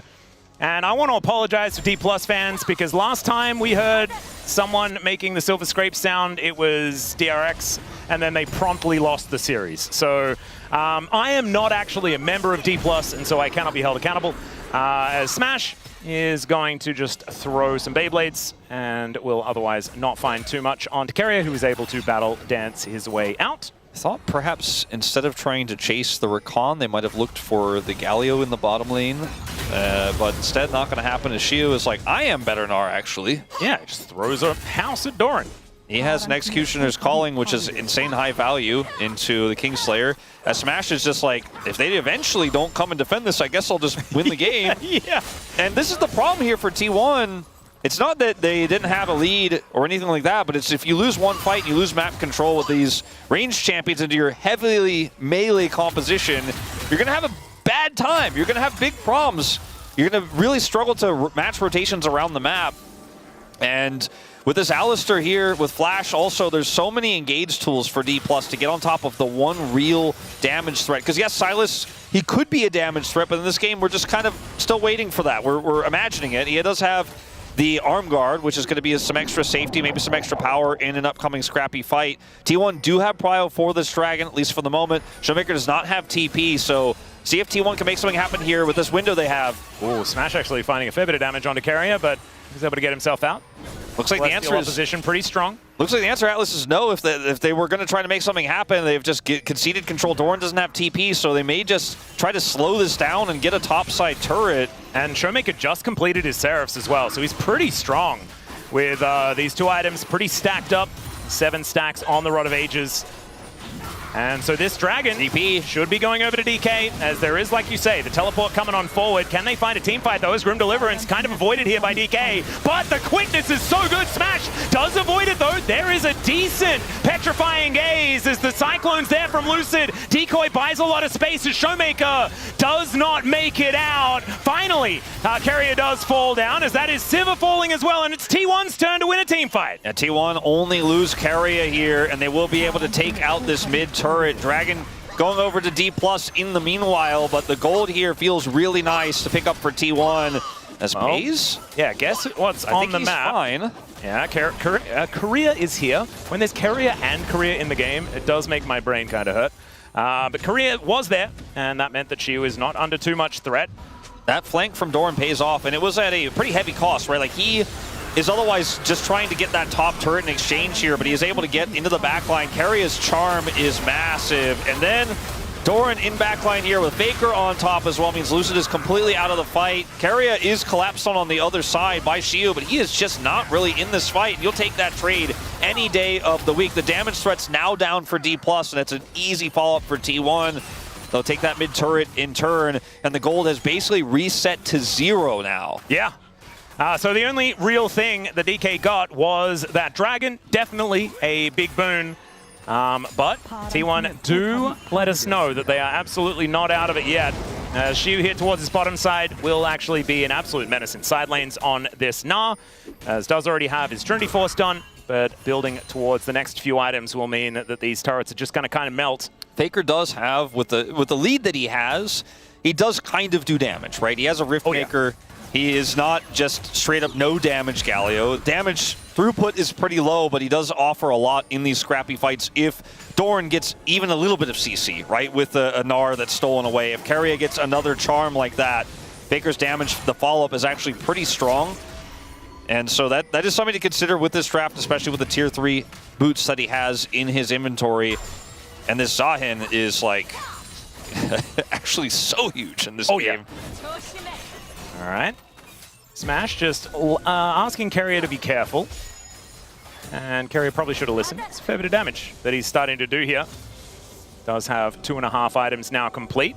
As T1 move on over, and they will be able to push Lucid out of their jungle. In the meantime, though, it is Shiu here in this side lane. Does know that Paze is coming over, who does blast his way back towards the mid lane as soon as he is spotted. D+ are just playing this style again where they have really good wave clear and they just push through mid and pull T1 around the map. And like the side lane power that Shiu has over Doran this time around is really working a treat because he has so much agency. He's even going to try to steal that buff away, the blue buff there on the bottom side, and I think we'll potentially just get away with it. T1 cannot match. Schumberger gets some extra time here as Rod completes. He's now even in levels with Faker, has had a lot of time inside as well despite being down 30 CS.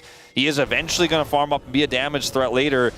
I feel like D+ have really figured out how to in these awkward positions in the game where T1 wins a fight, gets a little bit of punch back, reset, get back control of the map. It's often just straight up push through mid and respond in sides and make sure that T1 have to wrap around and have a numbers advantage. Then you back away, you get vision, you kind of rinse and repeat. We saw it in the last game. Worked really well here. And T1 still have a gold lead. Faker is still 2,000 gold ahead.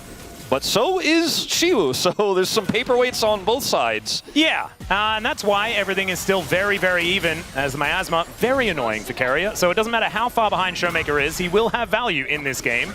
As Lucid looking to try and turn this, and Smash is there, On the Hunt is popped, and Ona has to Grim deliver himself away from the situation.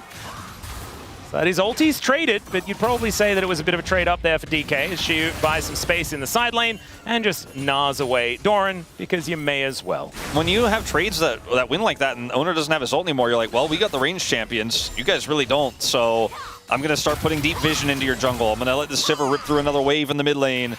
I'm going to let this Gnar push. Well, chains are not going to connect, but the Gnar does. Shiu does have a blast cone as well, and so he can use that to get himself out of there. Sorry, Valdez. The disengage cone is just perfect. But the one thing I wanted to say, Wolf, is that it's T1, and this comp has no Baron damage. It's just kind of abysmal at doing exactly what T1 wants to do every game. It really doesn't. And you could see that, yes, they were able to get Shiu's flash there, and he blast cones away, but that meant that Showmaker got an extra wave on the top side, right? Like, there's a push and pull to how D+ play through this Sivir in the mid lane. Sivir now on 3 items, going to have much more damage output, much more consistent damage output than the Varus in fights, especially in the melees, where the ricochet value is going to be insanely high. Yeah. I favor the position here of D+ right now, especially because it's now Soul Point that's on the cards for them. They're going to get a TP out of Doran here, and T1 have to rush over, and the timing is pretty thin. Well, there's a Gnar onto Keria, as Mega Gnar timing here pretty good for Shiu, but they're unable to actually finish him off. The Drake, though, it does go down as Doran gets the Unbreakable Will, but misses every other button, and now Career is just being annoying where he can. He is going to die, but can the rest of them get out? That is the question. As Shiu, maybe the answer is no, as Showmaker trying to offer some damage back. The chains go wide, but Ona finds his, and Shiu is just going to fall. Steric's not enough, and so it is 2 in trade for Soul Point. So T1 get the gold lead again, but D+ get the permanent stats, and they also now have the threat of an Infernal Soul. And if this comp was a comp that could do Baron, you wouldn't be talking about the gold, you'd be talking about the dead top laner and how a Baron could be possible. It's really tricky to pull this off as T1, but Shiu also does not have teleport, so even though he's going to be up in 30 seconds here, even if D+ slow this down, he can't get here without walking, and T1 are going to make that call. It's a tough one, but if they pilot this well, got the Alistar ult in tow.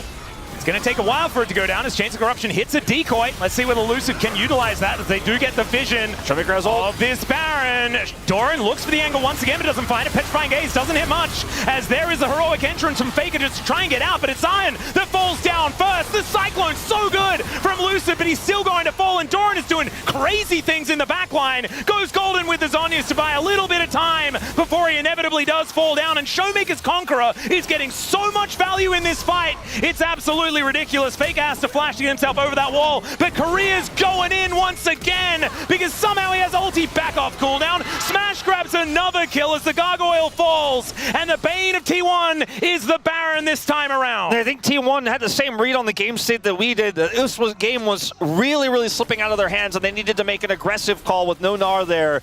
But the setup was so good for D+. And look, they get the dragon here. Keria is in this tussle. They're able to collapse on and kill Shiu. But the question is it all worth it here with how much is gained on this dragon? I think T1 decided it's not enough for us. I want to go for Baron after this. Showmaker tries to peel here, does a lot of damage, right? But there's nothing they can do. Shiu is going to go down without flash in this scenario in every single case. But what happens next here is, look where Showmaker is. He has ult, he has flash. He could be such a big threat. They have to somehow zone him away.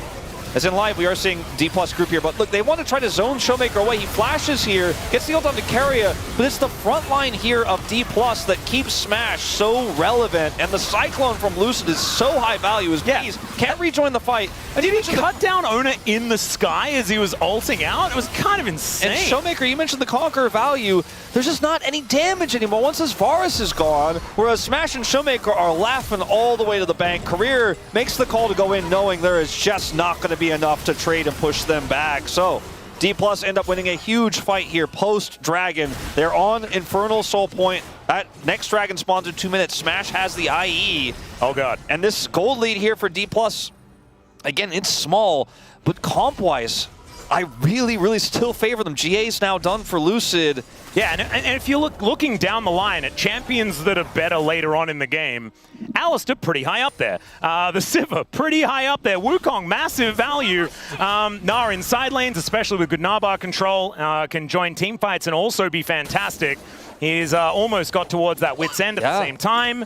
And that'll mean that even into a Galio or a Silas, he is very happy in those side lanes. So I do think that as this game goes on, it's going to get harder and harder for T1 with the amount of DPS that DK represent. And like you were saying this whole time, T1 have a melee composition. They're into a Cassiopeia who and also a ricocheting level 16 Sivir that has 4 items. An IE completed.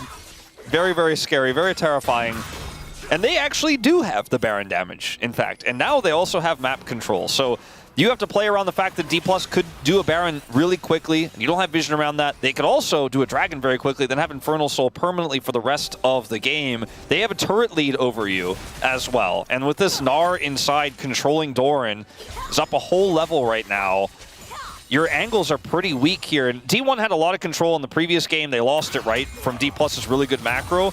But D Plus have just gotten, now with this game, so hunkered down in control that T1's rotations to get Baron vision, to get even that one control ward that they have there in the Baron pit means, look at D Plus, they're like, cool, Dragon spawning in 20 seconds. You spend everything to get that one ward in there, but there's the other problem on the other side, and your Gnar problem is not going away. And the thing that I love about this is it's completely against what I was saying at the beginning of this series. Yeah. Which was DK have been known to kind of give up, to kind of feel like they've fallen out of the series, but they are not afraid to keep trying no matter how close to the wall they get.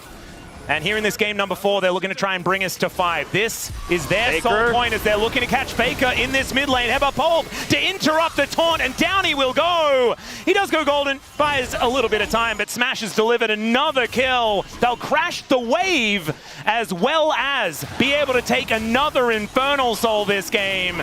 That was a huge moment, and I think a big turning point in this. As DK, 2,000 gold lead in Infernal Soul, that is massive advantages. How much of a momentum swing could you really, like to look at the series, especially with everything you've been saying about D+, which I think most people, especially D+ fans, will accept to be true, is that momentum is so important for this team. To go down 0-2 against T1 after getting 3-0'd against them last time, and to bounce back, win Game 3, stomp the control of the mid-game here in Game 4. Again, it's not over, but they have Infernal Soul in their pocket again here. To have this big momentum swing, potentially to be able to set up the reverse sweep, is kind of insane. We all, I think, expected that T1, I believe there was not even a single BNK predictor, right? We all expected T1 would be locked in for Hong Kong already. And then I think, again, we all expected that would be the case today as well. And now, D+ are changing the narrative. Pretty insane. Even with Showmaker sitting 2,000 gold behind Faker, 0-5 Cassiopeia, they have the damage. They have sustained damage. T1 have melee, and they just cannot get map control back to save their lives here, and it could be what they need to save their tournament lives. Again, there's another game to be played after this if D+ closes out, but momentum has certainly turned. The tides have shifted. Yeah.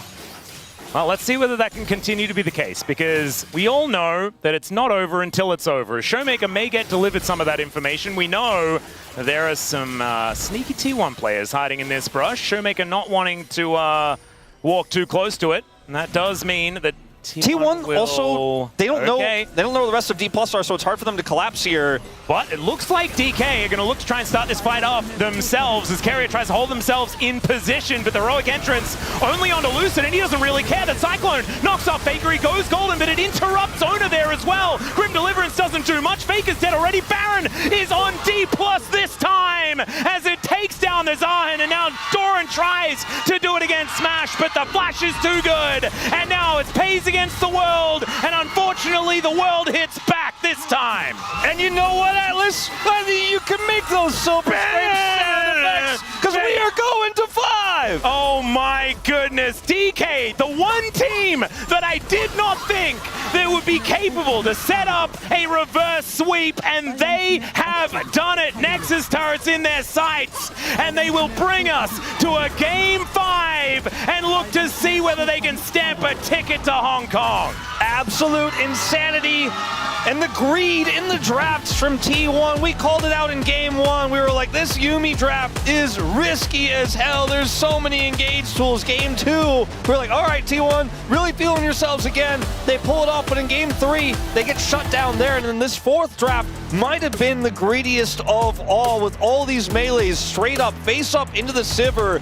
And that last call where T1 looked for the collapse, they couldn't get Showmaker fast enough. They didn't have any vision of the river, so if they try to go into Showmaker, they might just straight up die. They try to connect on the left side and the right side. The Galio comes through, and Smash is like, this is my favorite moment of playing Sivir ever. He was frowning in the draft, but when he saw those melees stack up in the choke point, he jumped up to 32.3k damage, and he is laughing now as he gets almost 1,000 DPM in this game that may bring D+ to the reverse sweep. We're going to 5 games here, and what seemed certain before this series started, what seemed certain after Game 2, absolutely is completely up in the air now. Yeah, and all I have to say is at least we're going to have ourselves a great POG state, because if it's after 5 games, you all know that we're not going to have very many brain cells left. Thankfully, Wolf, we're going to allow you to go home.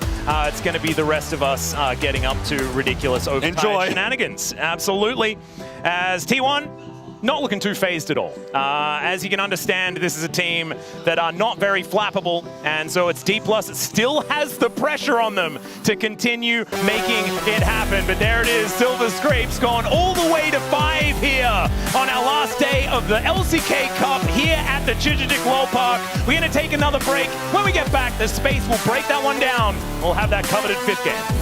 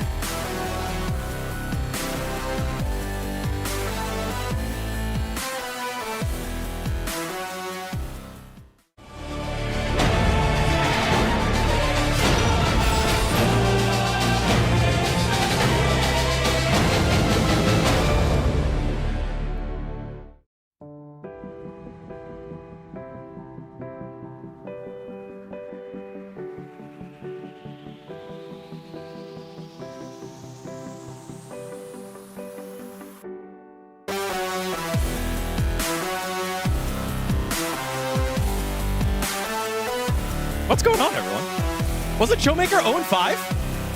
Why is Silver Scrapes playing? How did we get here? It is a Game 5 upcoming. D plus Kia doing it differently. It wasn't on the back of Showmaker, but it's now the proverbial Splinter raising the Ninja Turtles, the young Ninja Turtles, and getting it done with him struggling and getting a win over T1? This is crazy, but we're here. You know what? Showmaker would rather go 0-5 than 0-2, because if you go 0-2, that means you stop trying, right?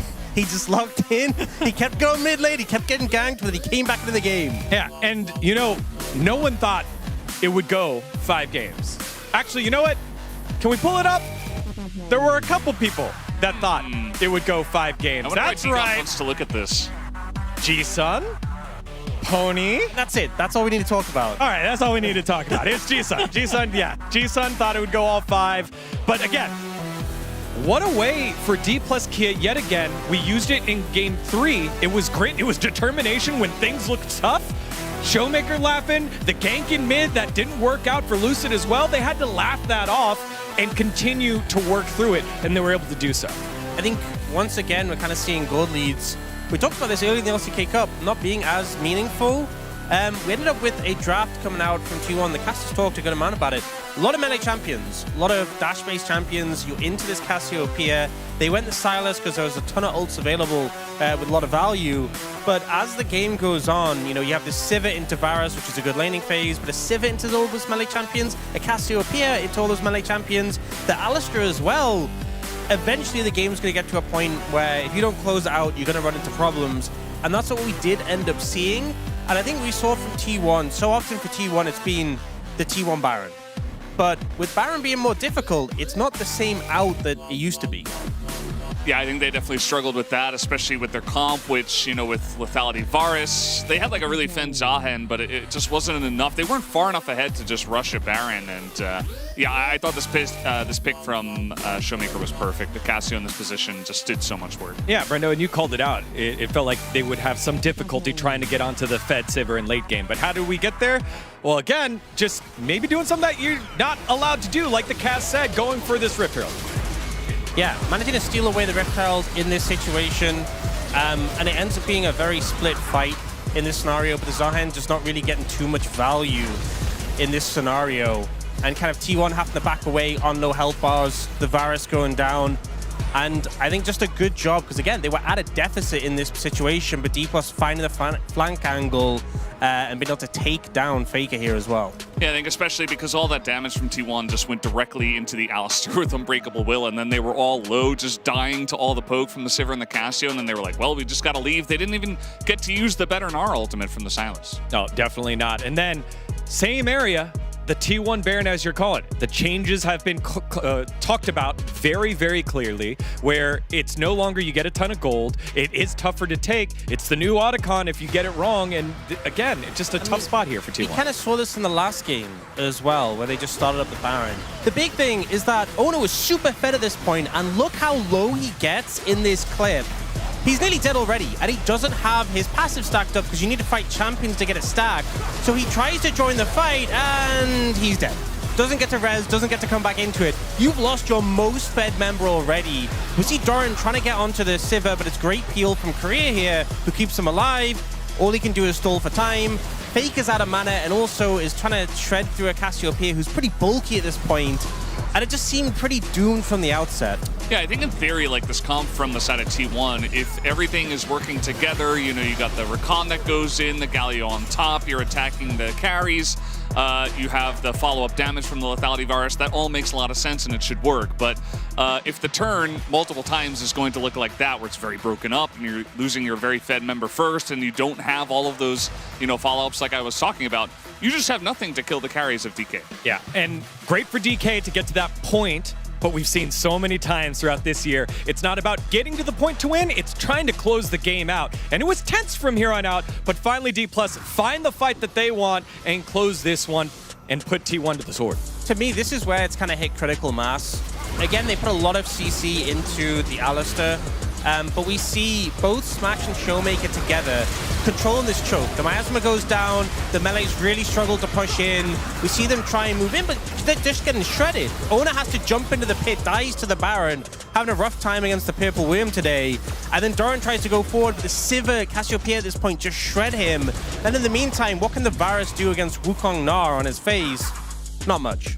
Yeah, I think as long as DK don't, overplay their hand at that point, it's pretty much a done deal. And you saw that Kerio was like trying to get those stacking CC ultimates that I was talking about, but it was just never going to work. Yeah, and this game 5 is going to be won by players. And I think when you look at D plus Kia, you've had a lot of these guys in the system, had their attempts to try and beat T1 specifically in Best of 5 is not able to do it, but it's going to be that man on the bottom side of the map in Smash who has just been so phenomenal when given the right tools to carry and doing it against his whole squad as well.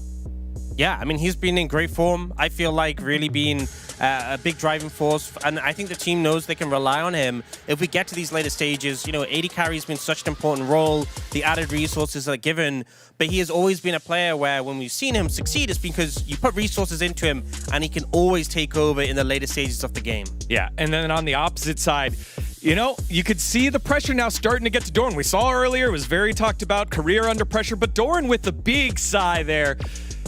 And he's been pushed, but he's had success here with T1. A lot of the other players on T1, they have lost a Best of 5 and have felt that before. He hasn't yet and hasn't been there. You kind of wonder if the pressure's gotten to him. Yeah, I think the thing about Doran is that I feel like he's always nervous regardless of the situation. Like he's going to play well regardless. So I see that and I'm like, oh yeah, that's just Doran. I'm not personally too worried about him under that much pressure, but yeah, it does look rough. I think for T1 the key is continue playing well around Owner, who's playing really well. I think Pays also had a pretty good beginning of the series, but Owner's really been the linchpin for this team. Not able to do enough on the Zahem though. Yeah, I think when it comes to drafts, just have a little bit more insurance when it comes to scaling. And also, dragons are the key. You're so hedged into these sort of Baron setups to win you the game, and I feel like they're just too flippy. Make sure you're locking down the dragons when you get that early lead, and you won't be forced to make these bold Baron plays which keep backfiring.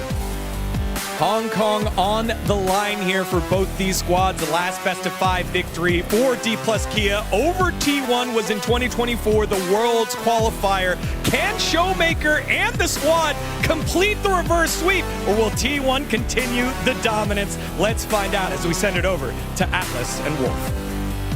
Yes, it is time to check in with the circus to see whether it is still allowing admission or whether T1 are going to stop that and just say, no. We are going to Hong Kong and just lock in. We have seen it so many times. We know it is prophesized that T1 just dangles victory in front of their opposition and snatches it away. It is so interesting to see the T1 crowd as well. You could see on their faces, at least in when I see their faces, they trust that this Game 5 is still going to be theirs. They're not worried about the momentum swap, but the series that you come to watch today, if you're a T1 fan, if you were the lucky one to get the ticket, it's always so hard. Yep. You probably thought you weren't going to get that much of your money's worth, but now you get to watch your team either potentially bomb out here or stop the reverse sweep. And stopping reverse sweeps in Game 5 is always so tricky because your back is against the wall in terms of your mental. We are now fearlessly banned from 40 champions here.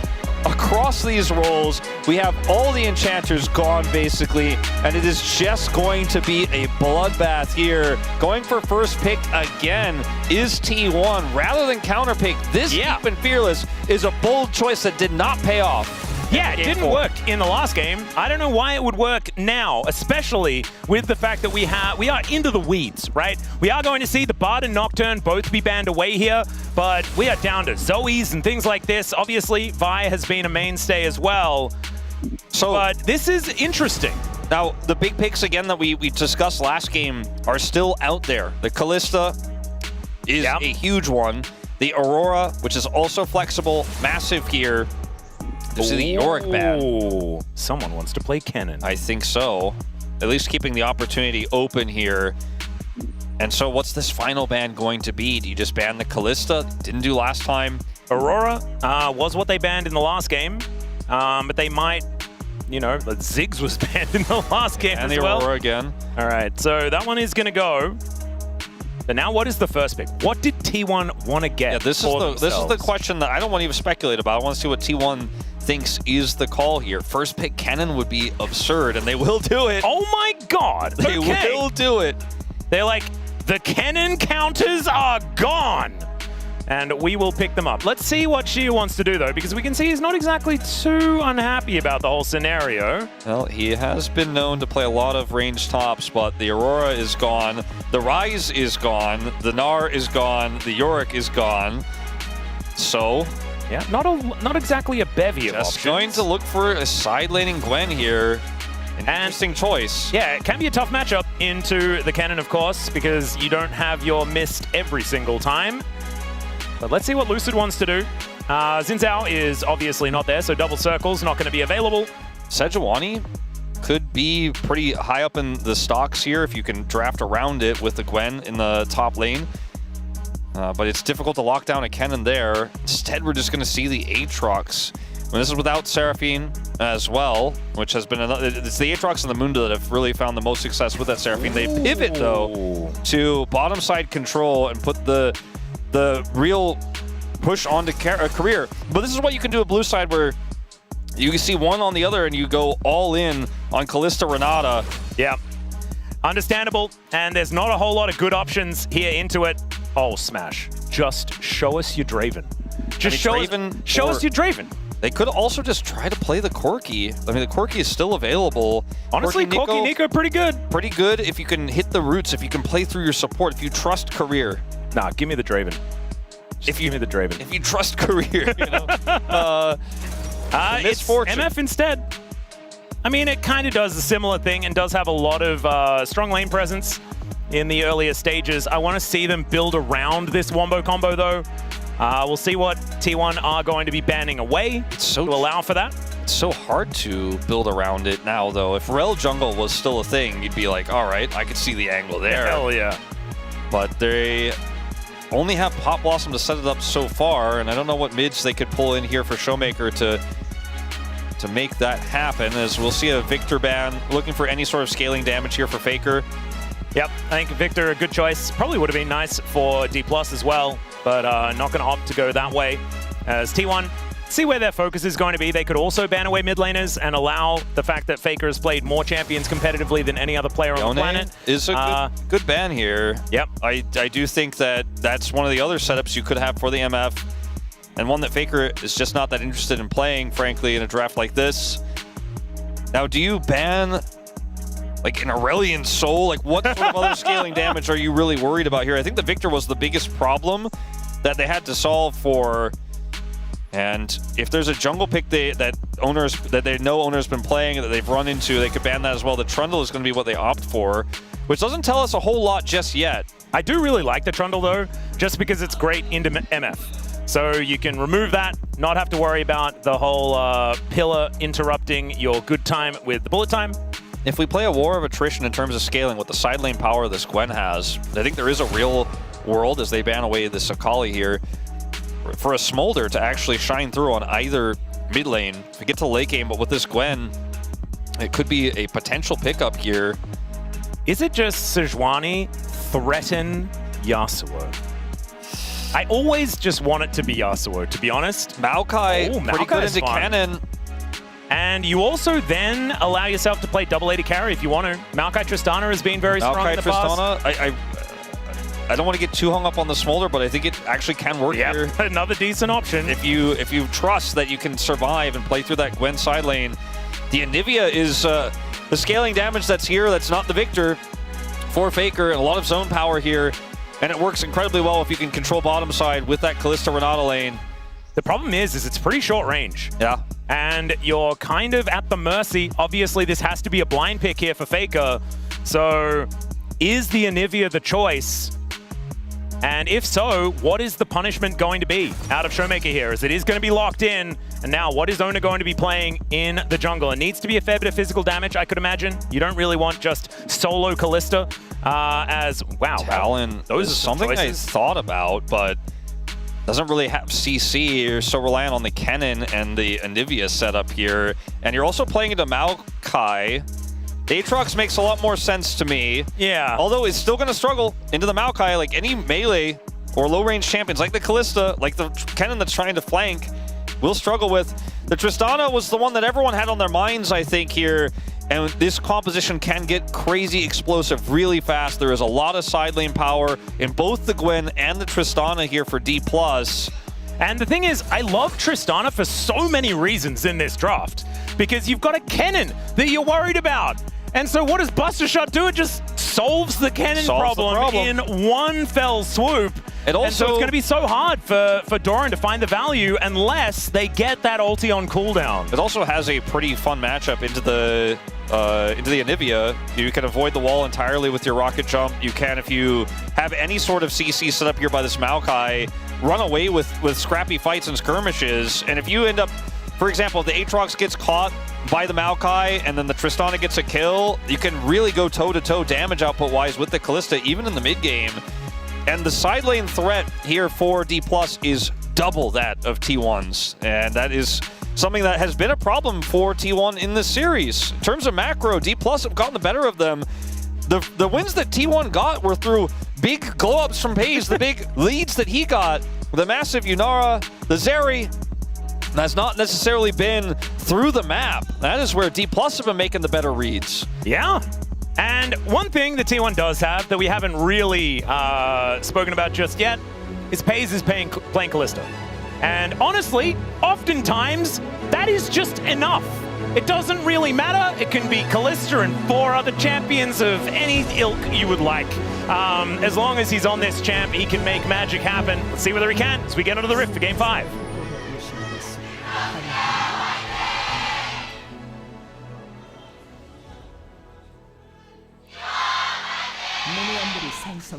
One of the times where you are a little bit sad that Faker never uses skins. Because I think base Anivia is probably one of the worst. Well, it's because there's so many great Anivia skins. Sometimes, though, you got to remind people how long you've been playing the game. True. You know what I mean? Yeah. Sometimes that old blocky Nintendo 64 Anivia is just, just what the world needs to see. Wouldn't it be great if you could actually revert like character remakes as well? So like if you pick Tarek, you could actually choose the pizza feat if you wanted to. I would love that. I'm a big fan of that concept. Yeah, I know. You are a little bit of an old school gamer. Yes. You know, as we know. He's Finally, a nostalgia addict, you could say. Finally beat Dark Souls 3 last night. Nice work. It's hard with the How many years too late is that? I think probably like at least 9. Not bad. You know, could have been over the 2 digits. I think you've nailed it. That's beautifully done. As Showmaker is going to jump in on top of Faker, he will take an entire explosive charge. Not feel too psyched about the whole situation here, but he's got a full wave to eat.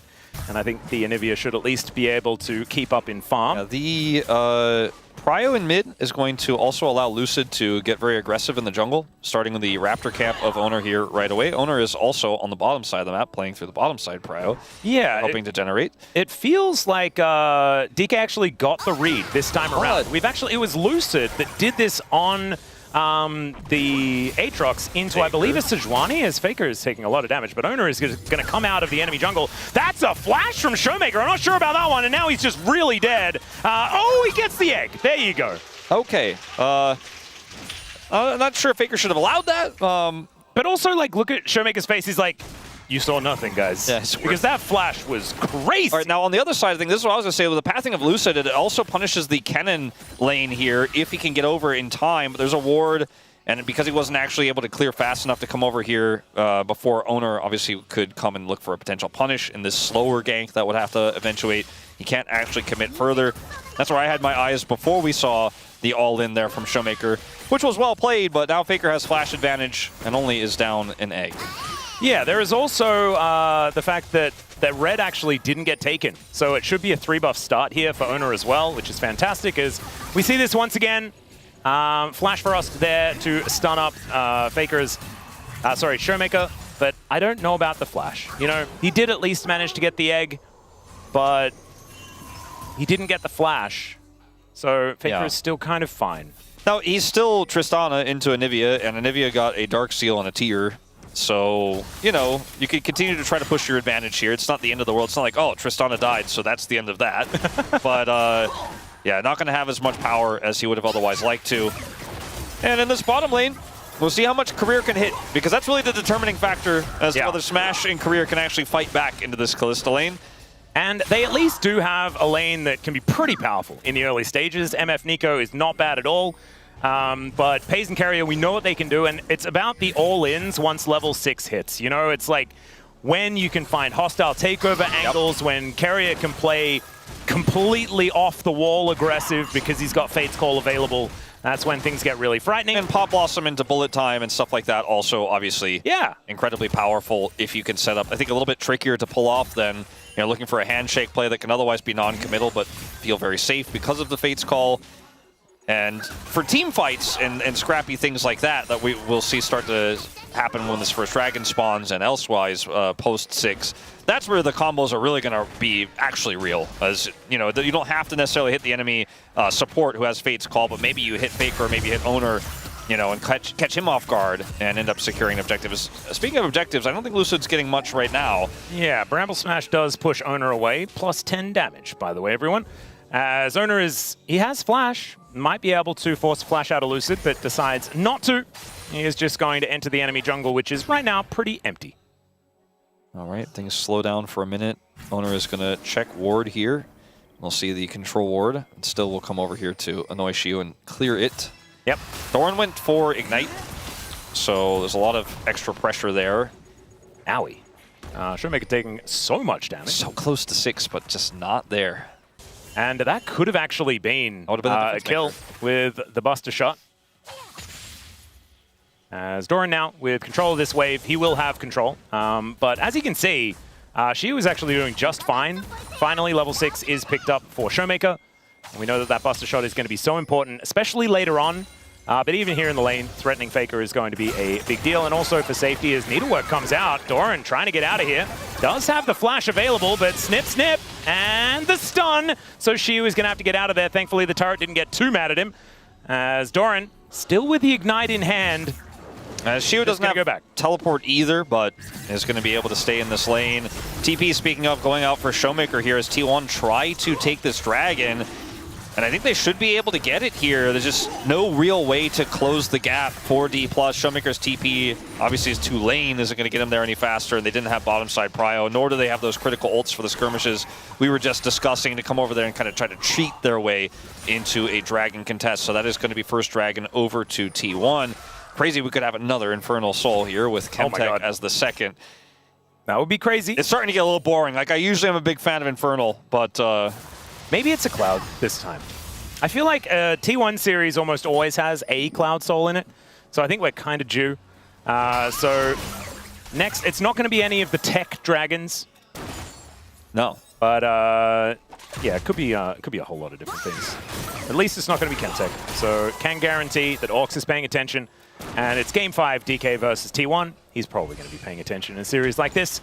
As Lucid stealing away some more Raptors, feeling good about that one as Faker gives Showmaker the good old thumbs up. Faker still has Flash, but, I mean, this is a Maokai with ult. Yeah, there is the nature grasping, gets the Flash out of Faker, and just keeps walking.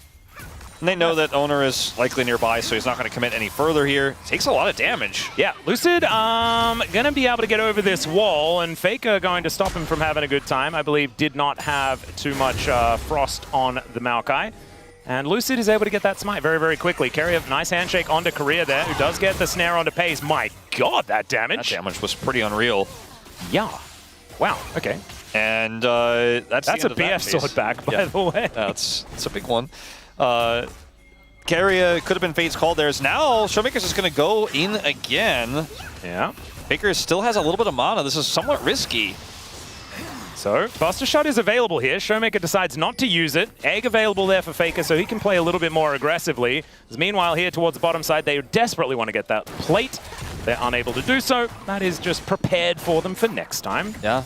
We've had so many near successes here for D+ in this game. Have not eventuated in anything big or real just yet. It's T1 picking up these small leads. It's the MF lead in CS, though, that is really the one that you're holding on to, and it's going to even have a little bit of extra plate money on top of it here with this extra hit on the mid or on the bottom turret. Yep. And in the top lane, you know, this Gwen is doing really well so far into this cannon pick here for Doran. So that's a big boon here for D+, because if your Gwen falls too far behind to be a threat in sides, it really hurts your game plan heading to mid-game and beyond. I feel like Shiu has really exceeded my expectations in this matchup.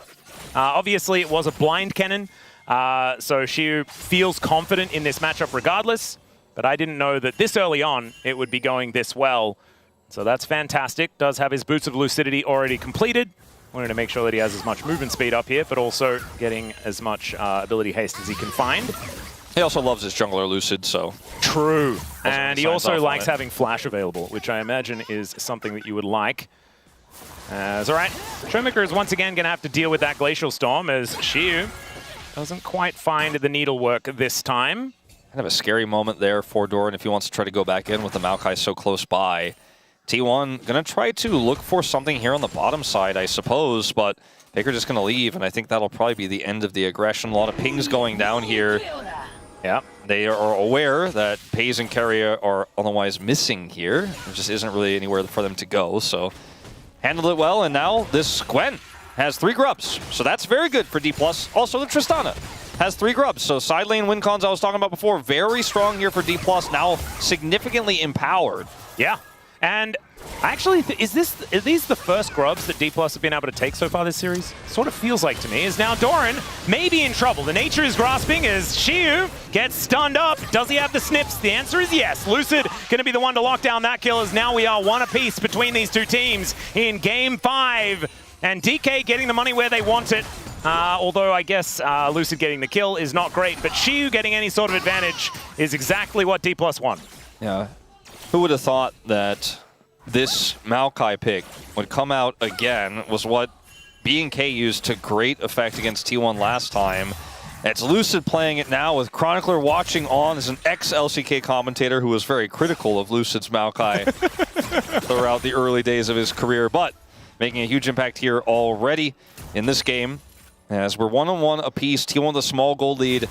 But I can't help but feel like the grub value here is going to be out of control as long as D+ get a chance to utilize it, especially when you have moments like this where Doran's pushed off the map. He drops his ultimate here. Shiu has to flash because he's in turret range.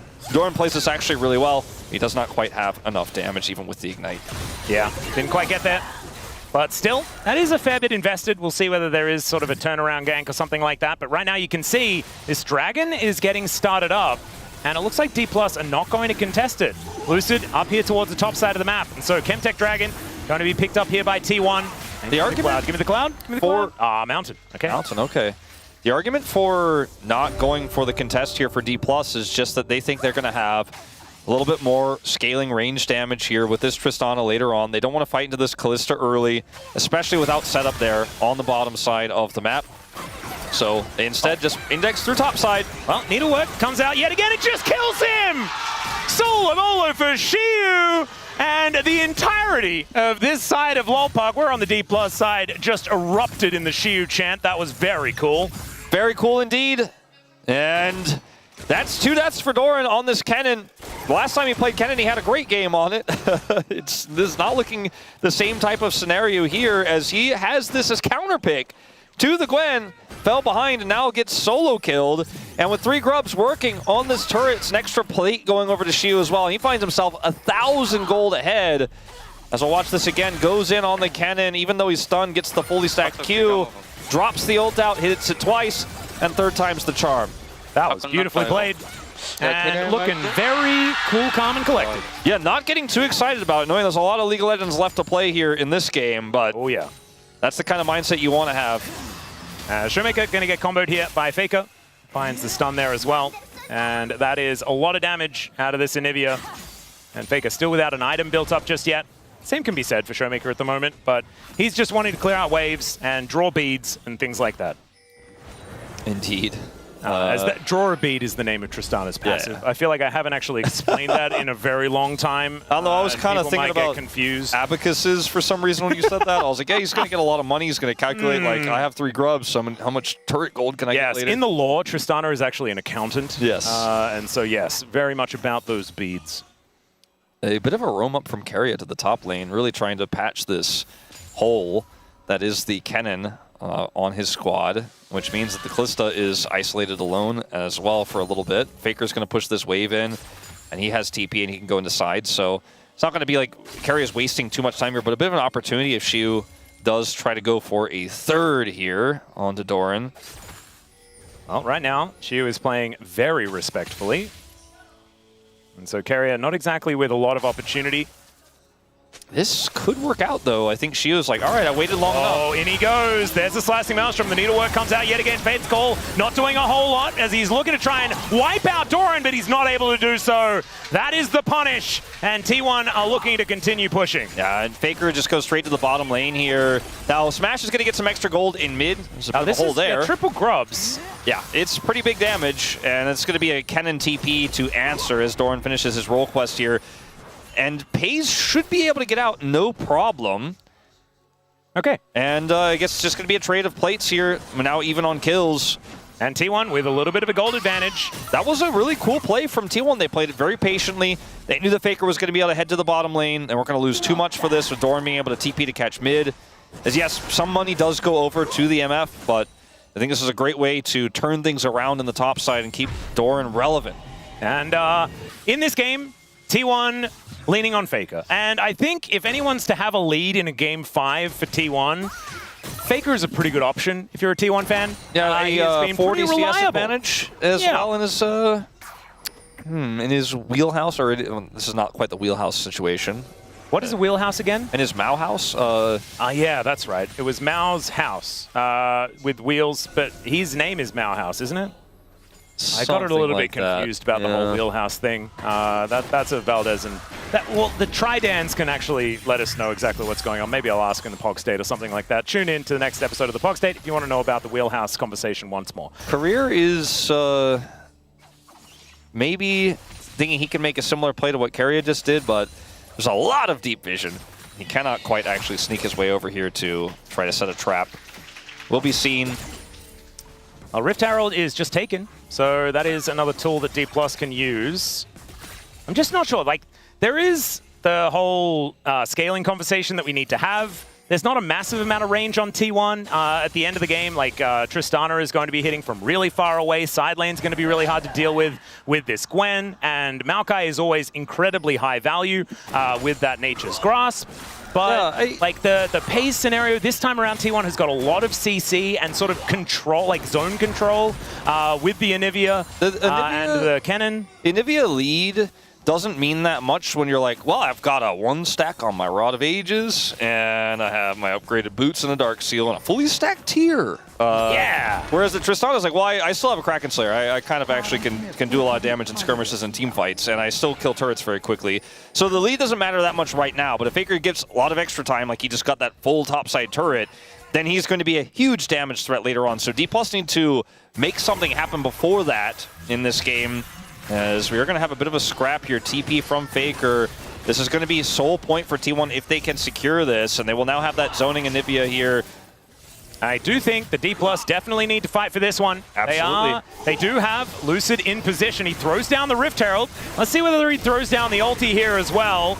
Let's see how this one goes. There it is. Pop Blossom is going to be pushed away with the handshake, but Lucid gets in, steals away the dragon, and now Owner is trying to get himself out. Shiu running amok right in the middle of the fight, and the twisted advance, the bullet time, the combo from D+ is too good, and Shiu gets those scissors out and makes them work. The bottom lane is cut into pieces. It's a triple for the Gwen, and another one for Smash as well. 2 on the floor for D+ as well, but they get the steal, and they win the fight. They win the fight in a massive way. And this was a dragon stolen by Lucid, which, by the way, he has been pretty quick on the Smite Finger today. I mean, with sticks in it. There's also a 10 buff on the Bramble Smash, Wolf. Yeah, but look at this red setup here. They still get it.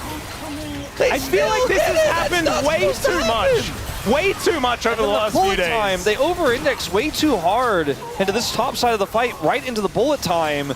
And Faker is just not able to do really enough damage at this stage in the game, and the Kalista is down, the Dragon goes over, and a huge swing of momentum to D+ that would take a gold lead in this game. And a Gwen with the Mountain Break stacking up feels pretty good. And she's also now got a Dusk and Dawn. So it's a pretty scary Gwen. This stage 2-item spike feeling pretty good in this current season of League of Legends. And so Faker still with a big gold lead. The problem is the rest of D+ are looking very, very scary. And namely, that is Smash with 1,000 gold lead. His collector is now done as well. And so these bullet times will really be hurting. But this Shiu, like, I just don't know what they're supposed to do about this Gwen in the side lane. Well, that's the thing, because there's also a Tristana in the side lane. Oh, yes. 1-3-1. She's 1,600 gold behind Faker, but that doesn't necessarily matter if there's jungle attention. By the way, jungle attention to the top lane. And Owner is spotted out as he makes his way up here. So the little kitty cat going to be a good sentinel here. Career also does have his ult at the ready. They need to be very careful about how they fight this, as CC is Aatrox's worst enemy when he's trying to come over here and shadow these lanes.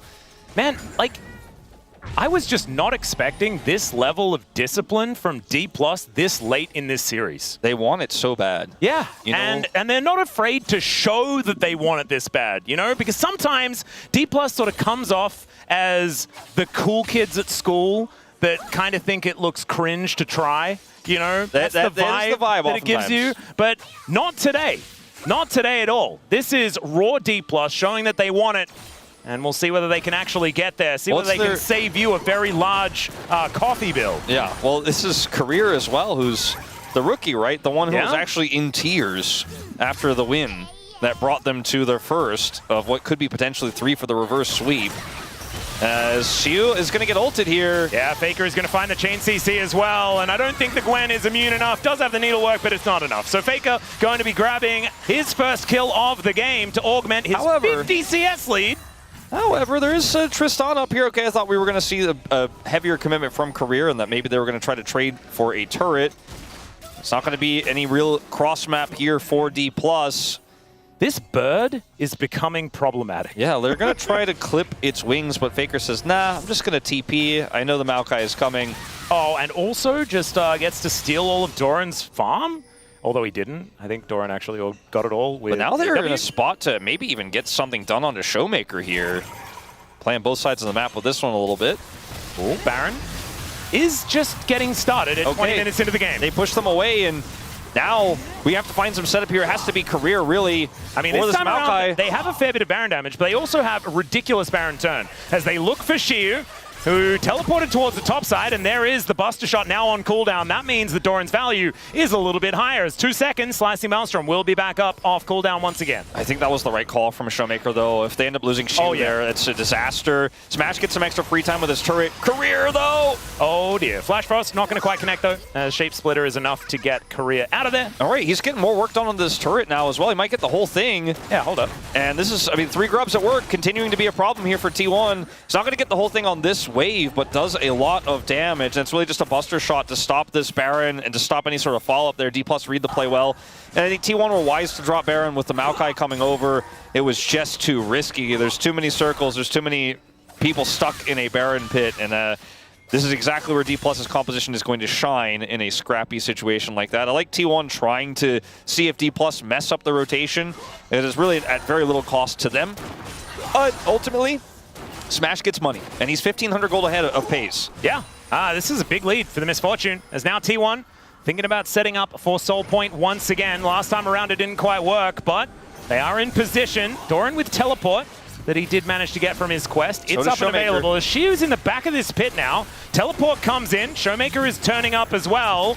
As Lucid, it's a lot of sticks. Try and keep this Gwen safe, as like you were saying, that is a lot of Ren stacks into this Dragon.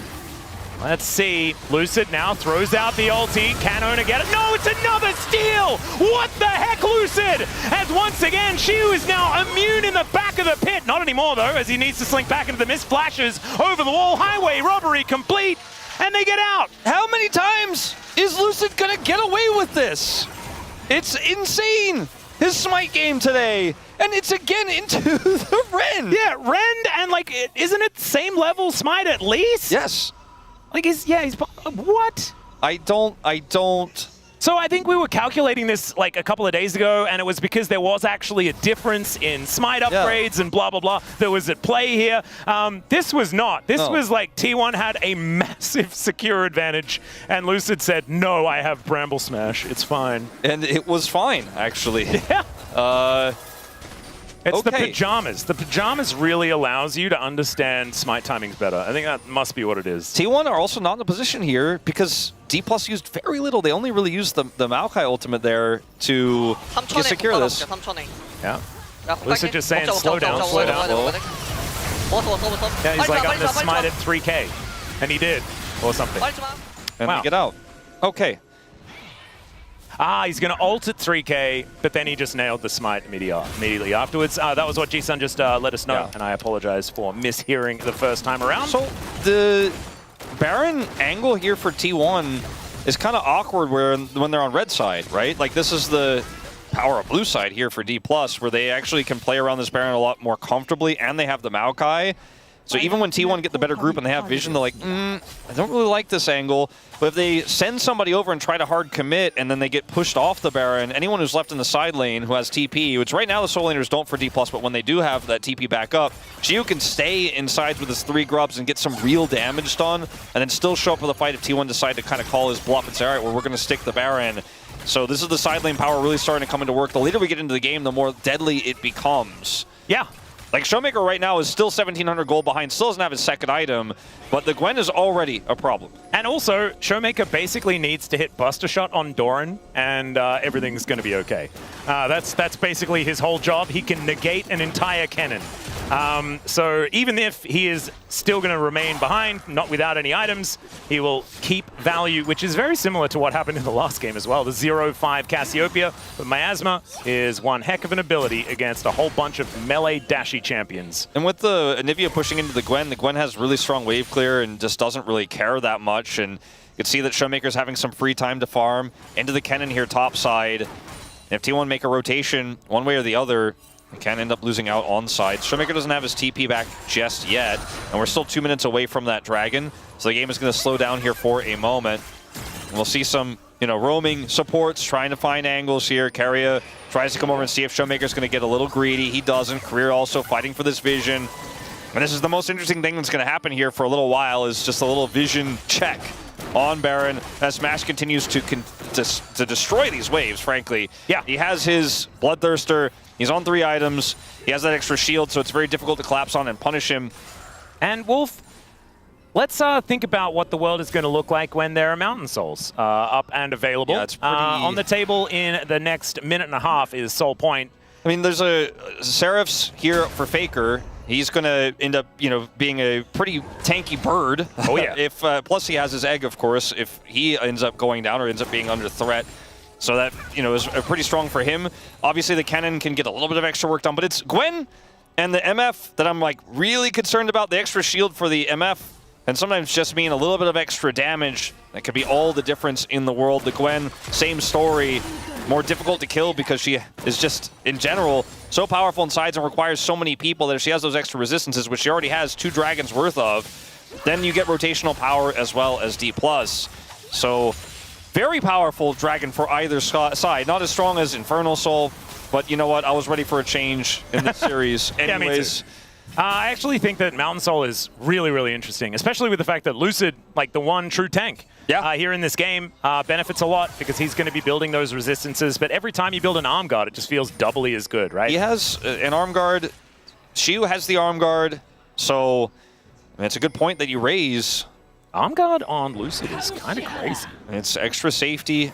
And you know what? Maybe it gets him into smite range somehow. True, there you go. Pretty well. He's also got a Leandries here, so saplings are very annoying. Shiu is just ignoring damage at this point in time, electing not to press his Misty button. The agency that Lucid has versus what Owner has feels so much higher. He can warp the fight so much more than this Aatrox can. Yeah, and it's also so easy for DK to get information as well. They've got Shape Splitter, they've got Saplings. You can always scout out the area even if you don't have wards. Found Doran. Speaking of which, yeah, Doran is just going to blow up. He flashes in, but the Buster Shot, they're playing tennis with a cannon! What is this? Why isn't Wadid working today? And oh that's my Dragon. goodness, and now the Drake is going to be taken. That is triple Mountain Soul Point for DK. And T1 just couldn't make a choice. They were like, all right, we either have to save Doran and try to play through that bottom side scrap, or we got to hold Dragon. They did neither. Lucid didn't even have to ult. So he still has his ult here to now try to secure Baron, and T1 are a million miles away. Oh my goodness, a DK doing it? There's Are they going to reverse T1? Reverse sweep T1 out of the LCK Cup? Surely not. And not on the Baron, as Owner is going to rotate over. Like we were saying, that informational advantage is still there for DK though. That Lucid ult. As Owner, let's see whether he can get it done, as the Baron is smote away by Lucid, of course. Twisted advance to take down the Aatrox, and Smash is going to get flashed on by Faker. He will go down, but Carrier is going to explode as well. There are the resets for Showmaker, and he looks for another explosive charge. Man, he's drawn so many beads this game, and you can see that range is just kind of absurd. Rocket Jump going to come in, and he gets another charge, and down he goes to the egg. Korea gets the information, and they will be able to take him down. So Baron for DK, and they'll get the prize in all of these kills, and a 5,000 gold advantage. And this is a Kalista comp for T1. Getting back into this game is going to be nigh impossible, as Doran is also way up. Oh dear. Showmaker doesn't have Buster Shot, so no tennis. As Lucid is like, come on man, are you hitting it back? And Showmaker's like, no, I'm tired. I can't do that. I'll just kill it instead. And it is going to be the tree that's given kill credit this time around. Trade, but it's a support for a top laner. As Doran getting caught here on the flank is just exactly what you were talking about. And it's tennis time. Yeah, the Kennis. I really like it.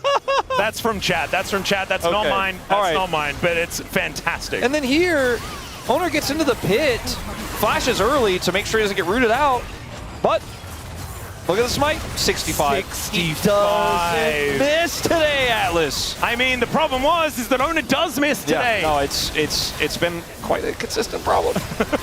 And this is like, if you go back to some of these smites that Lucid has gotten over Owner, this could have been a 3-0. Like, we might not even have gone to game 4.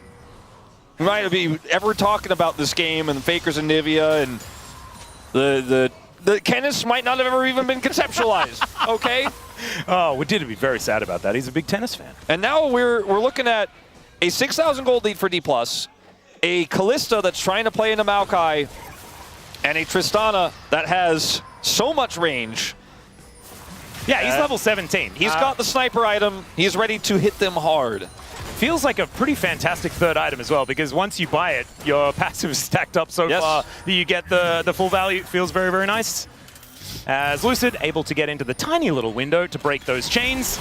But the bullet time is just thrown out. Faker is just dead. Pop Blossom under 2. Korea! You absolute madman! He's over the wall! And now it is Korea falling, but it's totally worth it this time around as Doran, he comes in to try and save the play. The Slicing Maelstrom is pretty powerful. Everyone's golden, but DK are the most gold today as Carrier walking back to the fountain, asking them to be gentle, and they're going to say absolutely not. Not today, because we are top 3 in the LCK Cup as DK book a ticket to Hong Kong.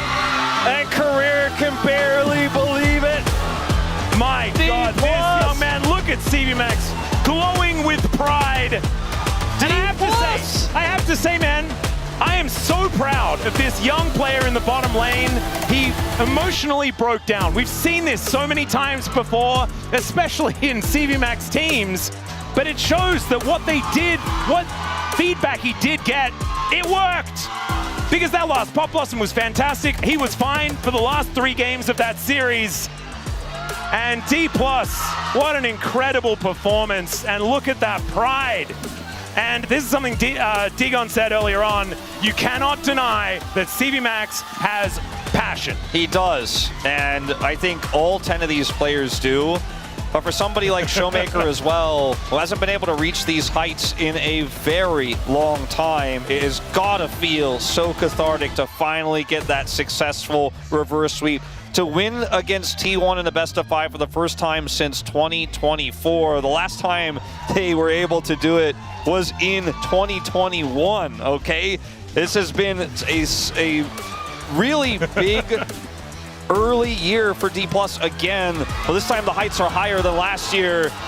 And I gotta say, the way they played it was just out-macroing T1 and punishing some of these greedy drafts. And the confidence that D+ showed, the resilience that they showed, is something I think no one could have predicted. Not one person would have thought that they could do it if not one non-D+ player or CV Max believed that they could win Game 3 and reverse this series, but these 5 players did. And do you know something that is a little bit ominous? Is that we've only had a few reverse sweeps in recent history. One of them was that HLE versus Gen G reverse sweep that we saw put HLE out of commission for 6 months. These can be really difficult things to bounce back from, and so I think that T1 fans are going to have to get behind your team to make sure that they're going to be okay. As Casper Cup as well, DK versus T1 also was a reverse sweep. Oh my goodness, it even goes deeper. It's crazy that with the undefeated run that T1 had in Gen G, that they are just not going to be in Hong Kong. They're not going to be in our top 3. They're not going to be playing in front of that massive crowd. T1, who have been the most international team, the team that wins Worlds over and over and over again, they travel more than anyone else, are just not going to be there. It's just hard to fathom that, especially because it seemed like a shoo-in against BNK. It seemed like a shoo-in here, and after they were up 2-0, I was ready to pack my bags and go home. Yeah. And D+ did not lose sight of the possibility of that reverse sweep, the possibility of popping off. Career is in tears after the win, and he is fist pumping at the win here at the end of Game 5. He uses the Pop Blossom that sets up the end of this series. But T1 got outplayed, and they got outplayed in 2 best of 5s back-to-back against Rise Group teams. I don't think they're Rise Group teams anymore. No, I honestly feel like a change of the tides. Yeah, and the way the LCK has leveled up over the last 6 to 8 months has been kind of absurd. I think the roster changes in this year's Stove League as well have really made things interesting. And look at this, like Korea absolutely losing his mind. And I don't think, like, even if you're a T1 fan, you cannot help but be proud of this D+, because I personally, I doubted them completely. After that 0-2 down, it was just sad. And then, you know what? They actually turned it around, figured it out, and Shiyu did mega damage in this game. He's probably going to pick up POM. I don't know. I think these guys deserve it. They worked really hard. They played their hearts out tonight. I want to give Korea the POM. I don't care. I just want to give it to him. He didn't play the best. However, this was a story of him holding it together in probably one of the most high-pressure scenarios ever in his career. So Lucid's going to pick up POM though, and I actually have a feeling that, this is the smarter choice. The guy played ludicrously well. I voted for him. I thought his smites were what saved this series, but also his Ambessa game. His Ambessa game changed the entire course of this series. Changed the entire course of history, Atlas. As once again, T1 will not be going to First Stand, will not be going to the LCK Cup Finals. Last year, it was Hanwha Life Esports who knocked them out early. Yeah. But a more surprising adversary here. 2 surprising adversaries in both BNK and D+. D+ getting their first ever reverse sweep. And crazy. It means that we will not have the defending Casper Cup champions at First Stand. We will not have the defending world champions. However, we may have the defending ASI champions at the First Stand. Yeah. So BNK could do it. That would be absolutely insane, as we are now going to get all of D+ Kia onto the stage, getting ready for the interview. And I cannot wait to hear from this team, because I imagine that this series was probably this was the pinnacle of their year, and the year's only just started. Absolutely. I cannot believe this happened still, and yet the emotions the D+ players had, CV Max's smile, it makes me, I don't know, I'm just kind of speechless. Yeah, I know. And this did occur. It's so hard to put it into words, because this is something that it's kind of unprecedented from this team given their history and what they have done in the past. Like, there's been a lot of disappointment. However, absolutely not today. And now it's time to hear from D+ Kia now. Thank you very much, guys. This is Seer for the POM or Team Interview translation. We have D+ Kia, who just took a 3-2 reverse sweep victory and secured the last ticket to Hong Kong. We have Shiu, Lucid, Showmaker, Smash, and Career.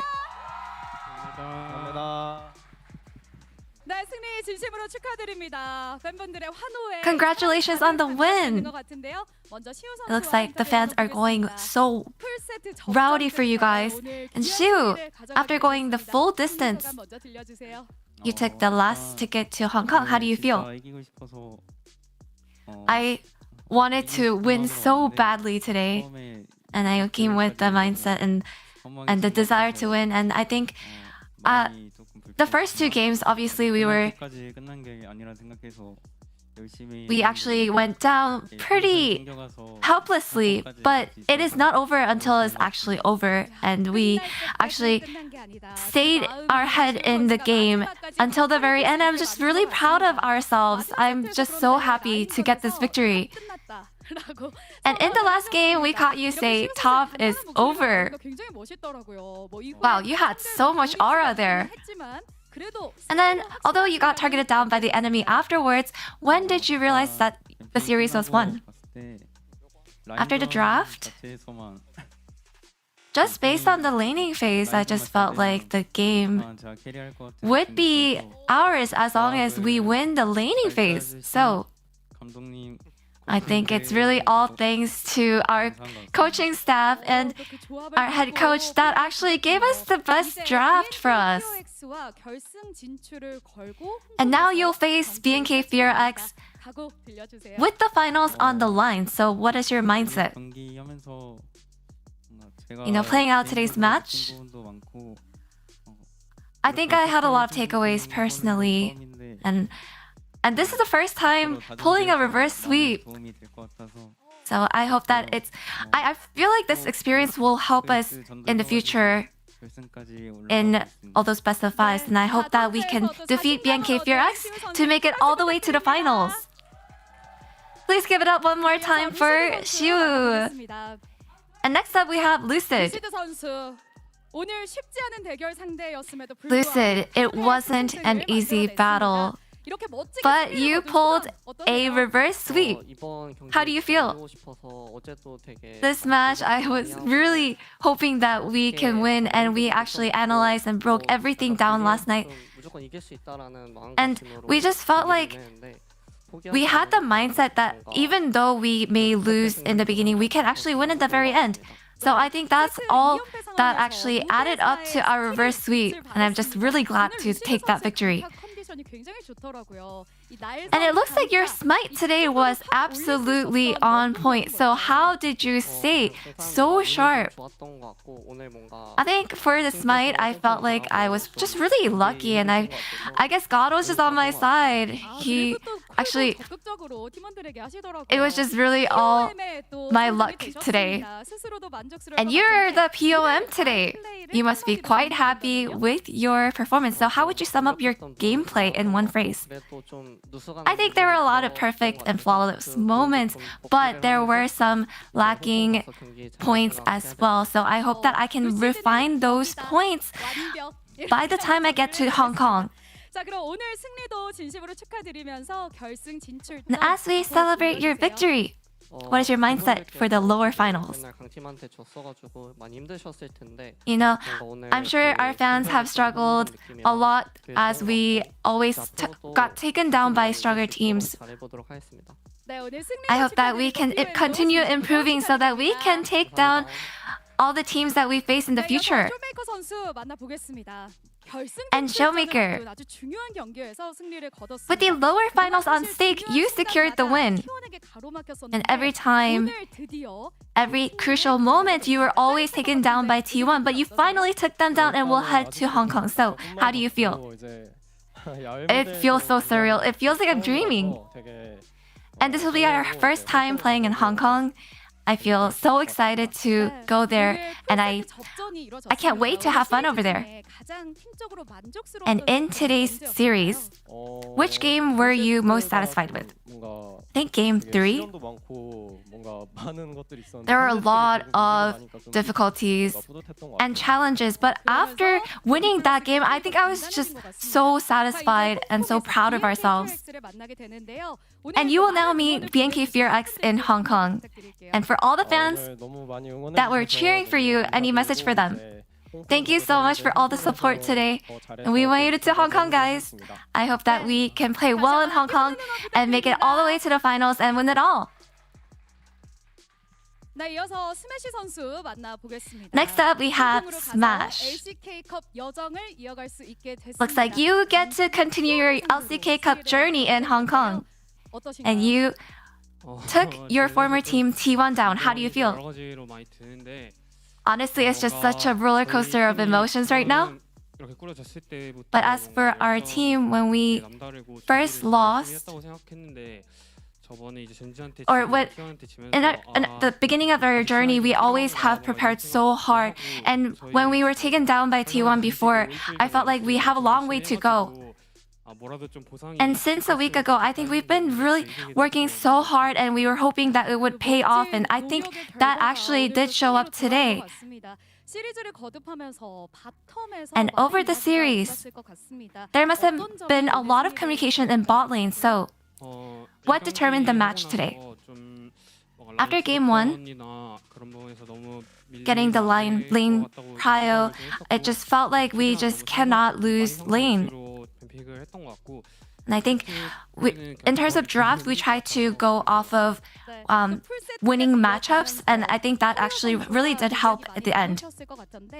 And I'm sure you talked a lot with Career, so how did you manage to find an answer for each game? Well, between each games, I think we were just trying to tell each other, let's just not feel too pressured or overwhelmed, just play like we normally do. But I feel like in the end, it didn't feel as comfortable as we wish it would be. And I think, back in Kespa Cup, we just remember how we were actually reverse swept. So we just wanted to make sure that we stay focused until we actually take the Nexus down. And you will be in Hong Kong to face BFX. And against Diablo and Kellen, what do you think will be the key point for the bot lane matchup? Diablo and Kellen, they actually do play the laning phase really well. So I hope that we don't lose our prio, and that's just going to be my focus.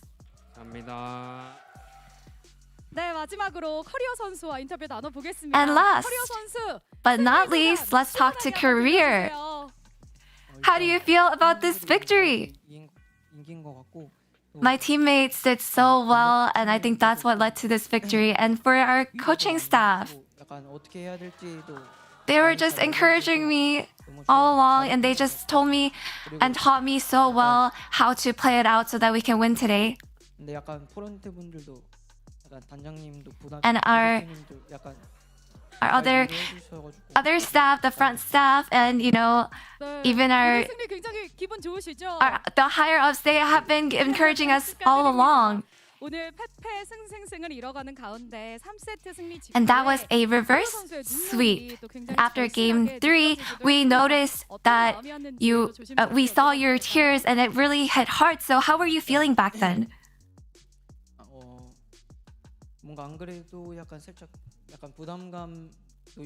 Well, there was a lot of pressure, obviously, but for games 1 and 2, I felt like I did so poorly.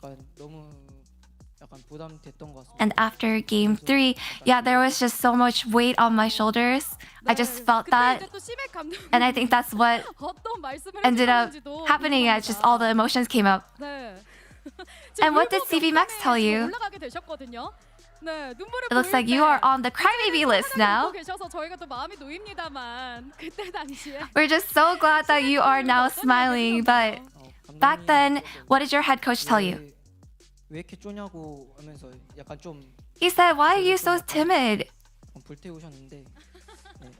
he actually fired me up back then, and I think that actually really helped me. 3, 4, 5세트 승리를 가져가신 것 같습니다. 결국 그래서 해냈잖아요, 오늘. 압박감을 Yeah, 이겨내고 so despite it all, you did it. You overcame the pressure and pulled this victory. What would you like to tell yourself? 열심히 노력하겠습니다. 네, 오늘 승리로 또 힘든 I will try even harder. 이제 결승 진출전을 치르게 되는데요. 승리를 향한 And in the lower finals, how confident are you? 일단 여기까지 온 이상 일단 As long as we made it this far, you know, I think my mindset will be, I will not lose. My confidence is at 100%. 동의합니다. Do you agree, Smash? Yeah, I do. 디플러스 기아 팬분들께서 Agreed. 것 같습니다.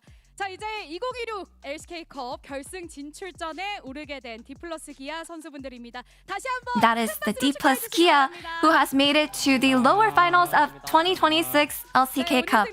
That's the end of the interview, and back to the desk. Thank you.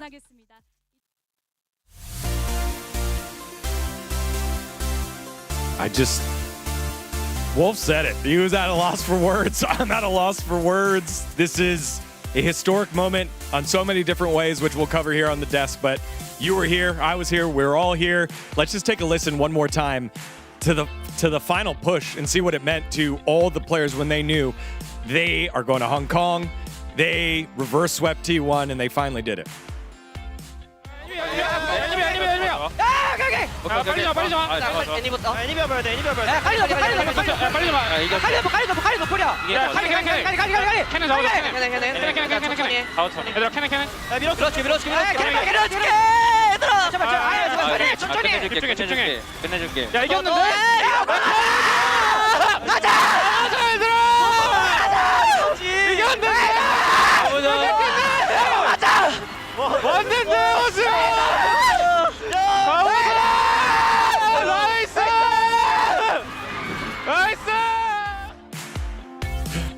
I'm not crying.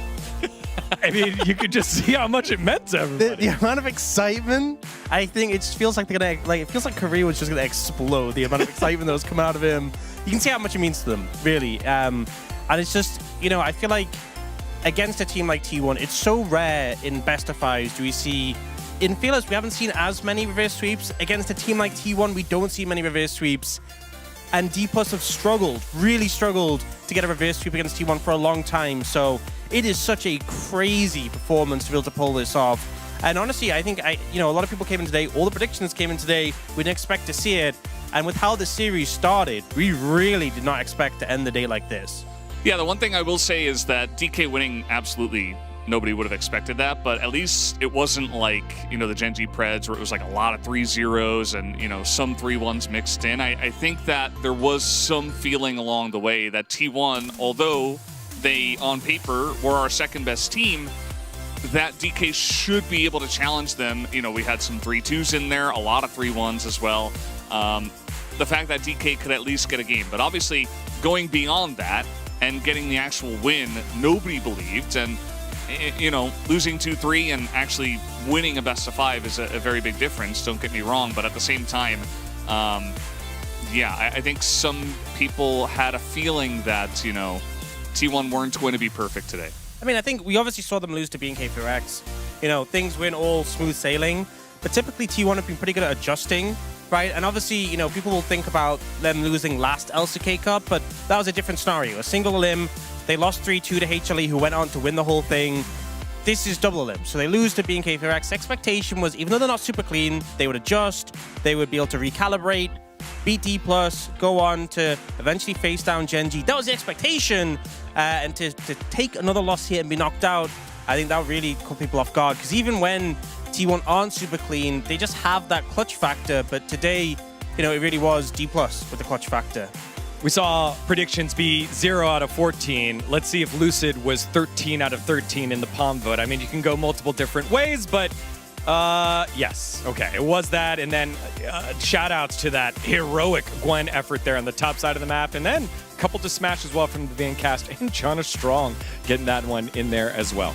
Yeah, I think Vancast and Jonas Strong definitely AD carry voters more often than other people, Yep. which does make sense. I think in my mind it was either going to be Lucid or Smash. I think the Siu votes are a little bit of like, you know, later on in the series clutch factor votes, which is fair, but, you know, still a best of 5 with 5 games. It doesn't get more clutch than this. I think Lucid winning 9 out of 13 makes a lot of sense. All of the smites were there. Even in the games where they lost, he was putting up big performances on stuff like Lee Sin. This guy stepped up in a big way. I think game number 1 for all of the players was a little bit slow, but after that, you know, Lucid really decided it doesn't matter that we're behind. It doesn't matter that everybody believes in T1. I'm going to win the game as well as I can for my team. Yeah, and for me, I wanted to highlight, especially after we saw that really tilting moment when he died on the Wukong. I'm just surprised how his hands are so stable, just winning all these smite fights and these high, intense moments, like really high intensity moments. And I think it's such an amazing moment for Lucid, and as president of the Lucid fan club, how great it feels to see Lucid pop off in this way and win POM in this manner. It feels so good.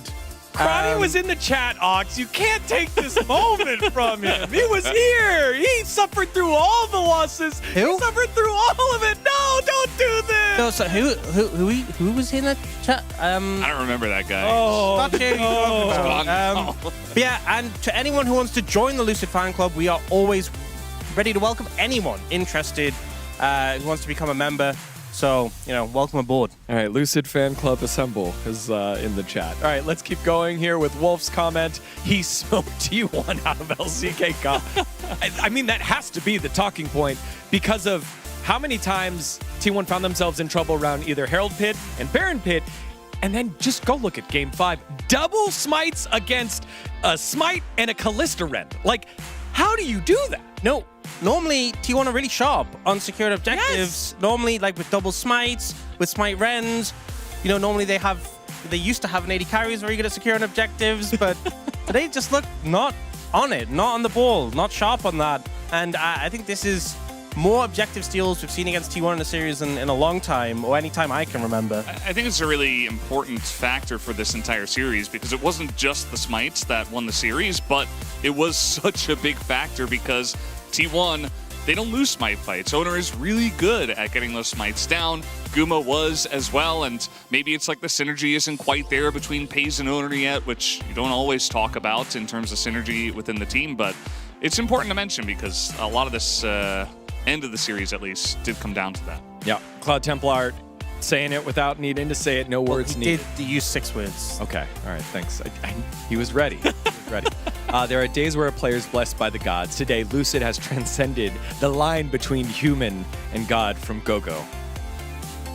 This comment honestly has aura, especially going up against Faker. So, yeah, this one's pretty fire. Helios going with Pride of the Year of the Rooster. I want to be like Lucid Hyung. I guess they're both born in the year of the rooster? No, this is such a Helios comment. He's always like, I'm going to play that champion when I go home. Yeah, it's like I want to be like this player. I'm gonna play this champion. Or like Pride of this year. It's always yeah. And it's so. G-Sun was also saying that you know, the difference between the years, like when it comes full circle, is about 12 years. So I guess Helios is exactly 12 years older than Lucid. Helios is an unk, is what we're saying. Yeah, he definitely. He's trying not to be because he's calling Lucid Hyung, which is what you call your older brother. Ah, Helios, sneaky man. All right, and last one, Chu, Carry. Umpty. At least this one's not cringe. This one's direct. Interesting. Umpty's a jungler, but didn't vote for the jungler. Yeah, sometimes he's, especially junglers, are very critical of the junglers in the game. So, but like, I would have made those smite steals too. All right, well, with the end of the week comes our best ceremony, the best celebrations from the biggest wins in the week. We had 4 series, and you know, Peter was teaching us how to count.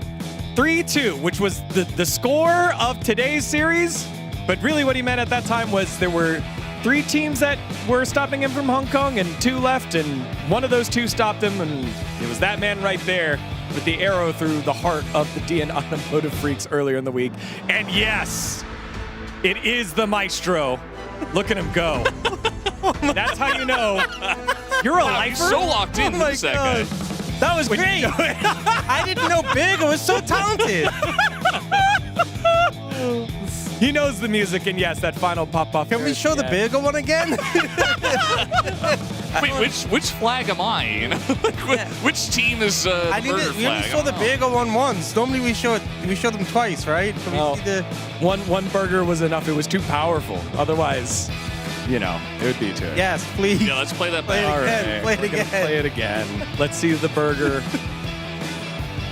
The burger maestro. The Birger Maestro. The burger maestro, Burger, yeah. where he knows the music perfectly. Again, as a graduated music major, I want to see it one more time. Let's see it. No, I think I was doing this during the when they go. Yeah, exactly. This is the intro. It's the eyes in the intro. Because he knows exactly where the music's going. I also knew that they were going to film me doing this. So at the end, I was like, I'm going to just make my eyes really big. Oh my god.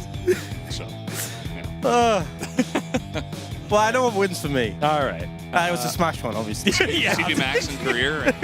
I mean, Making up goodness. earlier. I just keep thinking, as we take a look at today's results, I just keep thinking about the suffering that all the players individually went through in each game, the suffering that all the fans went through, and not only this series today, but if you've been a D+ Kia fan, if you've been a Damwon Gaming fan, how many times you've fallen short in these reverses and you finally get it done. You know, because as well, in Game 3, D+ were down in gold early.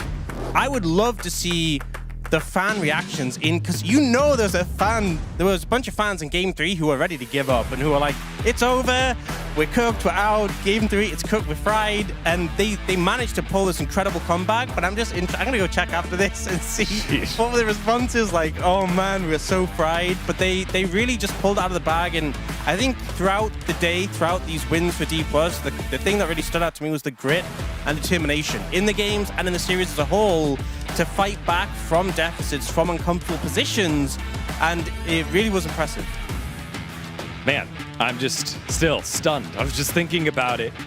All that grit and suffering and still making it through. And we can make it D+ Kia focus. Yes, there will be a time to talk about what happened with T1. Why weren't they able to close it out? Maybe it was too much happy gaming, but I think it's more important to focus on the fact that this was D+ Kia's first reverse sweep in their history. First reverse sweep. And then the first time that T1 has lost in a reverse sweep since 2016 against KT Rolster. So like, there's so much history here and so much to unpack, but I want to choose to celebrate it because they deserve it. Because they're the ones moving on in the bracket. They are top 3 and will be going to Hong Kong to play B&K Fearx for a spot in the finals against Gen G. And with B&K and D+ getting a victory over T1, anything can be possible on March the 1st.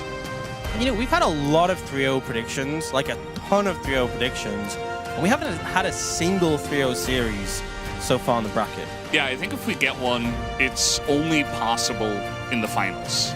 Like, I think Gen G probably just 3-0.